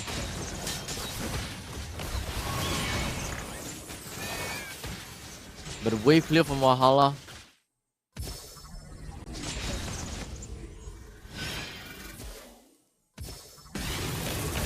As now Team Max knocks over to the doors of Valhalla. The Black Dragon form emerges from the side of King Ares. They did manage to snap the heads as well as Secret. The Lord just gonna be trampling down over to the core. And Valhalla, they can't do anything. That is a very easy win in favor for Team Max. Not gonna lie though, this is a lot more of a... in some sense, this is a slower game in terms of pacing. They did manage to end the game faster, but the pacing is just so slow. None of the players are interested in picking up any form of fight at all. They're not particularly looking out to be like, you know what, let's just go straight for a fight. You know what, let's go for some objectives. You know what, the opponents have overextended, we'll just catch them again next time, kind of thing, right? We never really saw the part where Team Max just goes absolutely ham and crazy before team fights happens, you know, such as dwindling down the opponent's amount of heroes onto the board, right? They didn't do that. They didn't pick up an Arlet, they didn't pick up the Cho, they only picked up the Juicin. So something has definitely slightly changed out a little bit. I'm not entirely too sure if whether something's actually going to be changed out or not. But, you know, I don't particularly think that that's going to be too big of a trouble or that's too big of a problem, right? But with all said and done, I think that I have a very typical idea for who is going to be the who's going to be the MVP, right? So looking at this, I think I will call Sakzu. Sakzu should be the one that manages to get himself the MVP. GG, well played indeed over to the people from the side of Team Max as well as Valhalla. Sakzu, he did a pretty darn good job. Although early game, he definitely slightly lose to the opponents because at this point in time, Valhalla lineup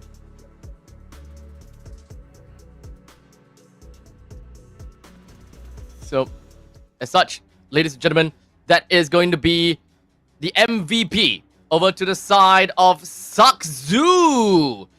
Ladies and gentlemen, Team Max getting themselves the first win for the series. This will put Team Max as well as Valhalla in a 1-1 fashion.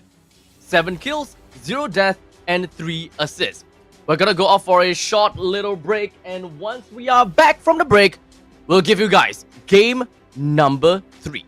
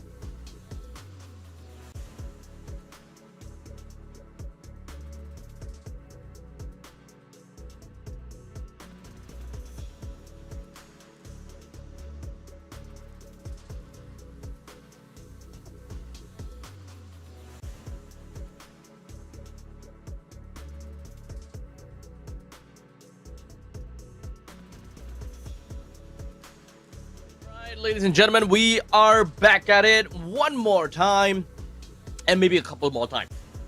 We have at max 4 more games to go. And of course, no, 4 more? 3 more games to go. Sorry about that. At max, 3 more games to go. With 1:1. 1 win for both Max, Team Max, and 1 game that is going over to side of Valhalla. So far, I would say that both games kind of have very similar kinds of results.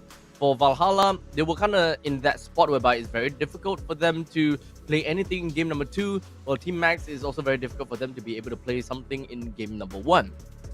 Although I gotta have to say that game number 2 for Valhalla is not exactly their composition or anything that puts themselves in a tough spot or anything. I would like to believe that they actually do have quite a bit of a fighting chance. Let's see. They had ways to actually deal with frontliners. They do have ways that they can kind of open team fights. When it comes down to Soul picking up that Ruby, you know, you do have that I'm Offended into AOG into Falling Star Moon. You actually do have quite a lot of crowd control that you can actually play around with quite a lot. While in the meantime, you also have ways that can help you to just shred down the front lines because of the Lunox. And of course, Shma, just playing as a Yushin, you do have got the late game insurance as well. So let's not forget about that part as well. So ultimately, I would say that for the side of Valhalla in this game, it really just boils down to the fact that they were unable to get themselves favorable team fights, and eventually once we are at a point where there is just too much of that goal lead from the side of Team Max, there's really not much that Valhalla could do. Ultimately, Sakzu playing as that Lancelot was a very big problem over to Valhalla because of the backlines, you know, Chama versus Sakzu kind of situations. And it's just generally tough, right? They try to jump into the team fight, but in the meantime, backlines is a little bit afraid as well. I think ultimately what they're missing out on was AoE damage. They have a lot of ways to kind of crowd control the enemies. They have very good ways to just kind of stop them right in their tracks. So that is good that they have that. However, they don't have enough damage to follow up with it in order to make full use of those crowd control that they threw out. So perhaps back to the drawing board again. The funny thing is, Yeef is actually a very strong, also does deal very good damage, right? Yeef has got very good damage, but they picked up the Lunox, so Lunox doesn't have that AoE damage. It's got Shred. So you win some, you lose some. So in this case, they lost because of one thing that they were missing. If they were to pick up a Yeef, then they would have lost as well because of that other thing that they're missing. They do not have the Shred. Kind of comes down to the point whereby it's a damned if you do, damned if you don't kind of situation. They gotta have to play well for the early game in order to get themselves in a better starting foot.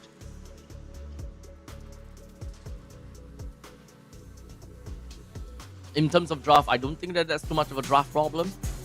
So I'm not going to be, you know, kind of talking too much about draft per se.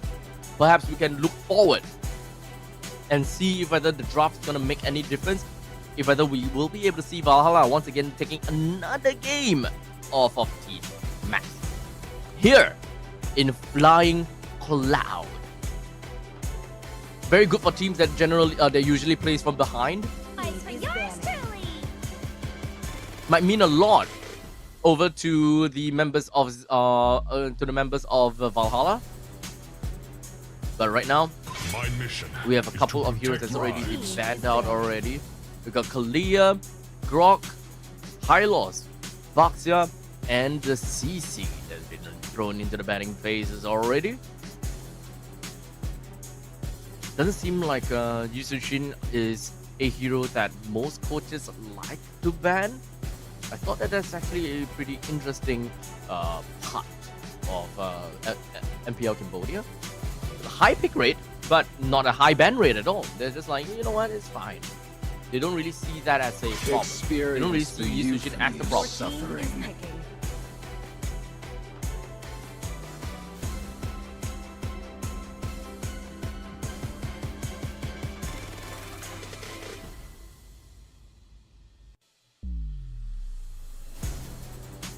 Muscle of iron. Your Bones team of is steel. picking. There's a Gato.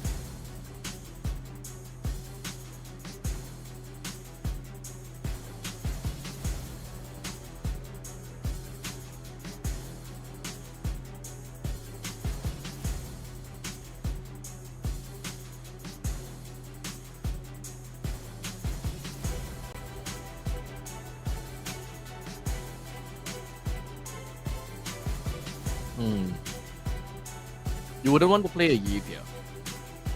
Just because of the Garakata. Honestly, just because of the Garakata, you don't want to play a Eve. So Lancelot's fine.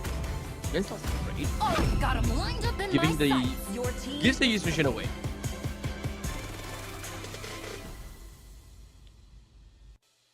So Yushin now is possible to be picked out Among the from the planes side of exists the if you equilibrium, want the higher which Hayabusa. I Okay. was made for.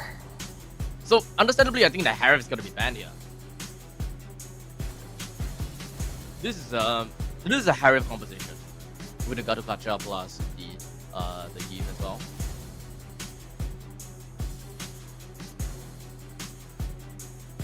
But so far, both teams has been loving fight the side lanes.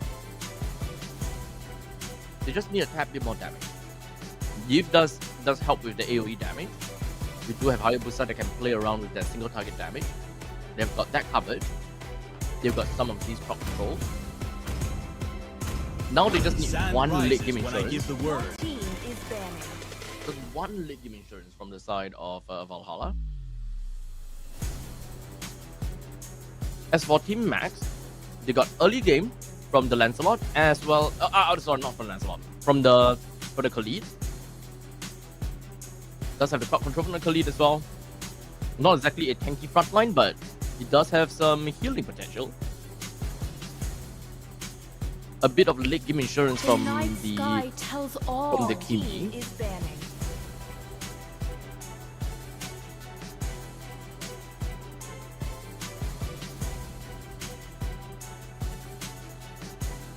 We're looking at side lanes.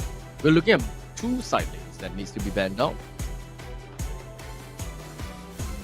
Glue is still a hero that can possibly be picked out, but otherwise you can always resort over to Lapu Lapu, Yuzhong, Ruby bans. All of these are very standard side lane bans that can actually work out very well.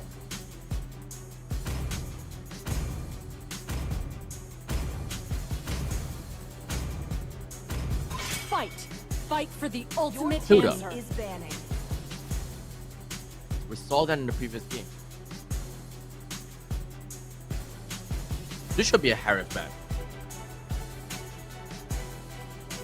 Even I won't want to give a Harif away to Valhalla, even though they have never really played. Oh man!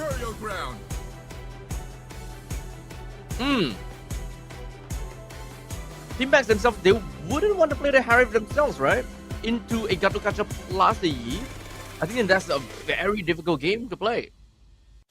They don't directly have an answer to the Eve as well.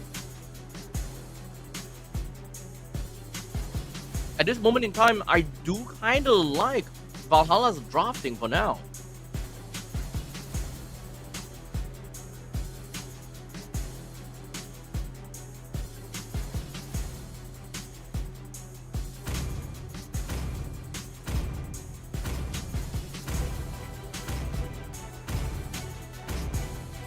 Let them play the hero. Your team I will be the truth this world desperately needs. Okay, so Yuzhong and Lapu Lapu is gone, as suspected. I think that's a good way to kind of take everything out. But to not ban the Harif, that is surprising to me. Is picking. This is possibly baiting Valhalla into picking someone that plays around Shred. It's not that big of a deal, honestly. Uranus is not that big of a deal. You can always pick up a Glowing Wand or a Dominance Eyes, and you're not particularly that afraid of his healing potentials anymore.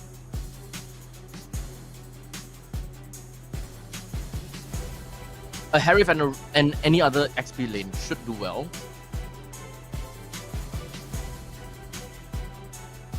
Honestly, I do like to see a glue here.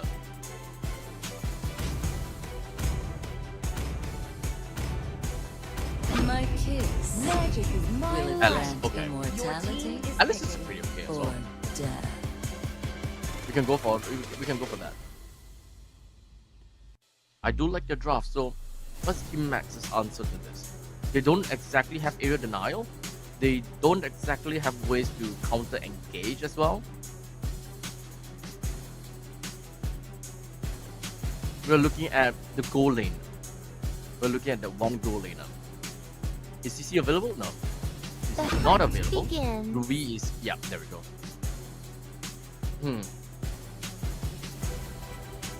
I'm not a very big fan of Team Max's drafting. I don't like the constant double fighter composition.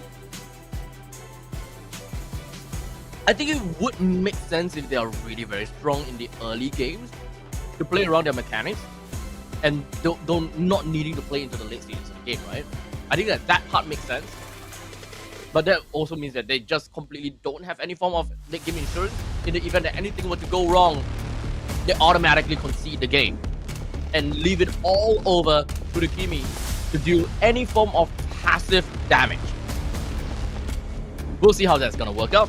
Ladies and gentlemen, we're going to go straight in for game number 3 between Valhalla and Team Max. This is a draft so far.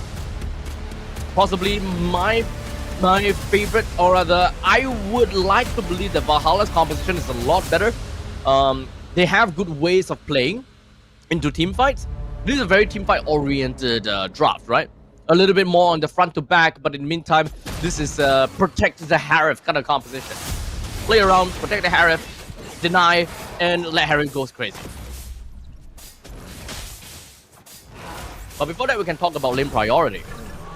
A Yves as well as the Gatokacha naturally will always have very strong lane priority. But if you're looking at the Kimi plus the Khalid, honestly, I think that Khalid should be able to clear the wave very fast together with the Kimi, but at a cost, right? And the cost is going to be the health of Khalid. But it does have the quick sand guard, which wouldn't be that big of a problem. As you can see right there, they clear the waves pretty darn fast. Both of them, both of the teams. So mid lane priority very similar for both teams. In the top lane, gold lane, Ruby naturally will have a bit of a better time, if not very much better time, because it does have some innate spell vamp in her kit, innate spell vamp in her kit. Very good ways to punish the Harif. And for XP lane, we don't talk about XP lane when they are both all about survivability, right? Both of these players, they are quite literally going to be wet noodle fighting with one another. In the meantime, there we go. What is that amount of damage that's going to be dealing out over to the side of all of the members from the side of Team Max? Oh, man! Didn't really quite manage to see what exactly went on with all of that, but there were all 3 members just taking a bit too much damage.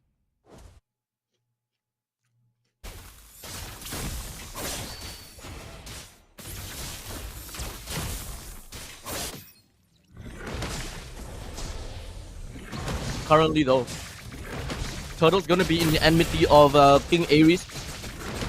Does have the consecration that's gonna be popped up, so he's got all of the radiant stack that he absolutely needs. But he has to be careful. He's not that tanky this early. As you can see, he's just going to be going down even after that flicker. That is 1 kill, but he did over to the side of head. The rest now fighting themselves to kill all over to Secret. He managed to survive actually. It's a 1-for-1 trade between the 2 XP laners. Didn't tell us anything aside from the fact that Team Max manages to get themselves the turtle take. Shama is a full level down of Sakzu at this point. Not exactly a very good start. Max Cypher looking at the opponent's purple buff though, but I don't think that anyone from Team Max will be able to come and steal it. Oh, Sakzu is here now. But this is all gonna possibly go bad. Did Shaman manage to get his own purple buff? No, he did not! And they leaked to the death of Sakzu! Sakzu is still gonna be walking away. He took the purple buff and he managed to get himself away. Naja even gotten the kill on the Cypher. So at least they managed to trade something out of that. So you're essentially just moving economy from Cypher and put it onto Sakzu. Sakzu is gonna be an important player of this game, for sure.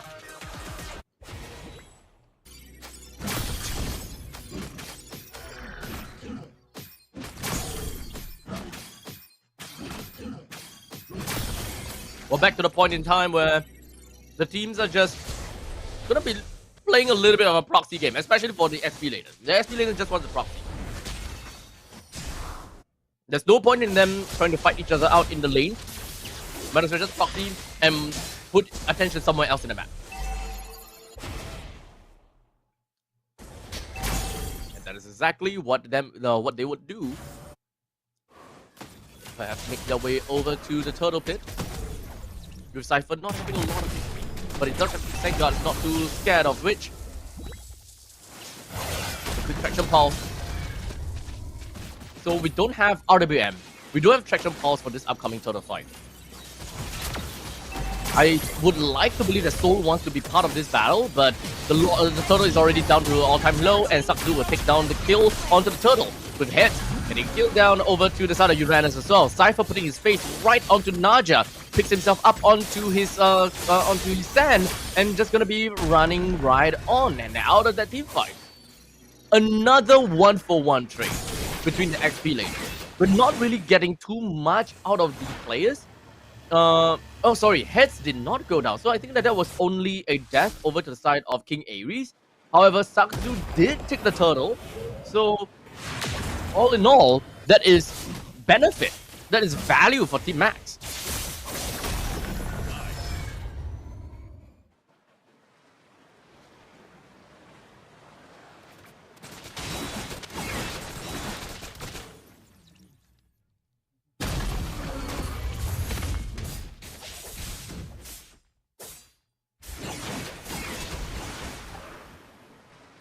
At this rate, we're just going to be taking a look at Team Max's team composition, shall we? I think having a good idea about how they will want to play in team fights is going to be the good answer, right? You have got ways that you can pull people in, lock them down. This is a very AoE-centric damage, all of which are more centered towards Sakzu. As long as Sakzu is able to get an easy access to a very populated area, I think that is where Team Max eventually wins. It's all about setup. As such, Shamar finds himself locked down right underneath Cypher's nose. The Reggie Sandstorm did more than enough to knock Shamar down, and he wasn't even able to respond fast enough.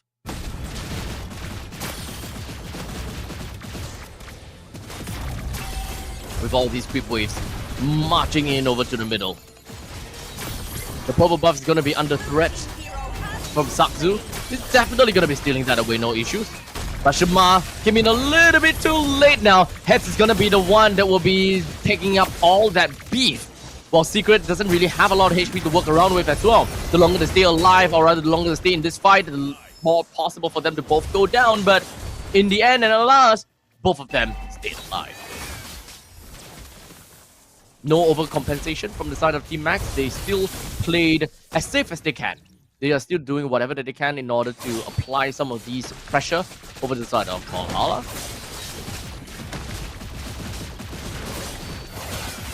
Team Max with a 1500 gold lead. They're gonna have to funnel all the farm to Sakzu as much as possible. If as long as Sakzu does a good job with all these farms and not die too much, I think that this is going to be the game plan that Team Max will be able to work forward to. In the meantime, for Valhalla, is a very standard front-to-back game. They have ways to deal with the back lines. They have ways to actually get a kill down to the BMO. But I personally don't think the BMO is the key. I don't think the BMO is the key. So Shamar is gonna be difficult for him to assassinate Sakzu because of all of the iframes that a Lancelot has. So it's all up to Soul. BMO the key is the key to getting Naja down. We even have got the Sky Piercer that is picked up from BMO the key at this point as well. We're slowly getting Team Max to inch closer and closer over to getting themselves a nice kill down over to Valhalla, and they are just choking the rest of Valhalla out right at where they stood. So now Valhalla, they're trying to defend all of their T2 turrets. They still have a single T1 turret up in the middle lane, but without a doubt, that will all go down right about now. Shamar wants to answer for this, wants to bring down all of that shield, all of that turret, and indeed, he did manage to take down that Ballista minion. So the T1 turret will still stand up tall. The Zaman Force, RWM, everything is up. Cypher with a 3-man Raging Sandstorm at the cost of his own life, doesn't matter. Massive amount of value for the side of Team Max. But unfortunately, Saksu will go down. So that is both the pause 1 players from both teams that have went down, as a matter of fact. So it's not gonna go anywhere. It's not gonna die. But all in all, Team Max still managed to get himself 2400 gold in advantage, at least for now. So it is still a pretty good game for Team Max. They can still move forward.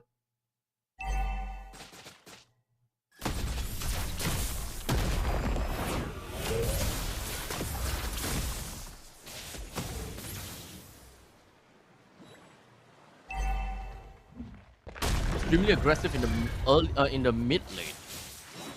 Just take a look at the position 1 players.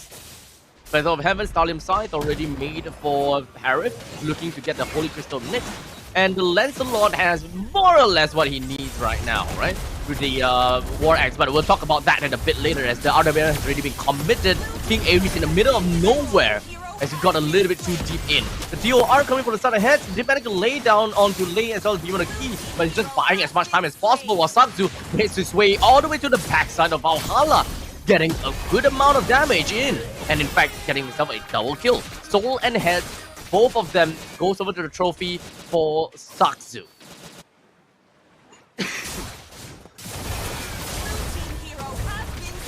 Secret's gonna be the next one down. We're getting a bit of cycling going on for the side of Team Max. Valhalla, they're losing out in damage, they're losing out in gold and experience. They don't have any turret takedowns at this point in time as we speak.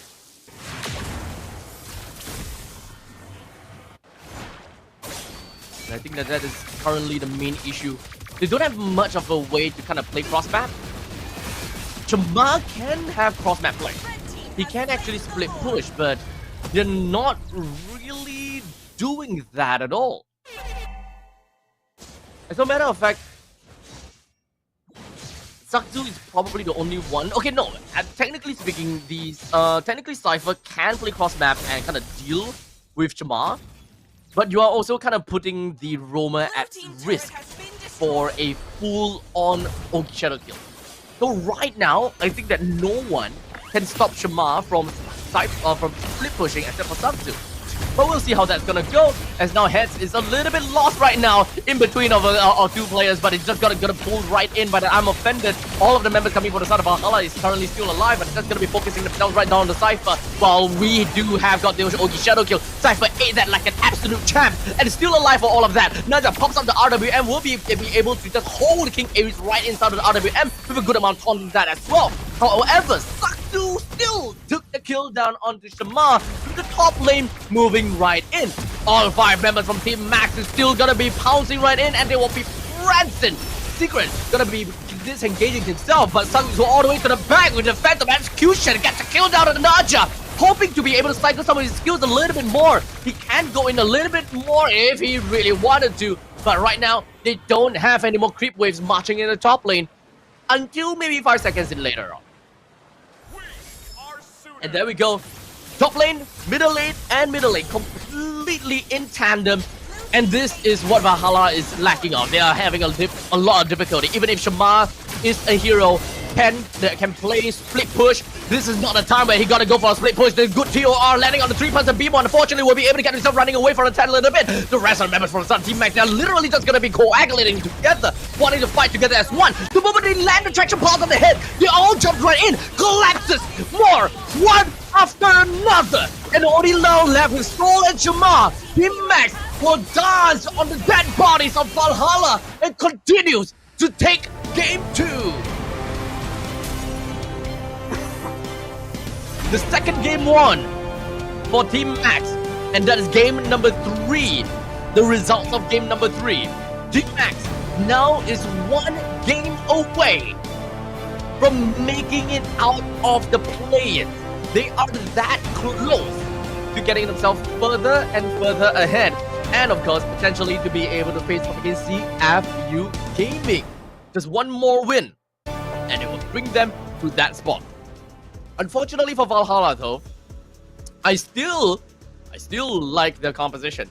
However, I think that they were lacking in the macro gameplay, because as much as possible, I think that if I were to kind of scroll back a little bit, I think at no point in time did I see Shema kind of go for split pushes and kind of play for the maps at all. So it kind of feels as though the team is playing too much as 5 once it reaches mid stages.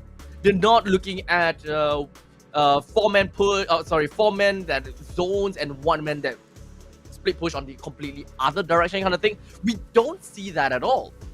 So macro game, I think that macro is what Valhalla is lacking right now. And as long as they are able to get that macro in play for themselves, I think that picking up a Hayabusa will pay a lot more dividends, right? Especially for this composition, they have a Harif. Harif is someone that really needs some farm. If they are unable to funnel some of these lanes for Harif, then the Hayabusa gotta have to take it all. Otherwise, a lot of these goals is gonna be for nothing. A lot of these goals are just in the map and not claimed.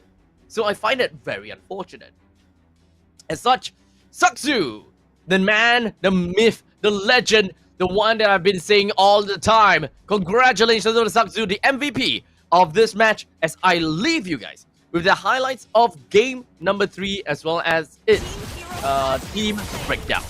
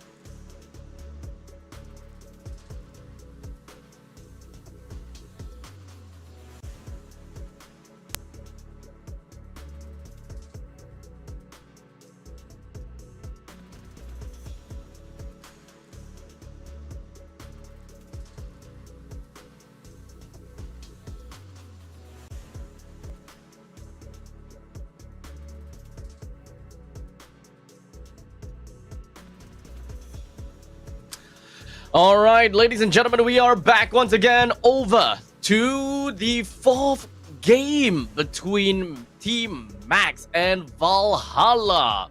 We're just one match away for Team Max to make it to play-ins, and that will knock out Valhalla. And of course, the same thing as always, as long as Valhalla is able to kind of keep themselves afloat, then they are gonna be a-okay. If whether they will be a-okay or not, that is the biggest question, and we'll eventually see how that eventually works out for them.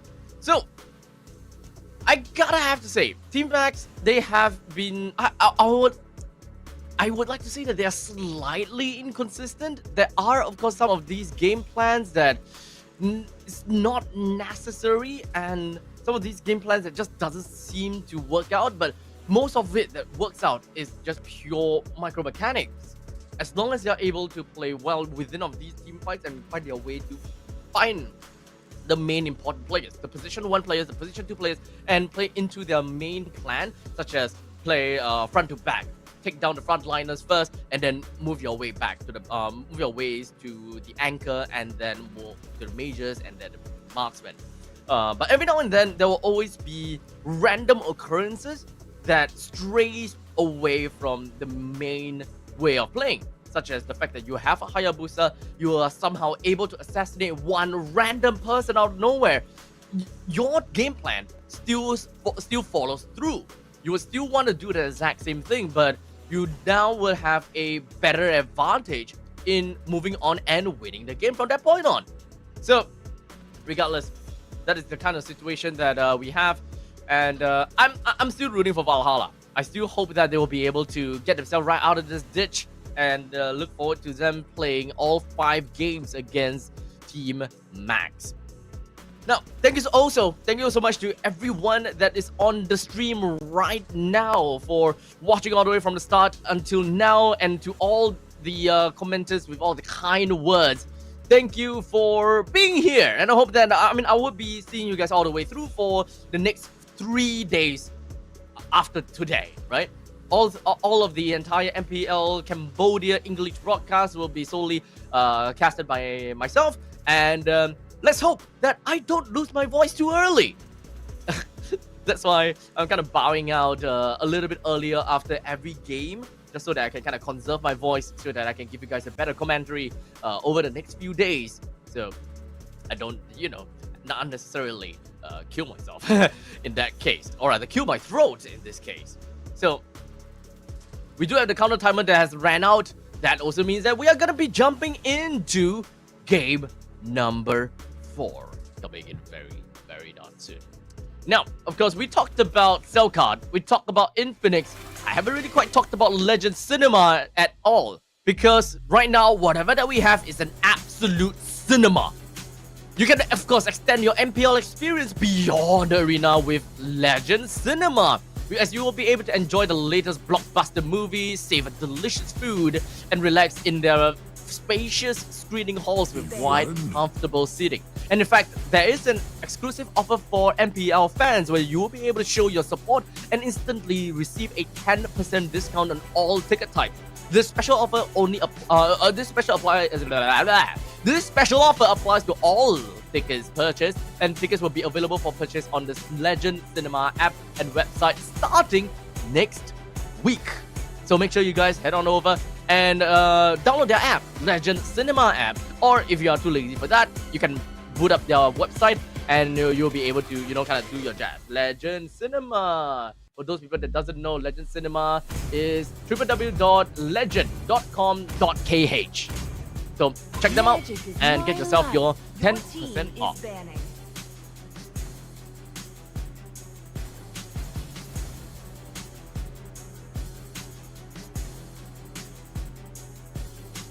Alright, so we've got almost all the bands out already. We've got the Granger, Baxia, Arif.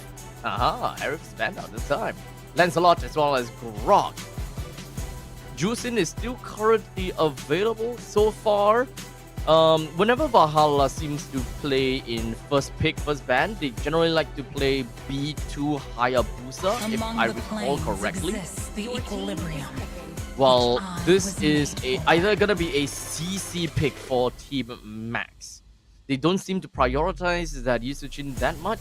So with CC currently open, I think that is probably gonna be the game plan for Team Max. Let's pop it out with CC. It's a very safe XP laner to be able to gonna destroy whoever's gonna go into the XP lane. There we go. So because Lancelot has already been taken away, there is a probability that Valhalla will go for either the Hayabusa or go ahead with the Yusujin. But I think that we haven't seen... I think we've seen Shima play a single Yusujin, right? So Kimi Yusujin will always be a pretty deadly combination if you want to go for triple marksman kind of thing. But I think the problem is very tanky front lines. I think Team Max is really good at stretching out their heroes and just doing crazy stuff. Just literally jumping right into your face.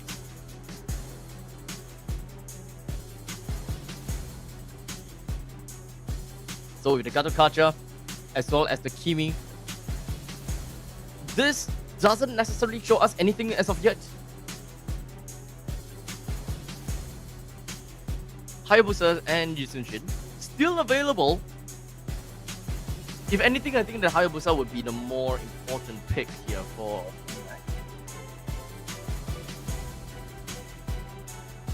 lack of Lancelot now. Or maybe just leave the jungle pick for later on, for second phase. You have the XP laner. You will want a mid and a Roma perhaps here.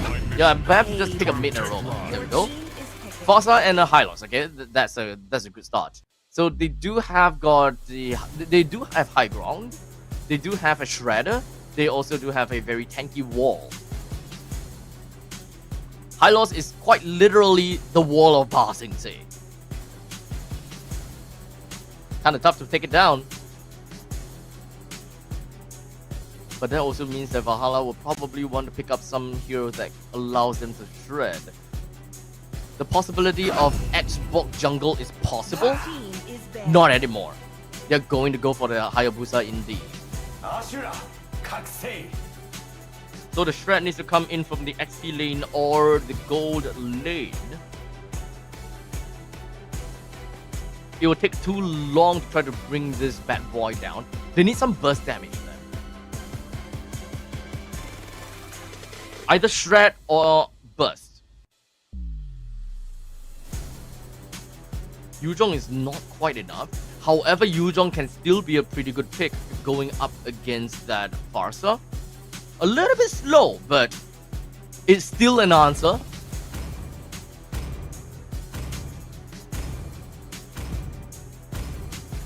Sir, what's your command? Your team is banning.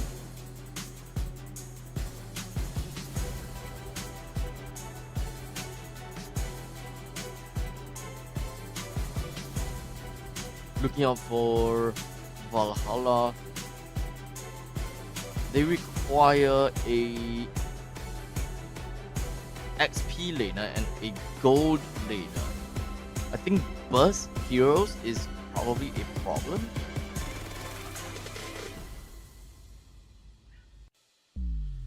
I think a Lap ban would work out.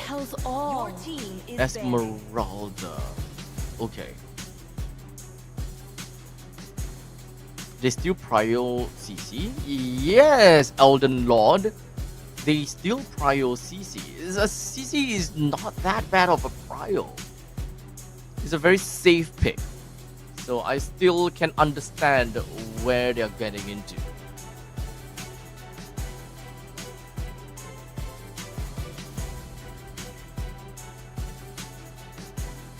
Banning junglers is probably gonna be the way to go. Honestly, I'll just ban the Yusujin, buddy.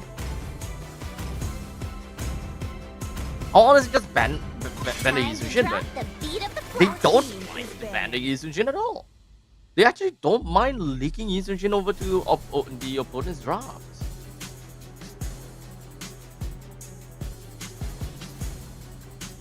Final ban for the side of Team Max.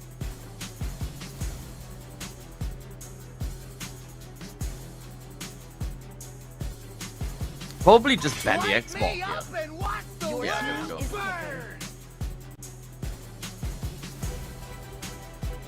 This is a pick for them.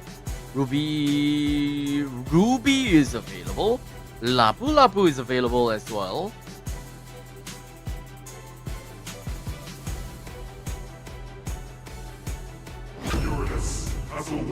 Your team is picking. Huh. Not a big fan of that pick, not gonna lie. Not a very big fan of that pick. Now we're down to the jungler. It's either Yisujin or, if they would like to play late game, Ling. Because right now, for the side of Valhalla, they don't really have an answer to Ling. And Ling generally goes neck and neck with a Hayabusa, all the way from the start to the late stages.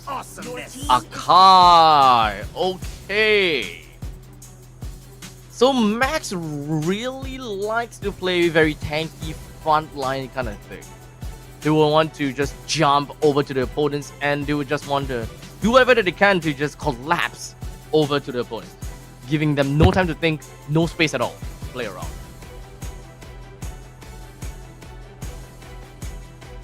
The X factor for Valhalla.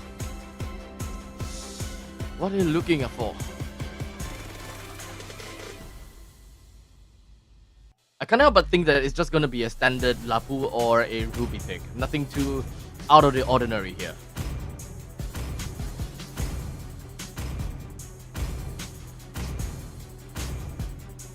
Final second pick is Lapu. And it will soon be your burial ground. Okay, it's nothing too crazy. We don't have anything too crazy from both teams. Although I gotta have to say, I think that this is the first appearance of Alert in the play-ins. So I'm looking forward to see what Team Max have got in store for us. They have very good team fight potential when it comes down to the Alert's final slash. Good ways of displacing opponents. They have many ways to displace opponents, right? Alert's final slash, the heavy spin from the Akai. They have a shred coming in from CC to really be able to deal with that Uranus as well as the Gatotkacha, perhaps even to the Lapu Lapu. So regardless, I think that Team Max is the one that does have a very good lineup. Valhalla is lacking of burst damage. And I think that the lack of burst damage is what is going to bring them down for being unable to take heroes such as the Hylos down instantaneously when he can heal these kind of HP back. They can shred a little bit, mind you. They can shred a little bit, but nothing too crazy. That's my problem. Naja takes time to pop off. And in fact, I like Naja to play heroes that are a lot more early game centric, such as the Yves, that kind of stuff. It's definitely a lot stronger on that note. And right off the bat, Team Max have already cleared out the mid lane. And right after clearing the mid lanes, here it is. Just showing himself down to the bottom lane and just doing a little bit of that small amount of influences. Heading right into the opponent's jungle. This is interesting. They're trying to go fast, and indeed, they did go fast. Jamar steals the purple buff away from Team Max now. So double purple buff for the side of Jamar. And now he also does have a little bit of the priority and the ease of being able to take his own orange buff. So Team Max, without a doubt, they are far behind. At least for Sakzu, he is far behind. There's not much that he will be able to do in the first total fight. And even by the time he reaches level 4, I think that Hayabusa is well over level 5. So totals for the first 3 minutes, 4 minutes is definitely going to go over to the side of Valhalla. Valhalla has got a good start. Amazing start, as a matter of fact. This is the problem about switching your mid laner down to the bottom lane a little bit too fast. That was a little bit too fast from Bimo to just run away. When your jungler is an Akai, Akai is a lot slower when it comes down to taking down his own creep camp. So I think that that's a very big mistake from Team Max there. So right now, level 3 doesn't even have his ultimate. He has to wait it out until that he's finally be able to. Now he does have his orange buff available, but this is also just going to be Valhalla trying to play fast. they can have an opportunity to kind of go for more steals, which indeed they did. They took Ricky down. And they're looking for more. A quick flicker from inside the BMO ensures that he's not going to be pulled right into the Traction Pulse. I think that's an amazing trade. Traction Pulse for a flicker.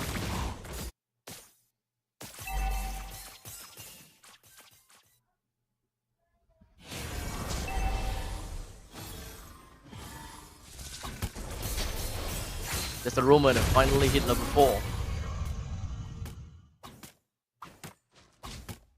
For the meantime, Sakzu is still taking his sweet time to get himself to his level 5 while Shamar is already at level 6. He can finally take his purple buff now though. With a 1300 gold over to Team Max. 1800 gold to Shamar. I think this is a big win for Valhalla. This ramp should suffice them to go all the way to well around 10 minutes. That ramp should work out under 10 minutes.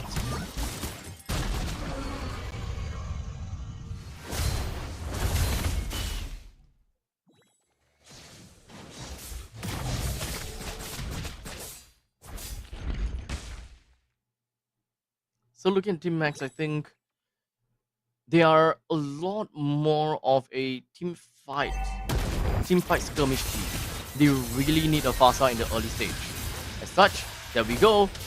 Soul is kiting, and he's running away. But unfortunately, that's the final slash that will still put the final nail in the coffin over to him.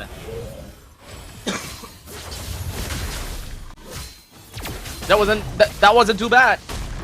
That was honestly not too bad, but not good enough.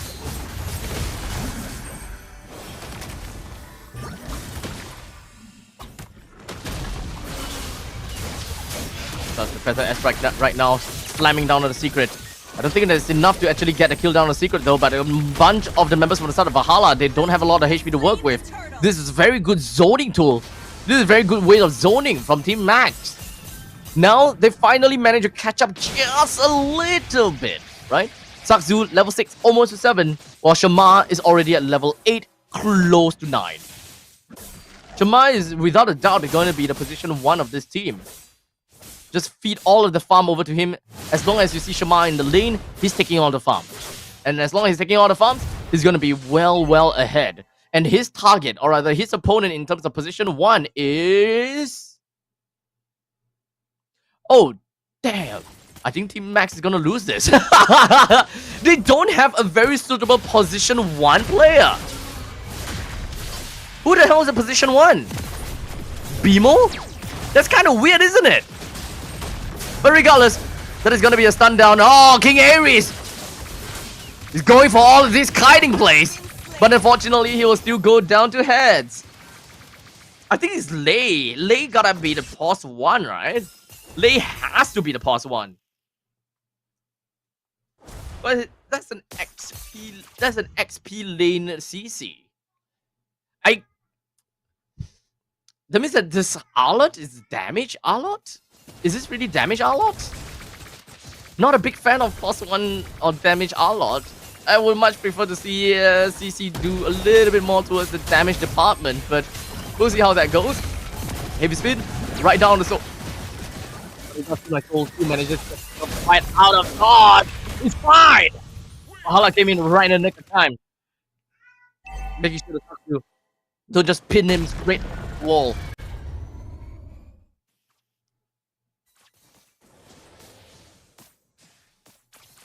And right off the bat, we've got a turtle that is going to be spawning down and over to the bottom lane. 6 minutes and 45 seconds. Damage department is gonna be bad for Team Max. They need to feed BMO the key as much kills as they can. I don't know where they're pulling all these damage out from, but now Valhalla is just gonna be throwing themselves all the way right into King Ares. Takes him down almost immediately with the next one, Cypher, right onto the chopping block. And now the Ogi Shadow Kill will be able to do quite a number over to the start of BMO the King as well. Sakzu takes one onto the chopping block as well, leaving just BMO the Key, and down he goes! 4 men down already. Valhalla now takes the turtle to themselves and head proxy in between T2 and T3 just so that he will be able to force Lei in a more bad location.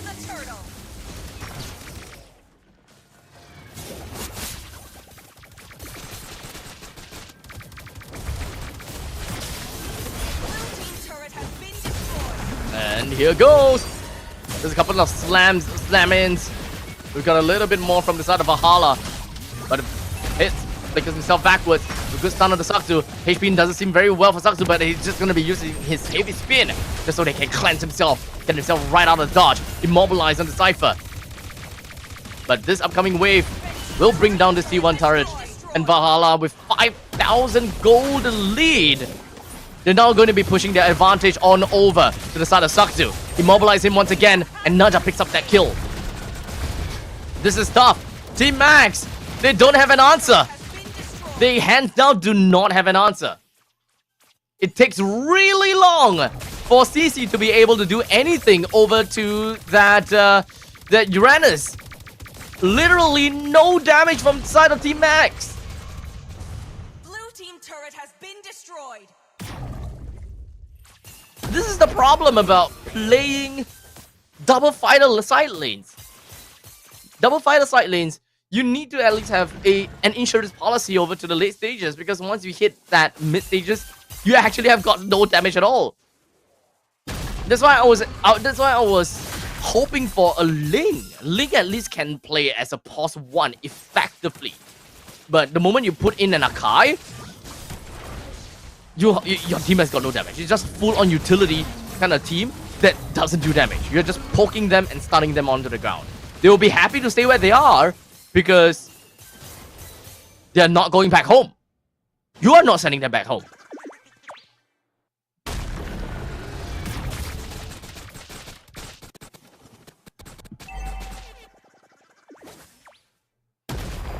Honestly, if Team Max is able to win this, honestly, I would have no idea how they would do it.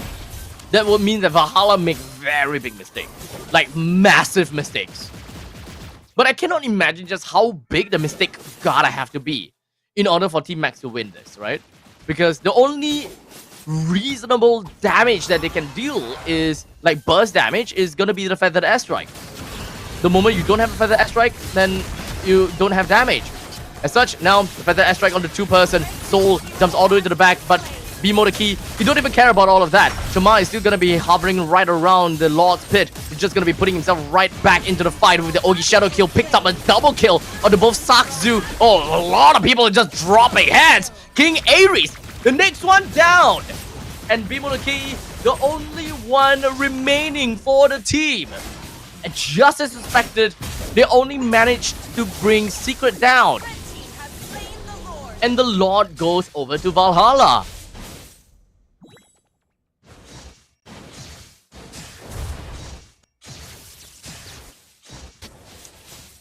That is a tough one. That is a tough game. Bimodaki was forced to use Wings by Wings, and that was just opportunity for Shamar. He doesn't have a lot of HP coming into that fight, but the moment he finishes his Ogi Shadow kill, he's back at full HP. That's the scary part about a Hayabusa.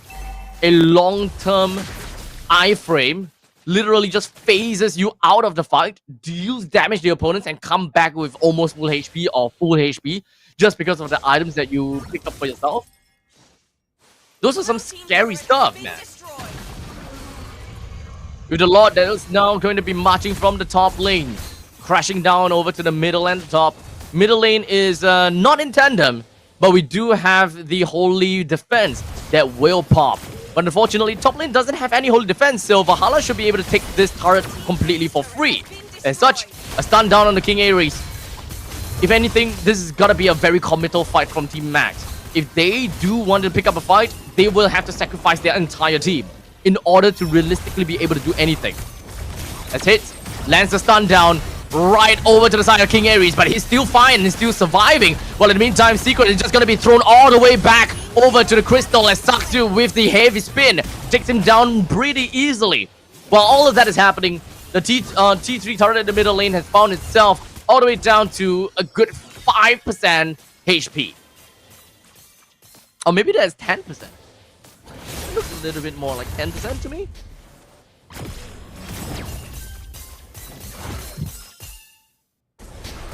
In fact, Valhalla is kind of giving them a lot of respect. They are currently 11,000 above of Team Max. They have the damage, they have the survivability. Team Max can't do anything to them. So, it is fair. King Ares is indeed going to be the tank hero, and the CC is going to play as the damage hero. So he does have the War Axe, the Hunter Strike, and the Sea Halberd. But aside from that, that is over. Everyone else is just building tank. But even like that, Lei is still not dealing enough damage. Well, we'll see how it goes. We'll see how that eventually goes. As now, Lei doesn't have a lot of HP to work with.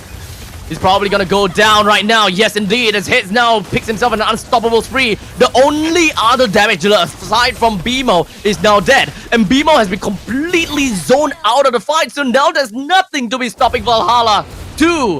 One of their other tanky men has already been taken down. As a matter of fact, Valhalla has got an entire barren wasteland over to the side of Team Max. They're just gonna be jumping themselves. Oh wait, hold on a second. Shimon and Ninja finds himself utterly destroyed. Soul in the face of King Ares, BMO, and Sakzu. He don't care about anything. He's got consecration on, but what was that damage? And now Soul's the next one dead. What the hell was that?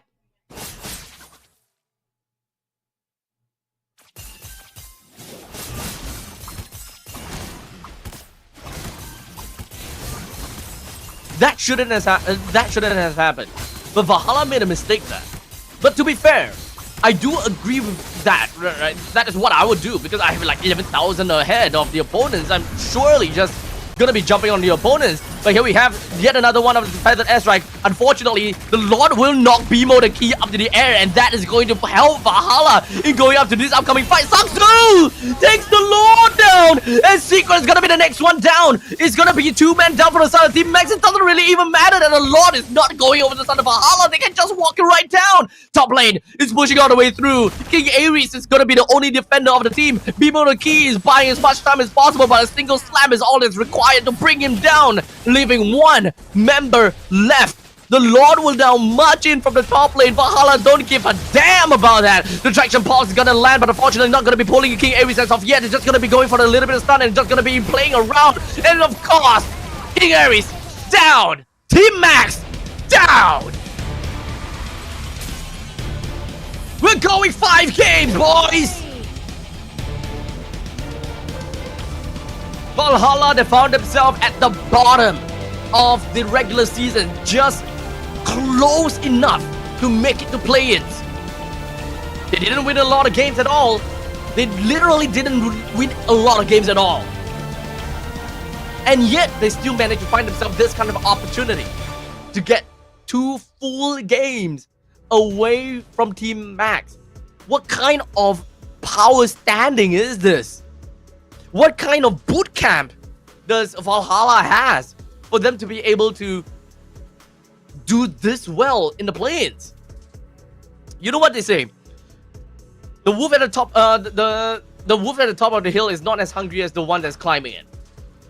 And right now, I think that Valhalla is that wolf that is climbing that hill, while Team Max is just at the top of the hill, chilling out, and we don't need damage dealers for this. Don't need damage dealers for this game, kind of thing. I'm actually a little bit disappointed at the fact that the draft went out this way. To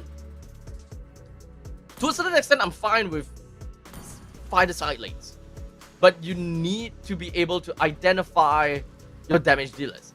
You need to be able to identify what you are lacking of. Once you have expended that Feathered Airstrike, what happens next? In this case, what happens next is Lei needs to be alive. Number 1, Lei needs to be alive and dealing the damage. However, the way that CC is made is more of a bruiser, not really a finisher. So you will want to come in later into the fight in order to realistically be able to get kills and just kind of pump yourself up. So not exactly the best draft for the side of Team Max. They started off strong, but not exactly the way that I was expecting. So ladies and gentlemen, that is it. Congratulations over to Valhalla. Hits as the MVP of the team. 6 kills, 0 death, and 11 assists as the Lapu Lapu. We'll jump right in and take a look at the highlight, and I will leave you guys with that exact highlight, and of course a little bit more of the post-game statistics that come shortly afterwards. My name is Abstract. I should see you guys in a short bit later for the final game of today.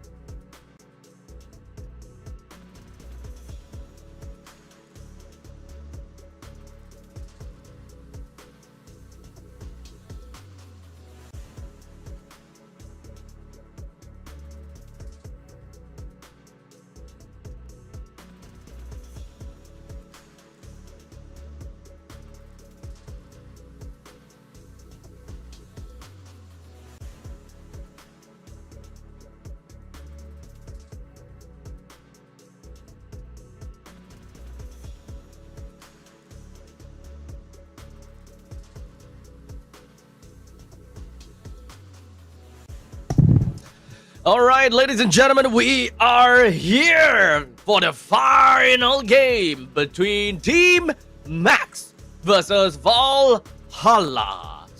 Understandably, this is a game that I am not expecting to see. I am hands down not expecting to see a game that goes all the way to 5 games, especially since it's Max versus Valhalla, right? Like, most of the time, all I'm just looking out for is, hey, this seems like a pretty darn good team when I'm looking at Max. And then when I look at Valhalla, I'm like, they have a lot more work to do. But I think I have to bite my... I think I have to bite myself now, because this is a good team. Whatever that they are doing, it's working. Is working well. Team Max, I don't think that this team is a very new. This is not a new team at all. You know what's funny though? At the start of the year, Chama was with Team Max. Huh. Now that's interesting. Chama was in Team Max before. And that was during January 2nd when they left. I don't know, man. But this is not something that I was expecting at all. They took time to... It definitely took time for them to kind of play around with. In fact, this team, they had quite a bit of reshuffling here and there. Bimo has always been here. He has been always been the one that's just gonna here all the time and all. People, I'm just looking forward to see how this game is gonna turn out. I just wonder why does Valhalla not pick Yin Sun-shin? Why do they not pick the Yin Sun-shin? That was a game where you're not forced to play the Archive. You can play the Yin Sun-shin. Regardless. Ladies and gentlemen, here we have it. The final game between Team Max versus Team Valhalla. Oh boy. Here, for the final map, it's gonna be Dangerous Grass. Man, now I am hungry for some action. And I'm also hungry for some Indomie! Our official instant noodle partner, Indomie. The bond between the true MLBB player and Indomie is undeniable, right? Right, everyone? You can't deny the Indomie. The perfect fuel for champions. Let's just agree with that, right? With the savory flavor of Indomie cup noodles, the taste that just keeps you coming back for more kind of thing. Honestly, no serious MLBB players can resist this perfectly satisfying snack. It's true happiness. The moment you open up the packaging seal, you smile. I smile, everyone smiles. The rich taste of Indomie cup noodles. Make sure you guys pick one up in your local supermarket or local what's that called? Any store, I guess. Any store that sells Indomie. Just go on over that. Just go over that. You want to snack on, yeah? You want to snack on? Okay. Your team is picking. So what do we have here? We have the Lancelot, Yi, Hayabusa, Baxia, CC, and the Granger that has been tossed over to the batting pool. With a pickup from the side of Valhalla, they do have the Kimi. And now we're just going to be leaving with Team Max, yo baby. Looking for 2 new picks. At this point in time, Grok is open. They can go for Grok. CC is out, so Kimi is taken away. Juicin is available. Got Kaka is available as well. Now then you play your Yi Sun-shin. Now then you play Yi Sun-shin. To lead the charge. So Yi Sun-shin and Gatokacha, huh? With a response from Valhalla with that Hilda.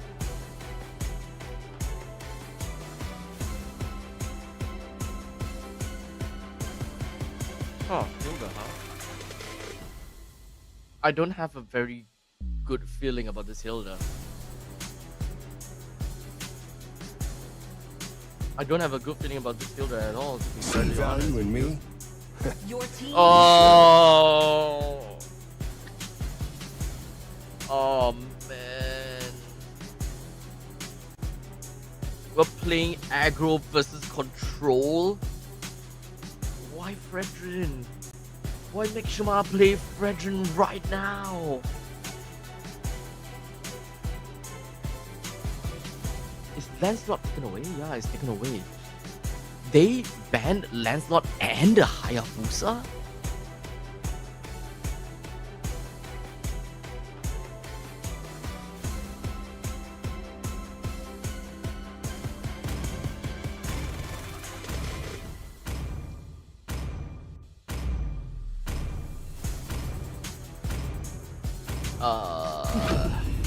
I don't like this draft from Valhalla right now.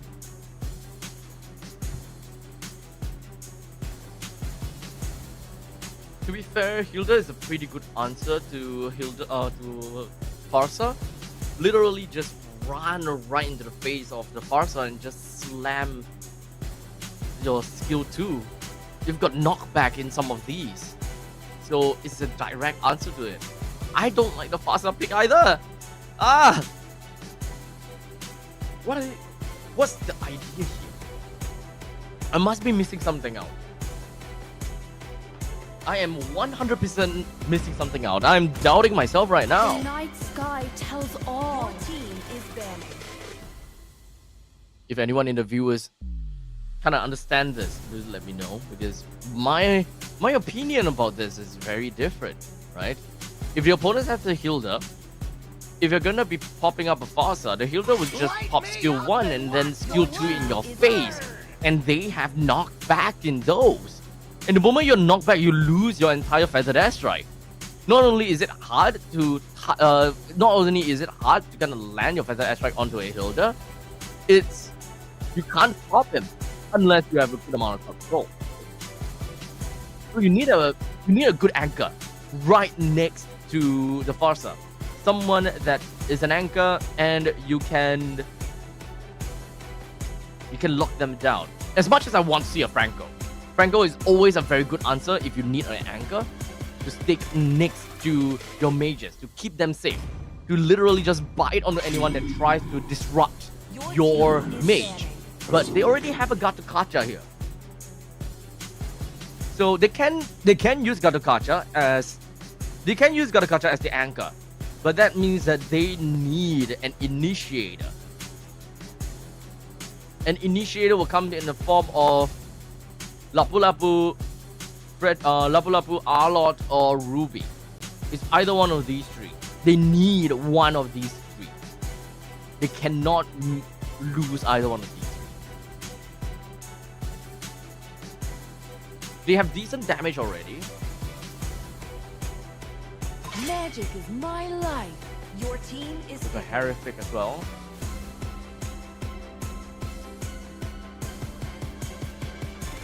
Farsa counters Kimi. I'm not too sure whether that is enough of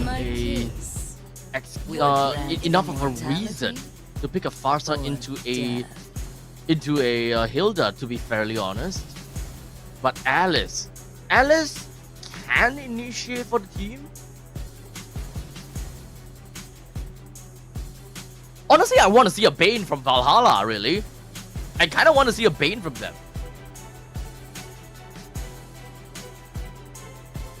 This is quite a comical team from Team Max.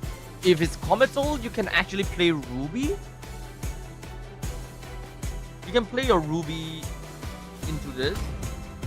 Bane for late game if you really want to. They don't have someone that's that tanky in the front lines to focus and warrant a full-on marksman. I've been waiting for too long. But they are actually going to go for that.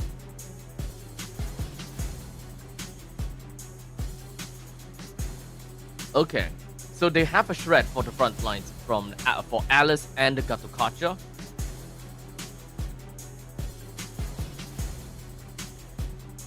This is also another very comical draft from Valhalla. They're just jumping right in. This is all about jump. Lapu has CC immunity. You need to find a way to be able to catch the carry, but that also means that you need to defend your Farsa from the Hilda. So you need zone. You need to be able to zone. Yuzhong is probably my answer. Tempest and steel. I am Oh! the divine storm. Oh wait, hold on a second. Right. Oh.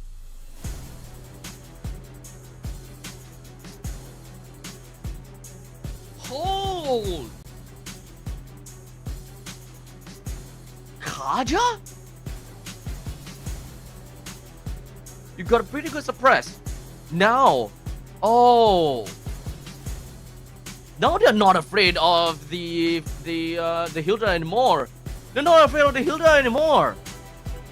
So now the Farsa is a good pick. This single pick from 17 Max with the Kaja single-handedly just enabled the Farsa and disabled the Hilda. It makes things so much more difficult for the Hilda to just run right in over to the Farsa. But I still have the issue of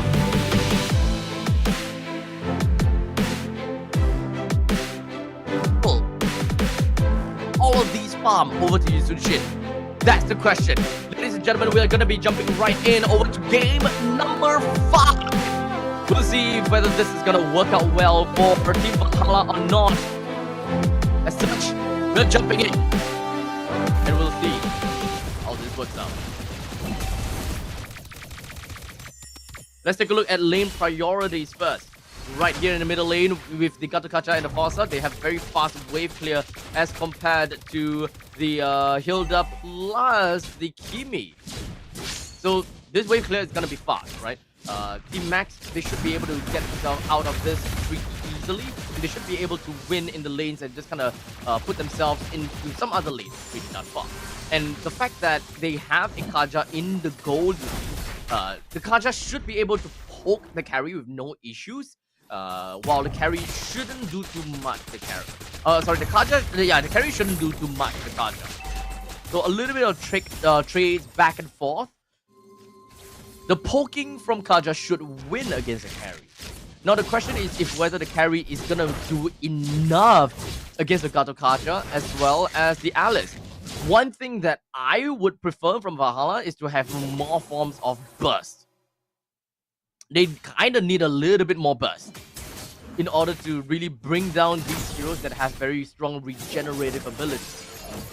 So I still find the Valhalla probably will have a bit of problem there. However, Farsa would not have a lot of problems. So Throwaway did ask, wait, who won the draft? Honestly, it's kind of tough to say who won the draft because they play in very, very different ways. But we'll talk about that in a short bit later. As right now, we do have the fact that Airstrike just going to be popping out, coming in from the side of Beam of the Key right out. And Secret puts his face right into Beam of the Key. Exactly what I was talking about, right? Exactly what I was talking about. Just single S2 is going to knock Beam of the Key right out of his ultimate. Is massive amount of value. So I wouldn't even say that a team won a draft. This is a game whereby execution and positioning is extremely important. The main key for Team Max is that Lei needs to play with the Farsa. The moment that the Kaja is not with the Farsa, Valhalla hands down wins the draft. Solely because of the fact that Secret, that's playing as the Hilda, has free raid. Like absolute free raid. Because aside from Kaja, no one else has instant gratification of lockdown that can stop this Hilda. This Hilda can literally just go to town exactly like that. And that's just free damage to the opponents. Absolute free damage. You do free damage to the Yuzhong Shin. You do free damage to Cypher, to King Ares. He is that... Oh, he is that burst damage. As such, there we go. Divine Judgment. Is it Divine Judgment again? I forgot. Divine Intervention. Divine... Damn it! Sometimes I just keep getting confused when it comes down to his ultimate and Savannah's ultimate. What's that called again? Oh man, I can't exactly remember anything at this point in time. Divine Judgment. Oh, it's actually Divine Judgment. Okay.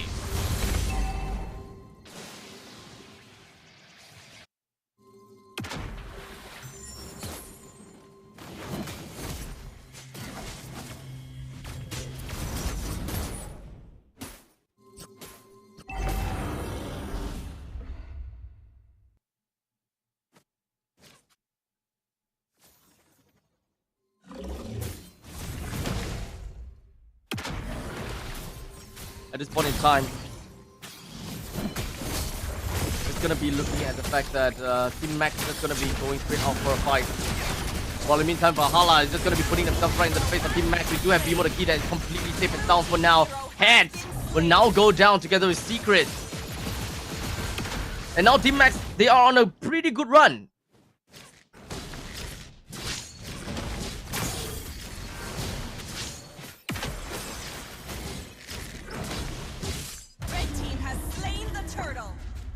As such, Saksu takes the turtle down from the opponent's hand. We're 5 minutes into this game.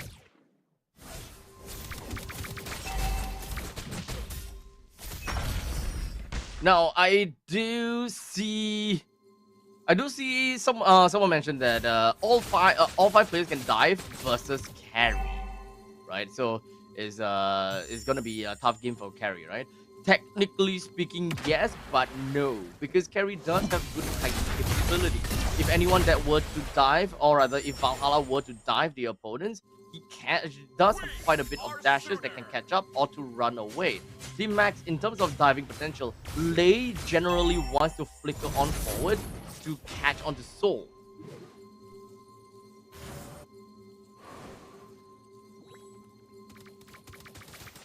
Savannah's ultimate is Imperial Justice, but I don't know why I keep on thinking the same thing. But regardless, oh, the AOG from the side of Cypher is just going to be jumping right in, only for him to eat up all of those damage. Soul is going to town! As now Shamar is also going to be getting that kill down over King Ares. A bit of a good trade, I would say. For the side of Valhalla, pretty good trade. They lost a pos 5, while they pick up a pos 5 and a pos 4. That's value. That is value right there. Not much of a snowball yet. It's 6 minutes and 30 seconds.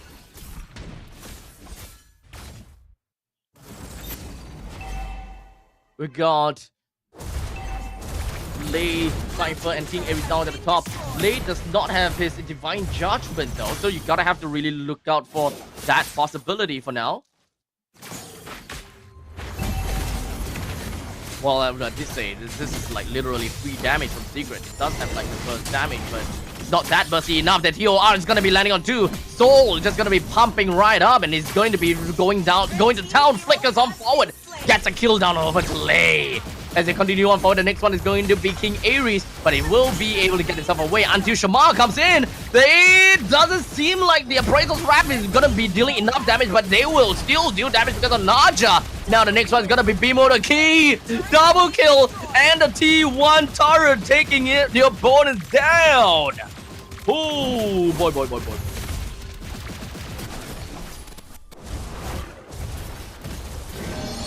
That's good game. Red team turret has been destroyed.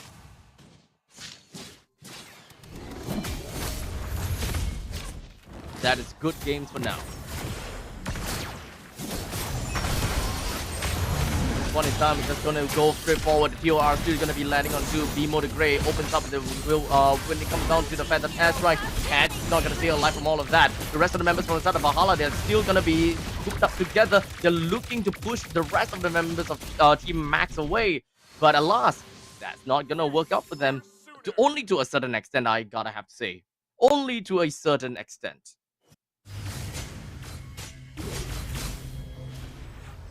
Soul, free turret over bottom lane. It's 8 minutes and 30 seconds. We already have 3 turrets taken down from the side of Valhalla. They also did manage to take down that mid lane turret. So that is some crazy stuff already, right? middle, top, and bottom, all of these T1 turrets are already down. So with all of these turrets already down,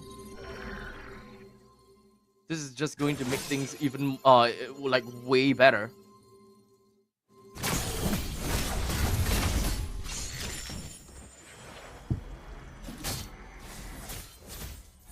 Team Max doesn't have a proper way to kind of fight back against this. Cypher will get away. 3 damage off of Secret. Second pulse does land. They're just gonna be focusing on everything onto the side of Cypher, but he's surviving!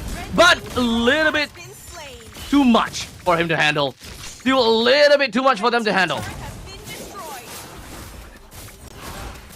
Do note that the catch potential from the side of Team Max is all about the Kaja. The Kaja needs to be with Bimo the Key. He still needs to be with Bimo the Key.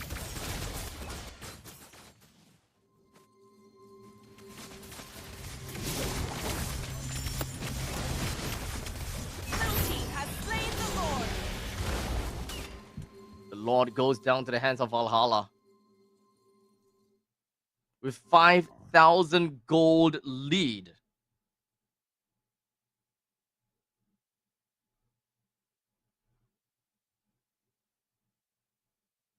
Team Max now, they don't really have a very good idea how they want to play around with this.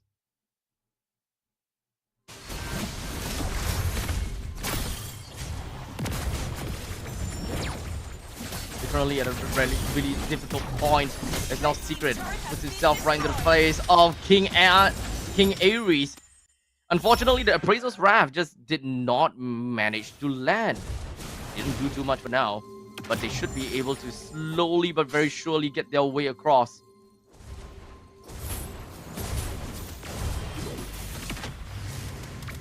Like literally very slowly and very surely.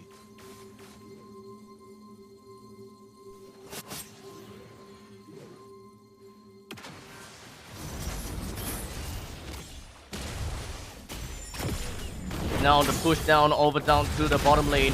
The fact that Aspect opens. But it's not gonna do anything because Secret can't just slide past the turrets like that. The turret is only left just a sliver of HP, while in the meantime Team Max, they are just gonna be putting themselves and collapsing down over to the side of Valhalla. Valhalla with only 3 members left! 2 for 2! Just gonna be left with 3 members of each side! Good defense from Team Max. Gotta give it to them. They still can make it. But they don't have the damage dealer for now because Sakzu is dead. Cypher tries to clear up the waves as much as possible. Bimo the Key opens up when it comes down to Feather Airstrike. However, as I said before, Secret can literally just cancel that as much as possible. As such, they already have 1 person down, and that is going to be Bimo the Key himself. King Ares is back. But they have already lost substantial amount. And that is going to be the T3 turret all the way down to the bottom.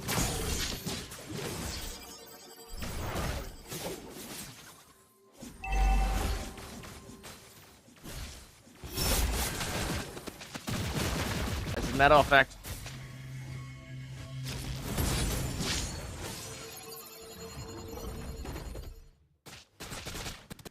Team Max, they are 7,000 behind, but this is definitely not over just yet. It's not over until the gate, until the throne goes down.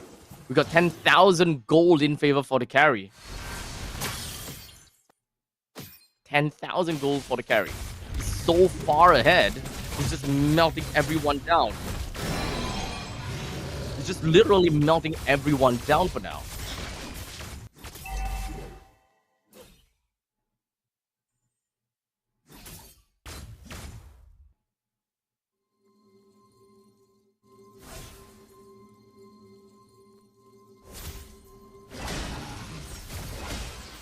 It's 13 minutes in.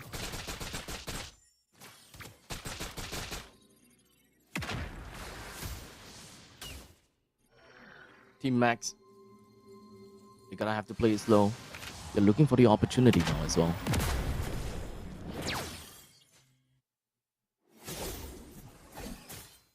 We're now all the way down to the ultimate stare down. Shama is just looking for opportunities and potentials. Secret is back in this game. He's just looking for situations as to where Bimo the Key is. already used up all of his S2s. But nothing that is too big of a problem for now, as now it's just gonna be the Divine Judgment down over to one person as such. Shamba has already been taken down as such, taking King Ares. Get himself the kill. Secret over to the side of King Ares. So we are just looking at 1-for-1 trade, 1-for-2 trade, 1-for-3 trade, 2-for-3. They are literally just gonna be collapsing down on everyone. Valhalla! They're almost there! They're almost back to players, but what was that? Saksu! He's still surviving, and I think that this is gonna be tough, man. He's gonna go for the stun. However, misses on the stun. He goes for a little bit more on the ultimate. Saksu with just a sliver of HP. He goes down, immortality down as well. And now, Saksu single-handedly saved the game. The man, the myth, the legend does the absolute impossible. All alone. That could have been game over for the side of Valhalla. That was hands down could have been a game over. But Saksu 1v3 did it all and made it possible. And now the Lord is going to be fighting for the side of Team Max right now. Well, Cypher AOG to get himself right out of that to ensure that no one will continue to be cycled in. The Lord will now be marching in from... Seems like it's at bottom lane or the top lane, actually. Yep, bottom lane. He's gonna be marching down to the bottom lane now.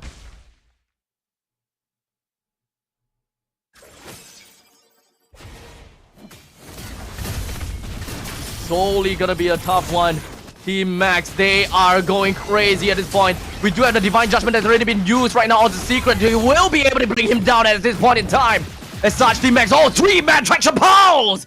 Valhalla, they can still fight back here. There's still a possibility. There's 4 men here.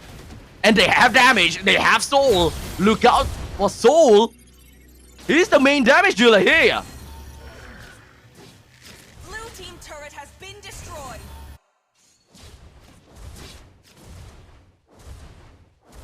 Blue team turret has been destroyed. If Team Max were to win this, Saksu single-handedly carried his team into the playoffs. And right now, this is a tough thing to see. This is a tough game to watch because Valhalla was literally right at the door, about to open the door, while the door of death opens for the side of Shamar. This is going to be immediately taken down after the Divine Judgment. While in the meantime, Bimo does not have the offensive aspect already. Hence, it's just going to be 1v4. He put Bimo all the way down to his low HP. Hence, will still go down. Secret hoping that he will be able to join into the team fight a little bit more, but he already lost 2 persons for the side of Valhalla. As such, Team Max with 4 versus 3 is completely wide and open from top, middle, and the bottom lane. Traction Pulse misses.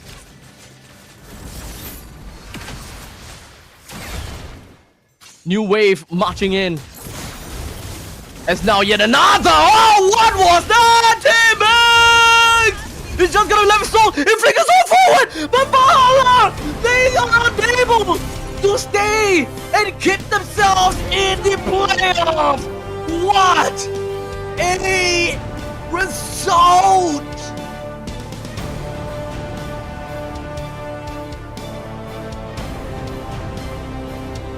What a travesty! Oh man! This has got to be the most difficult game to watch. Most difficult game to play for Valhalla. Valhalla did whatever they could. They were confident in this game. To be honest, it is as expected for Max to make it to the playoffs. But slowly as the games played out, I'm rooting for Valhalla. They were all the way at the bottom of the regular season.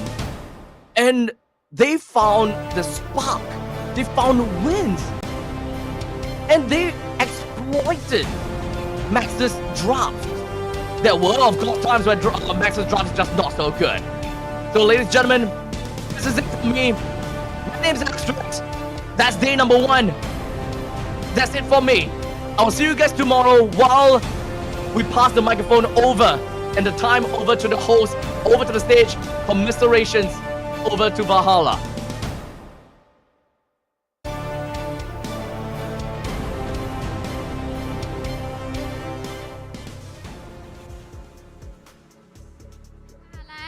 កាប់គួរគឺមិនអាចបន្តទៅនៅថ្ងៃស្អែកទៀតបានទេតោះចឹងសម្រាប់មានពាក្យពេចន៍អីបដិញ្ញាទៅកាន់ fan របស់យើងសម្រាប់ថ្ងៃនេះផងដែរ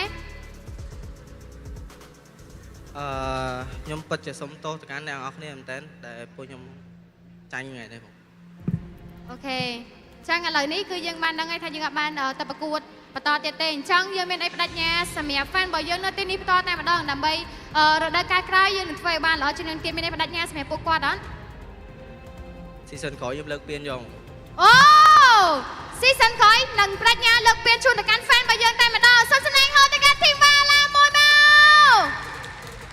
មានតែប៉ុណ្្នឹងឯណោះមានចង់និយាយបន្ថែមទៀតអត់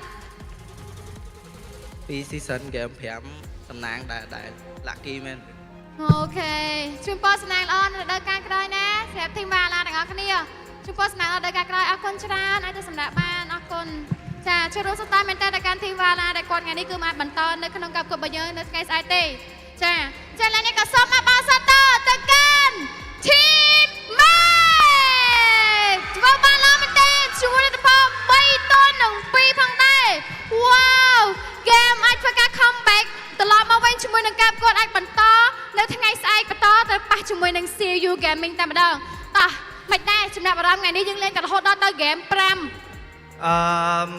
សម្រាប់ game 5 ទី1យើងមានការ miss com ច្រើនការនិយាយគ្នាឡាយច្រើនប៉ុន្តែអត់អីទេដូចខ្ញុំនិយាយអញ្ចឹងសម្រាប់ team 1មួយមកអាឡាមានន័យថាដែរអញ្ចឹង season មុនមាន BMO លួចលត់ season នេះមានសាក់ស៊ូតុបផ្ទះ Wow សាក់ស៊ូតាសុំសាក់ស៊ូមិញគឺថាយើងបន្ថយឲ្យបន្ថត់ញឹកខ្លាំងមែនតើប៉ុន្តែយើងធ្វើបានល្អអាចឲ្យ game នេះ comeback បានសម្រាប់ចំណាប់អារម្មណ៍កន្លែងមិញតិចបានទេ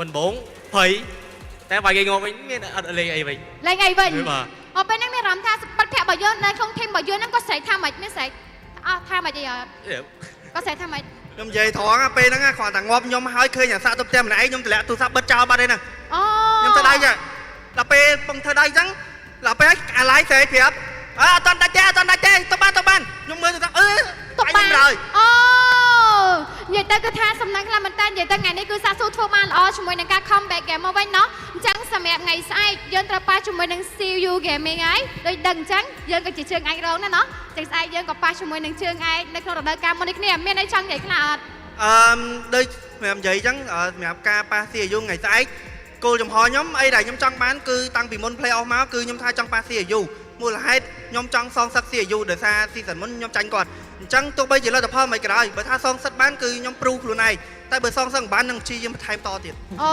ខេអញ្ចឹងជួបពោសនាល្អដល់អ្នកសូមសំណែងហៅទៅកាន់ team Mate មួយទៀតមកជួបពោសនាល្អដល់អ្នកនរគ្នានៅថ្ងៃស្អែកណាអូខេអញ្ចឹងក៏សូមមកដល់ទូទីជូនដល់ caster យើងបងវិញទាំងអស់គ្នា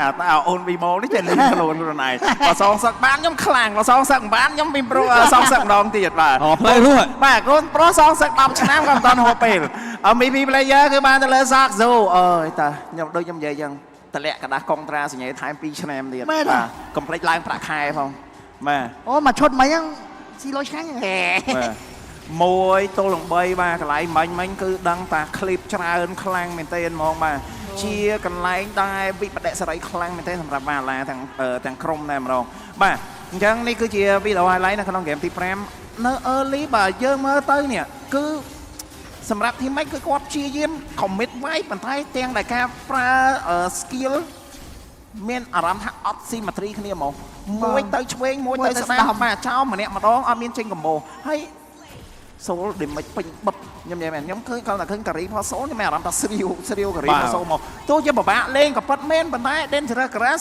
ចង់ពួនទៅលើចាប់សូលនេះ Secret ដើរពេញ map ឲ្យចាប់យកហ្មងបាទកន្លែងហ្នឹងចាប់ដើម fail ហើយទៅហើយកន្លែងហ្នឹងដាច់4ចាប់ដើមទៅហ្នឹងអត់មានបានឃើញរូបភាពទេណាអត់មានឃើញរូបភាពទេណាមក game 5ហ្នឹងគឺអត់មានកម្បោយកហ្មងនេះកន្លែងដែលteam fight ចុងក្រោយហ្នឹងបាទហ្នឹងហើយកន្លែងហ្នឹងហីអស់lại đà môi bài bay này ở bên kia mi hiện là xạ số perform à tay nó chiếm tính nhá số là họ cho small để khai nhật bởi có nơi ta bị khỏi môi xanh màu tay đừng mấy lên kém thiên sinh vô tay mấy bờ xanh chìa ở đạch sâu thế ở đạch sâu đấy em cái tha các bạn sầm khăn nổ lột to ai thế nọ tinh bật pi à bà chụp bật pi chôm vậy mà chốt mấy làm việc hai giang chọn cả cho bay rồi បាទល្អ គុណពីរ បាទមួយវាយ3អូយដេញថ្លៃហី តាមពិតទៅបើយើងមើល replay មិញក៏មកយ៉ាអាចនិយាយថាមិនមែនជាកំហុសរបស់សូលទេក៏ប៉ុន្តែអាចចេតនារបស់គាត់ដែរនៅពេលដែលគាត់រត់ទៅអកស្រូវចូលមួយធ្នួ ចង់និយាយថាចេះដោយសារជាហ្គេមទី5 បាទអញ្ចឹងរៀងហែបដែរ បាទរៀងហែបដែរ3 ទល់នឹង 1 បាទឃើញស